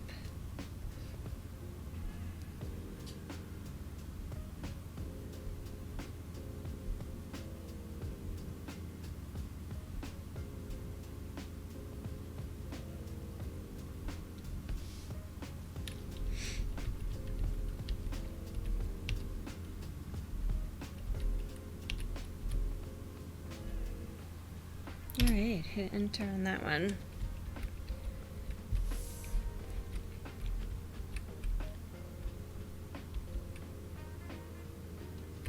Alright, now I want to merge those ones together, just like I did the other one. Merge layers, and then we'll rename it Shine Wrist 2. Alright, I want to kind of start even putting subfolders in here because there's just so much going on. So I'm gonna actually just grab everything that is a part of Shimmer. So all of these here. Oh, sorry, I should have hit Shift. So click on that one, go up to Shimmer, and I'm gonna hit Control G. And we're going to call this Shimmer. Oops. Okay, and now I'm going to grab everything that's for Shine right here. Ugh, I didn't hit Shift again. Everything for Shine, hit Control G. And name this Shine.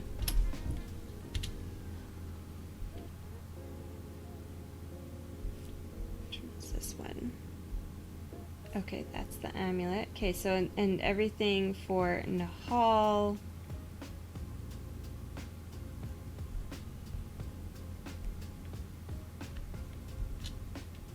Control G. Oh, Control Z. Control Z just steps you back. Alright, Control G. Call this Nahal.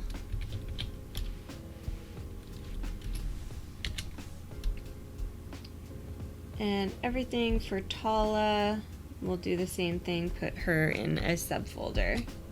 Control G and Tala. Alright, so now it's not so crazy, but alright.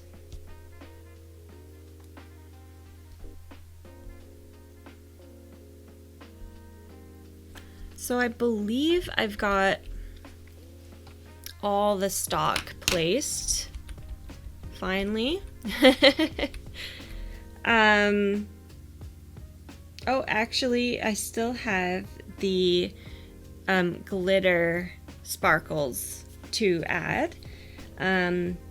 So let's add the glitter sparkles. So I just need to do that underneath the carpet here. So I'm going to make a paint layer, and I'm going to call this Sparkles. Maybe carpet sparkles, just so I know, which sparkles, because there's a lot of sparkles. Alright, so now I need to go back into my brushes, and I'm gonna go to sparkle brushes. And again, these are the same sparkle brushes that I showed you from Brush Easy. And I'm just gonna find the right ones. Maybe it was under Star. No. Sparkle.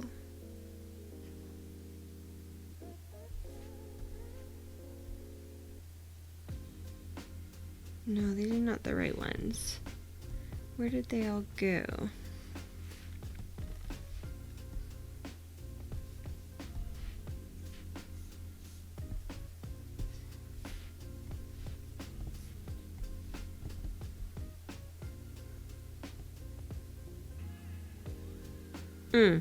They might be under these glitter brushes. No, not even those either. Magic Dust. Here we are. Found them. Sorry, I've got so many brushes. It's hard to find which ones I'm looking for. All right, so I think the very first one that I used was one of these two, and it was just underneath the carpet here. All right, so I think I'll use this one. And again, I'm just going to use like one of these yellow, like this yellow color up here. I'm just going to grab it and make my brush a little bit smaller. And I'm not going to worry about painting over these guys because I'm on a layer underneath them. So I'm just going to click right here.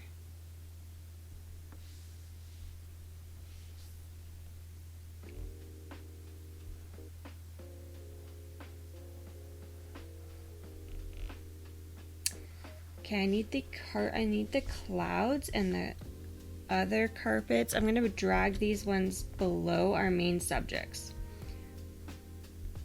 because I want these sparkles to be over top of that because they're in front of that castle. It wouldn't make sense if the sparkles were not in front of it. So, all right. Carpet sparkles. All right, and let's just see what it looks like on a different blending mode here.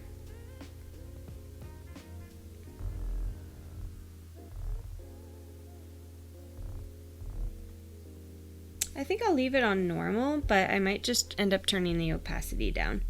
All right, so I'm gonna just get my brush a little smaller, and then a little smaller again.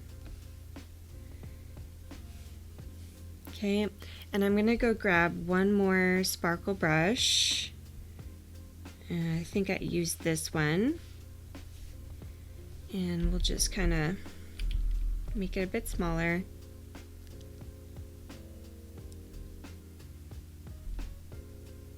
Maybe about right there. There we go. So now I'm just gonna grab this layer and I'm gonna turn the opacity down a little bit.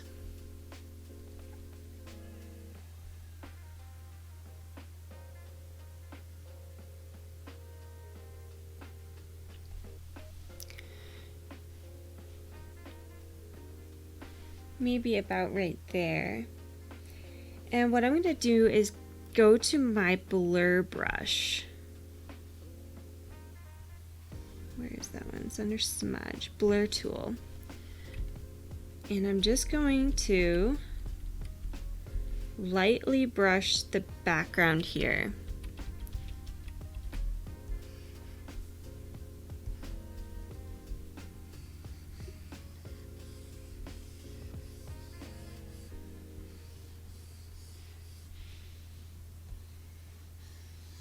Just to blur the back of the stars here a little bit.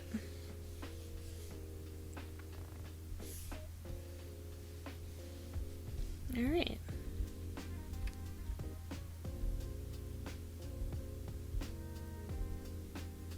So that looks good to me. Okay, I just quickly want to add in one last thing before I sign off for this video. And on the buildings here, where are the buildings? In here. On this building, I had some gems, and they were just brushes that I added on. So I'm going to make a new paint layer, and I'm going to call this Gems. And I'm just going to go find my gem brushes.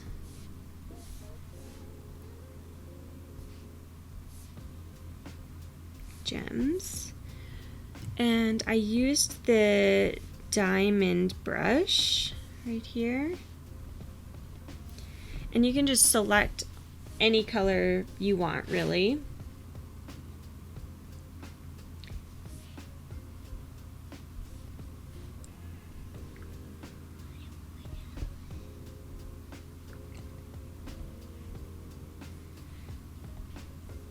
So you can basically select any color you want. I'm just gonna zoom in to the building here.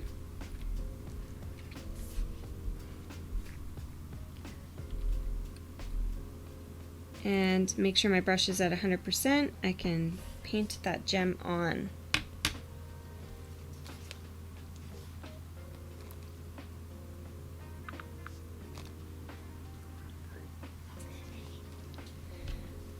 Alright, I'm not sure I love that color, so I'm just going to step back here and pick a darker blue.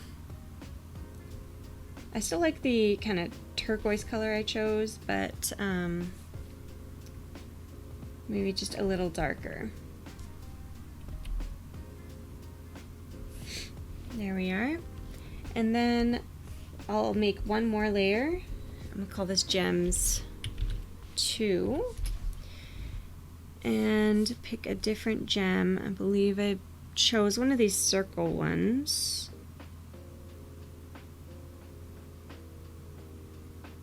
Maybe it was just this first one here. And let's choose maybe like a purple color.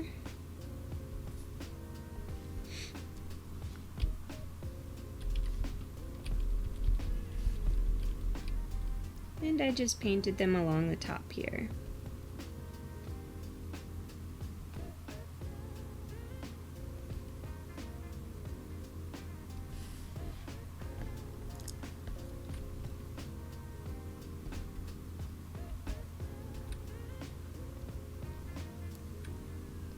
Alright, and just underneath these layers, I'm going to say Gem Shadow.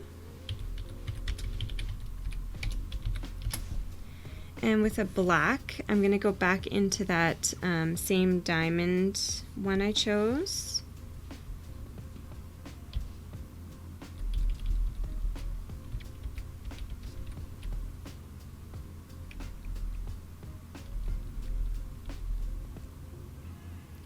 And I'm just going to paint on a bit of a shadow. Okay, and again underneath the other one.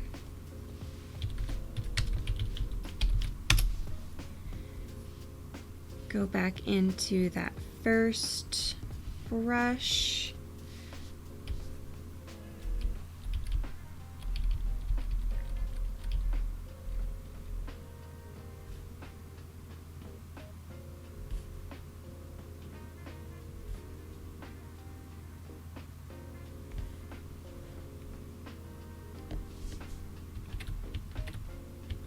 I'm just not loving where I placed those ones. I need a little bit more of a shadow going on.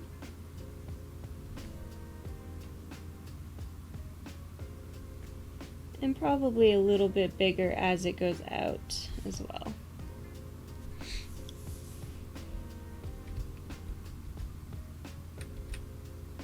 Alright, that looks good.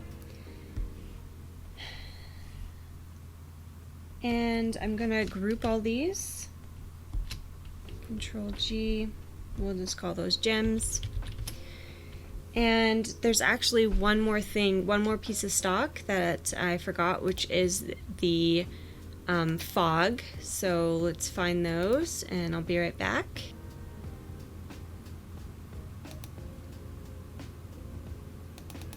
I think I'm just going to use my own overlays. I have a fog overlay to find them here. Here we go. And then I want them to be kind of floating low. It's just going to be in front of this building here. So let's see if we can find some fog. Let's see what this one looks like.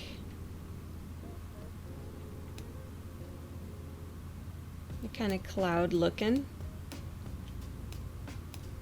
Okay, and I'll hit enter and put this one on this layer, sorry, on screen.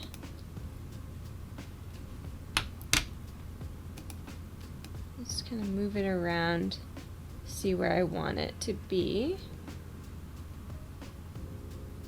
Be about right there. I'm gonna add one more as well.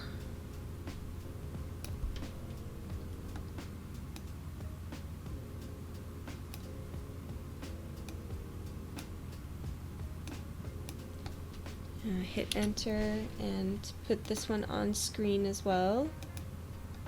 There we go.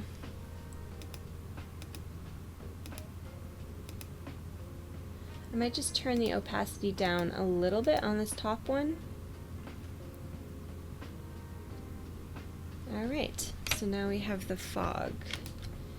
I'm going to group those, Control G, call them fog. And I'll just drag them into the background layer here. And we'll save there. In a previous tutorial, I taught you how to make a fur brush. So we're going to be using the fur brush to blend in their fur and make it look like they're actually part of the scenery. So we'll go into Tala here. We'll find Tala right here. Oh, yeah, that's Tala. Yeah. Okay, so now we just want to click onto her and we want to find our fur brush. So let's pick this one here. So the first thing that we're going to have to do to brush her is to rasterize this layer. So she's a smart object right now. We won't be able to adjust her being a smart object, so we need to rasterize that layer. And it's just all of the filters and things that we put on her now are all in one layer, and that's what rasterizing is. Alright, so let's go in and use the fur brush on her. We might want to apply this layer mask as well, so I'm just going to click on the layer mask and apply the layer mask to her. So now that we have our fur brush up, we want to actually go into our smudge tool with the fur brush. Okay. Let's go back into this one. All right. So we want to make it pretty small, and I'm just going to zoom into Tala here.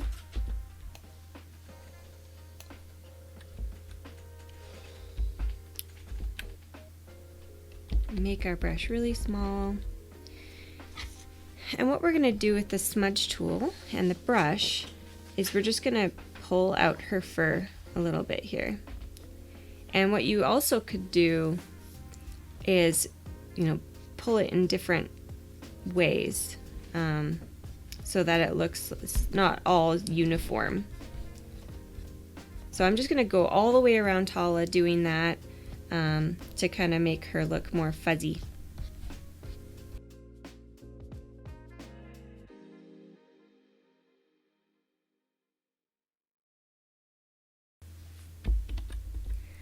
Alright, so I'm finished with making Tala fuzzy, so now we want to do the same thing to our tiger, Nahal.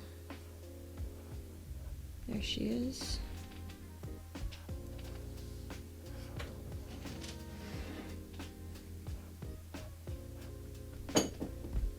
Alright, so the same thing, we need to rasterize this layer because it is a smart object. So we'll just right click on it and rasterize layer. Go back over to our Nahal here, and we'll just do the same thing all the way around Nahal.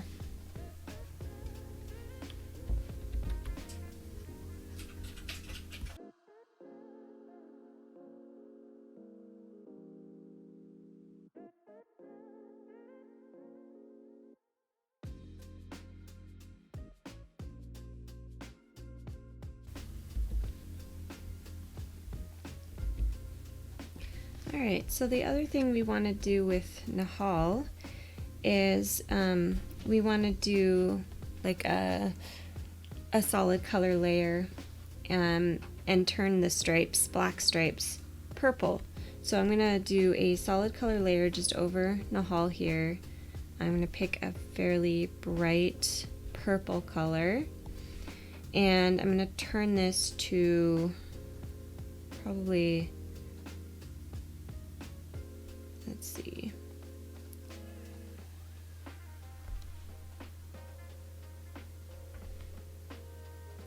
probably hard light, and we're going to clip it down to our tiger here, and we're also going to invert this, so hit Control I, and then with our brush we're just going to paint over the black stripes. Let's find our brush, and it's just going to be a normal round brush, and we're going to go over the stripes. We may have to turn the opacity down, we'll see. Oh yeah, definitely turn the opacity down. And just paint all of that over the stripes. Let's turn that opacity down a bit more. There we go. And we want it to be a very soft brush, yep.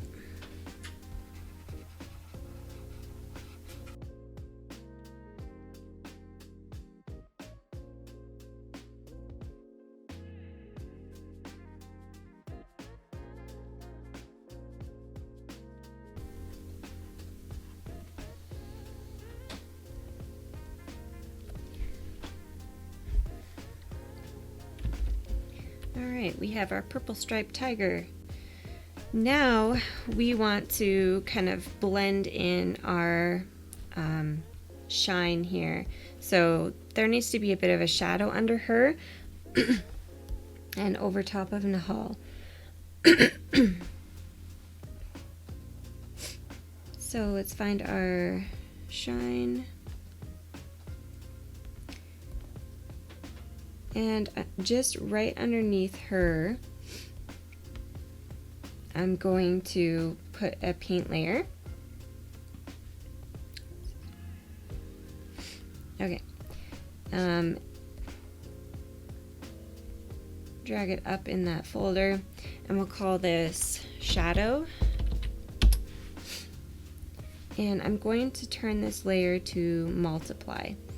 And I'm just going to bring up a paint brush, and we want to select kind of a darker tone in this image and just kind of paint it on underneath her. And we're going to paint at a really low opacity, so like 10% on your brush. And we're just going to paint it underneath her a bit on tiger. Underneath her hand here.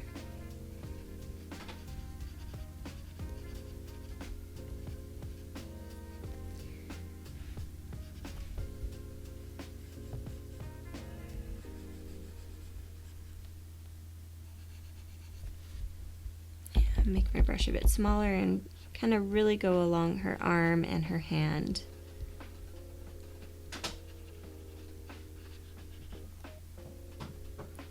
Okay. All right, so let's go back to our shine, and we need to rasterize her as well. So I'm going to rasterize her layer, and I'm actually going to go back to that smudge brush, the fur brush that we were using. And what I'm going to do, because Nahal's a fuzzy tiger, you know, I might actually just take her and flatten her. That's what I'm going to do. Everything but the shadow. I'm going to flatten these and merge these layers, because we don't need to adjust too much more on her. actually, step back, Control Z.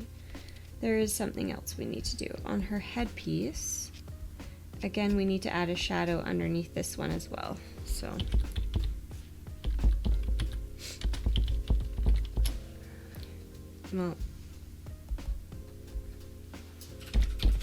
headpiece shadow, and go back to our brush here, and I'm just gonna paint really lightly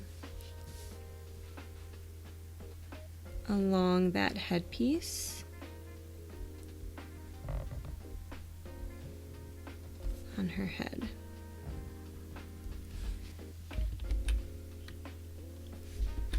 Okay, and any other shadows we might need, maybe under her wristbands. Shadow right along here. And right along here.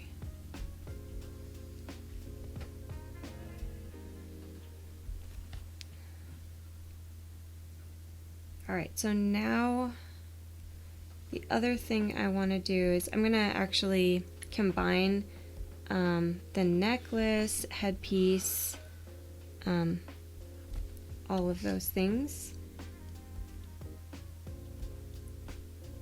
So I'll merge those first. We're going to merge these layers.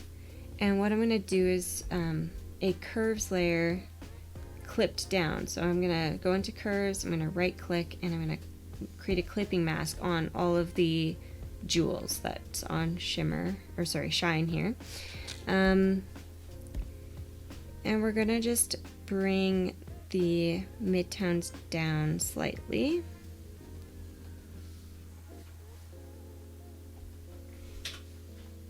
On those. And we're gonna actually turn this layer to luminosity as well. I don't want it to affect the color of it, just the tones. All right, so a little bit darker. All right, so now we're gonna merge all of shine here. Merge those layers. So now everything is on her. So what we're going to do is we're going to go into our smudge brush and we're going to make Nihal's fur kind of go up into her a little bit because she's laying on him, so his fur would kind of be all around her.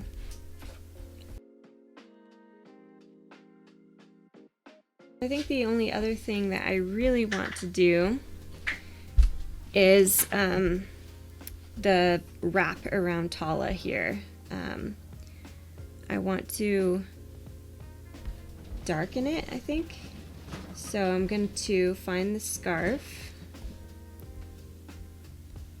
That's all of this one and this one here. I wonder why those got separated. Okay, so we'll select all those, and I'm going to, oh, I know why it got separated. Okay, so I have to do these separately because I have one behind Tala and the other one in front of her. So if I merge those, it's not gonna work how I want it to be. So we're gonna just make one curves layer on this one, clip it down, so right click and clip down, and we're just gonna bring the midtones on that one down a bit. And maybe we want the saturation down too. So we'll probably have to maybe go back into this one here and bring the saturation down. There we are. So we've got the curves on that, and we're gonna copy this layer, the curves layer, and we're gonna drag that copy to the other scarf and right click and clip that down. And we're also going to go back into, actually I might even make this one darker because it's behind her, and go back into the saturation and desaturate it. Maybe I made that a little too dark. There we go. That's better. All right. So now what I want to do is create that sun. So I'm going to close up all these layers I have here. And I'm going to create a sun above them, just behind them there. And we're going to do that with a gradient. And we're going to make that radial. Oh, sorry, not a gradient, cancel. Oh yes, it is a gradient. We want to make it radial. And we want to change this color to something like this yellow that's up here. And we'll hit OK on this and make that soft light. Or what do we want to do? Maybe just leave it at normal for now for a second. And I'm going to go into this one so I can move it. We want that to be transparent, so I'm just going to get rid of that black that was there and hit OK, and now we can move it to where we want it, maybe right about there. And let's see what it looks like on soft light again here.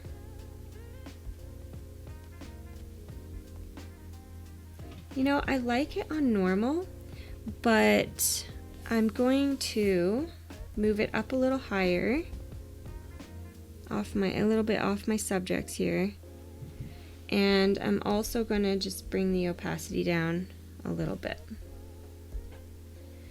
All right, so now that we have them, they're kind of backlit, so we want to add a little bit of a highlight on them. So we need to go back into our main subjects, and we'll start with shimmer. So we'll go into shimmer here, and over top of shimmer, we want to do a color layer. So we're going to do a solid color layer.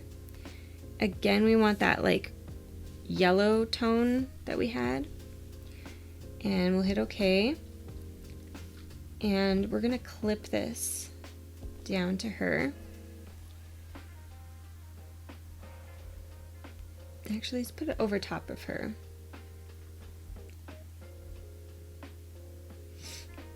I'm just going to invert this. And let's just see if there's any adjustments we want to make on her headpiece and all that kind of stuff. Maybe her bangle. We could put a curves on that one and darken it a little bit. So I'm going to create a clipping mask for that one. And I'm just going to bring it down slightly.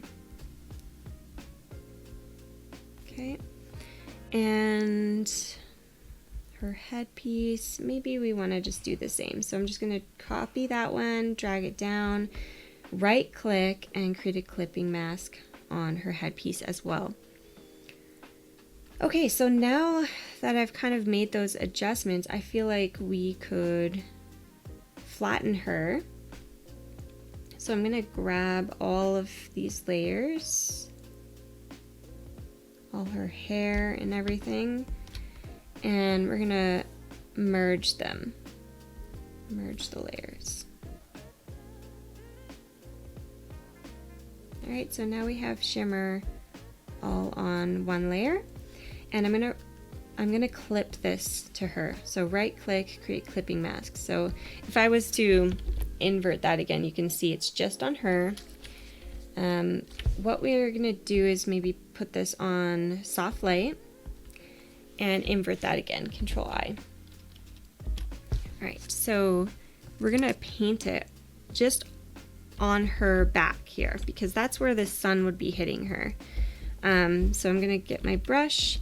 And I'm not going to worry about painting over the sky because it's clipped down, so it's not going to affect that at all. And we want our brush to be at 100%. We're just going to brush it along her back so that it looks like the sun is hitting her back there. Okay.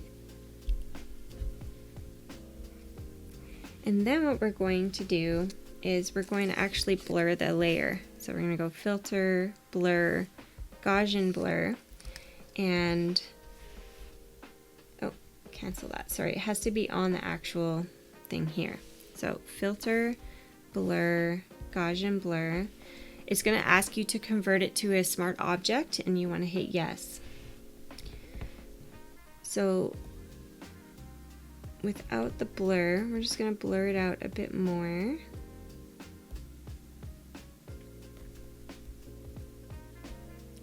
Maybe about right there, and we'll hit OK.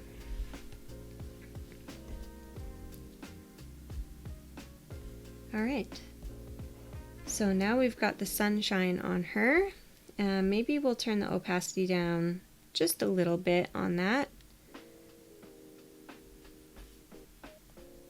Okay, and then we probably want to do all the same thing with all the other characters. So I'm going to go ahead and do that. So I'm actually going to make the solid color layer. Again, pick that bright yellow, maybe a little brighter than that, and turn that to soft light, clip it down to our shine, create a clipping mask, invert that, and you want to just think about where's the sun going to be hitting her. Honestly, it's just going to be touching probably the back of her hair here and maybe the tops of her knees, and that would be kind of it. So we'll just make our brush a little smaller and paint that on her hair, maybe the top of her head a little bit, and the tops of her knees.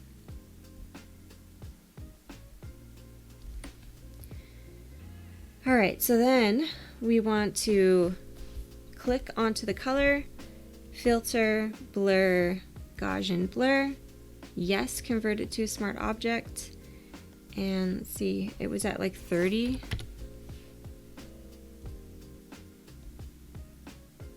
Yep, so we'll just say yes to that one. And again, we want to do the same with Nahal and Tala.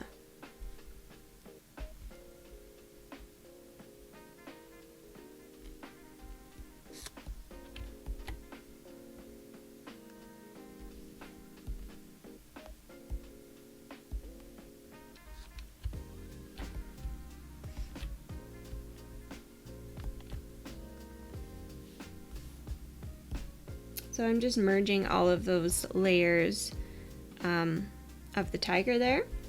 And again, make the solid color layer kind of a bright yellow, soft light, invert that. And it would again just be touching probably, oh, sorry, I forgot to clip it. So right click, create clipping mask. And be, you know, along the side here of her arm, behind her head here, maybe along her back. Okay, and then we're just gonna go filter, blur, Gaussian blur,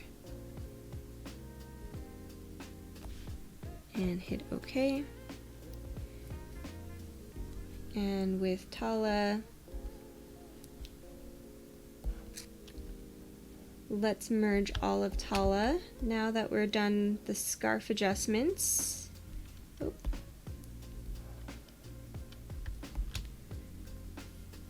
Merge layers, do our solid color layer.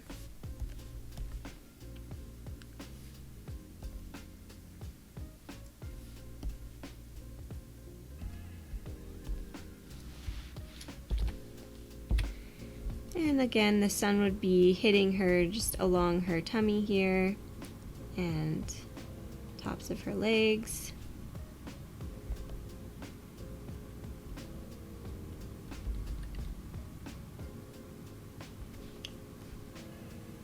highlight, filter, blur, Gaussian blur.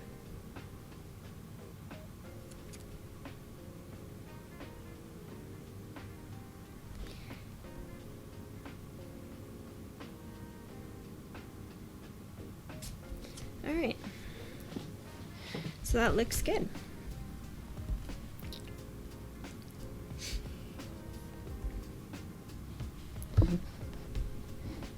So I'm just kind of seeing if there's any other like tone adjustments that need to be made.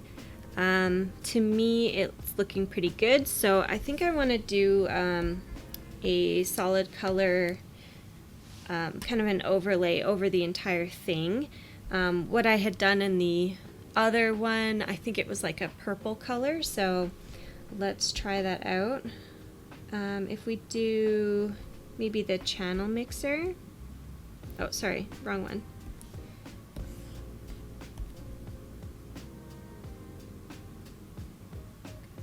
The gradient map, that's the one I want. Okay, so I'm gonna go in, I'm gonna pick like a pink purple color, and I'm gonna hit OK, and we're just gonna put that on soft light. And I will turn that opacity on that way down. Maybe just 20%. And it just kind of brightens up and makes it, the colors pop quite a bit there. So I am seeing that maybe our tiger needs a little more contrast. Maybe actually all of our subjects might need a little bit of contrast. So I'm going to go in, make a curves layer, and clip it down to the main subjects. And I'm gonna brighten up the highlights and darken the lowlights. We want to put this layer to luminosity, and I'm just gonna bring it, the opacity on that one, down a bit. So it just adds a little bit of contrast to them. All right, so the last thing I want to do is probably play around with the dodge and burn, and then we'll flatten everything and probably play one of my art actions on top. All right, so we'll do the dodge. So I like to use curves, and we'll just bring the midtones up. Invert this, Control I, call this dodge. Do another curves layer, bring the midtones down. Invert this, Control I, and we'll name this one Burn.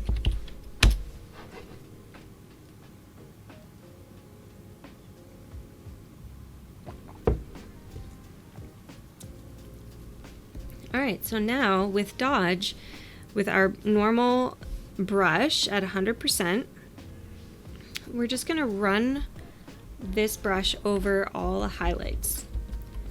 So we'll start with our little shine here. So over all her highlights, like in her hair. Oh, I'm just going to step back there for a second. There we go. We may have to turn the opacity down on the layer, but we'll see.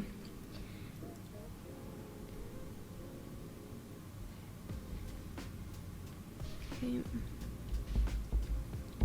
Over her little ear here, down her nose, just over every highlight that you want to kind of brighten up, add a little more depth to. Okay, I'm just gonna like go through each person and animal and just do all the burning, and then we'll go to the next step.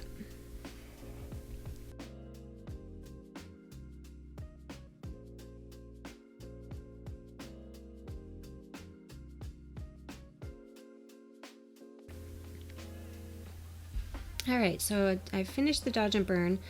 let's go back in and find all those little bottles and such. Oh, take a step back there. I moved a layer I didn't want to move. Oh, maybe not. Okay. All right, so let's go into all these. You know, honestly, I think I'm going to be doing the same tonal curves on all these 3, so I'll just merge them. Merge layers and do the curves over top. All I'm going to do is bring the midtones down. We need to clip that, so right click, create clipping mask. I just thought they were too bright. They're standing out just a little too much. And then the next one, the potion that's behind her, I find that it looked a little too bright to me. So let's go into curves. Right click to create a clipping mask. We're gonna darken it quite a bit, but I'm also going to go into that red tones, and I want to bring a little bit of the red tone out. I just found it was like a little too bright. That's definitely blending in a lot better. And the magic lamp definitely needs to be darkened up, so we will again put a curves on that one, right click, create clipping mask, and just bring the tones down a bit. I'm probably going to put that one on a luminosity because I don't want it to look orange. I just want it to be a little darker. Okay, that looks good. And then the amulet, wherever that is, there it is, looks fine to me.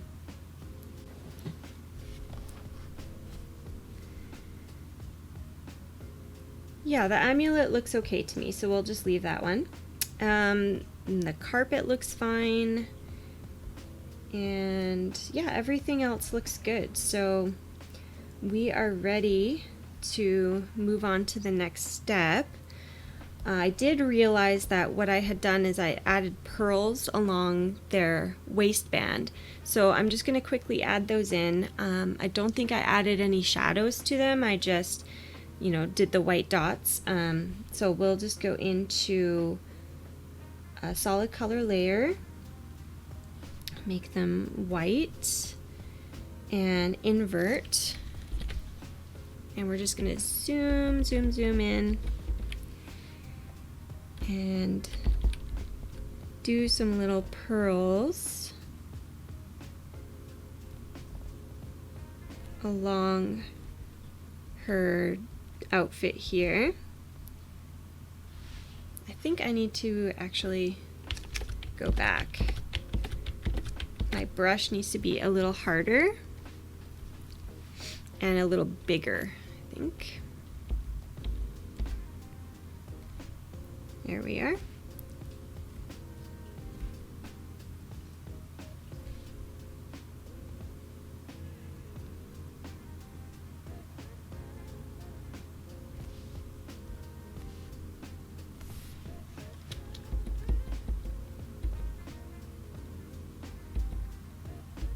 It's pretty small, so I don't really feel like we need to add a shadow, but I probably will.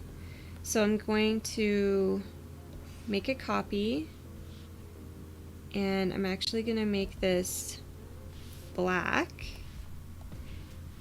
and we're going to put it underneath, and we'll just take the move tool and move them down and over till they're in the right spot for shadow, and we'll just leave it like that. Okay, so then we want to do a whole other layer for shine here, whole new one.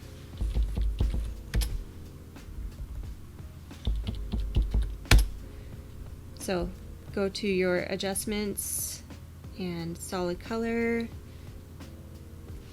white pearl, and invert this. And again, we'll just go into our brush and do it along her waistband here.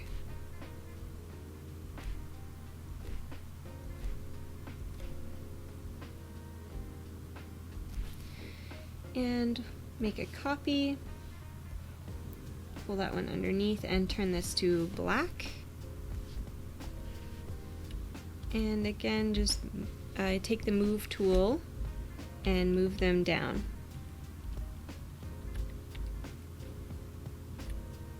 Probably about right there. Okay.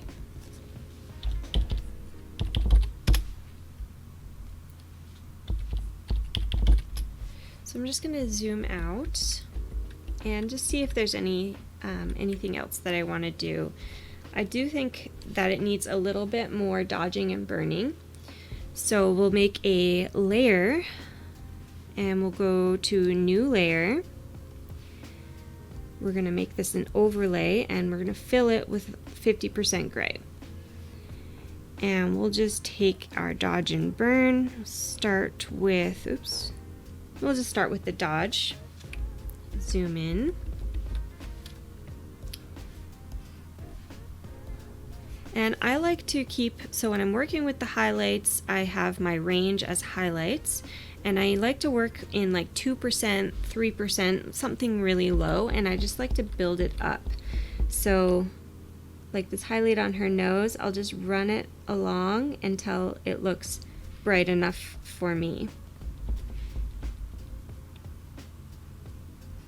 You don't want to go, you want to kind of build up with these tools, because if you have it really high to start, it can burn your subject.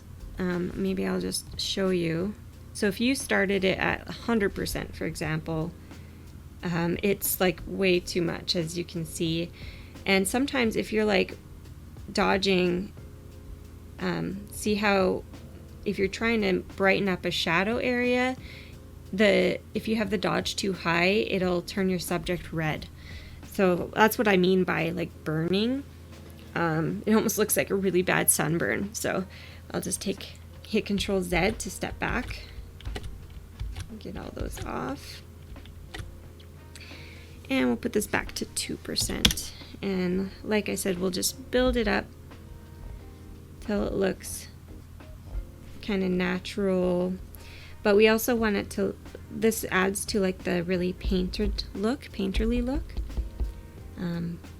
This is gonna be like really cartoony. So I'm really just adding lots of dodge and burn in here. So this is just another way you can dodge and burn. I usually like to do this as like a finishing touch kind of. And then I'll go to my burn tool and we'll burn the shadows. So again, range, but this time it's in shadows at 2%.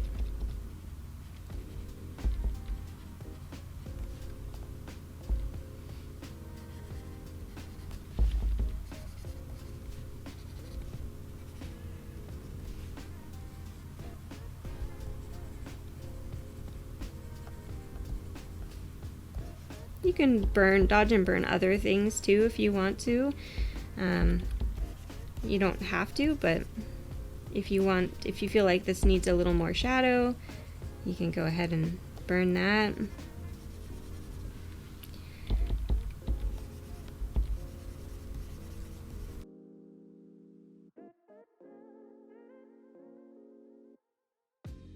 All right. So that's the difference with that dodge and burn. You can really see it on her arms here. All right, so the very last step is we have to flatten everything. So I'm going to flatten this entire thing.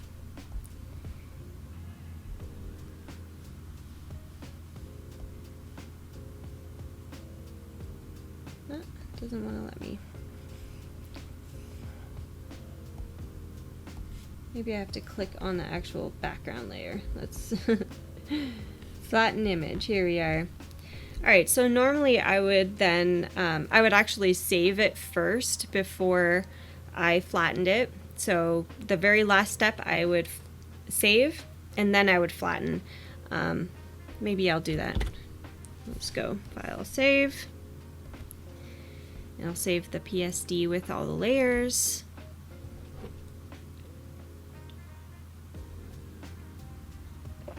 Okay, now I can go Flatten Image. And the very last thing I want to do is run one of my artistry actions. So I'm going to find my artistry actions. I've got a lot of actions here. Here we go. My artistry actions. And I like to use my bring out details for these kind of cartoony looks. So I'm going to play that one. It looks pretty intense when at 100%, but if you bring it down to 50%, it just really enhances all those little details. You could even bring it down some more if you want to. Maybe 30% is the sweet spot with this one. So it just really, it's like a really sharpens everything, and it also enhances the contrast quite a bit and just adds to that really cartoony look. So we'll flatten that, and then I'm gonna use my overall sharpen action, which I also have given you guys a copy of the sharpen action in the free material that's in your platform. So as you can see, it just really sharpens everything. Do we want it that sharp? We want it sharp, but maybe not quite that sharp. So I'll turn it down to about 30% and flatten it. And then I would save a second layer. So I'd probably save this as a JPEG. And then I would be all done. So I really hope that you guys have liked this tutorial and that you've learned something, and I can't wait to see what you guys create. So please share them. If you have any questions, you can post those questions in the platform. You just type right underneath the tutorial and I can get back to you.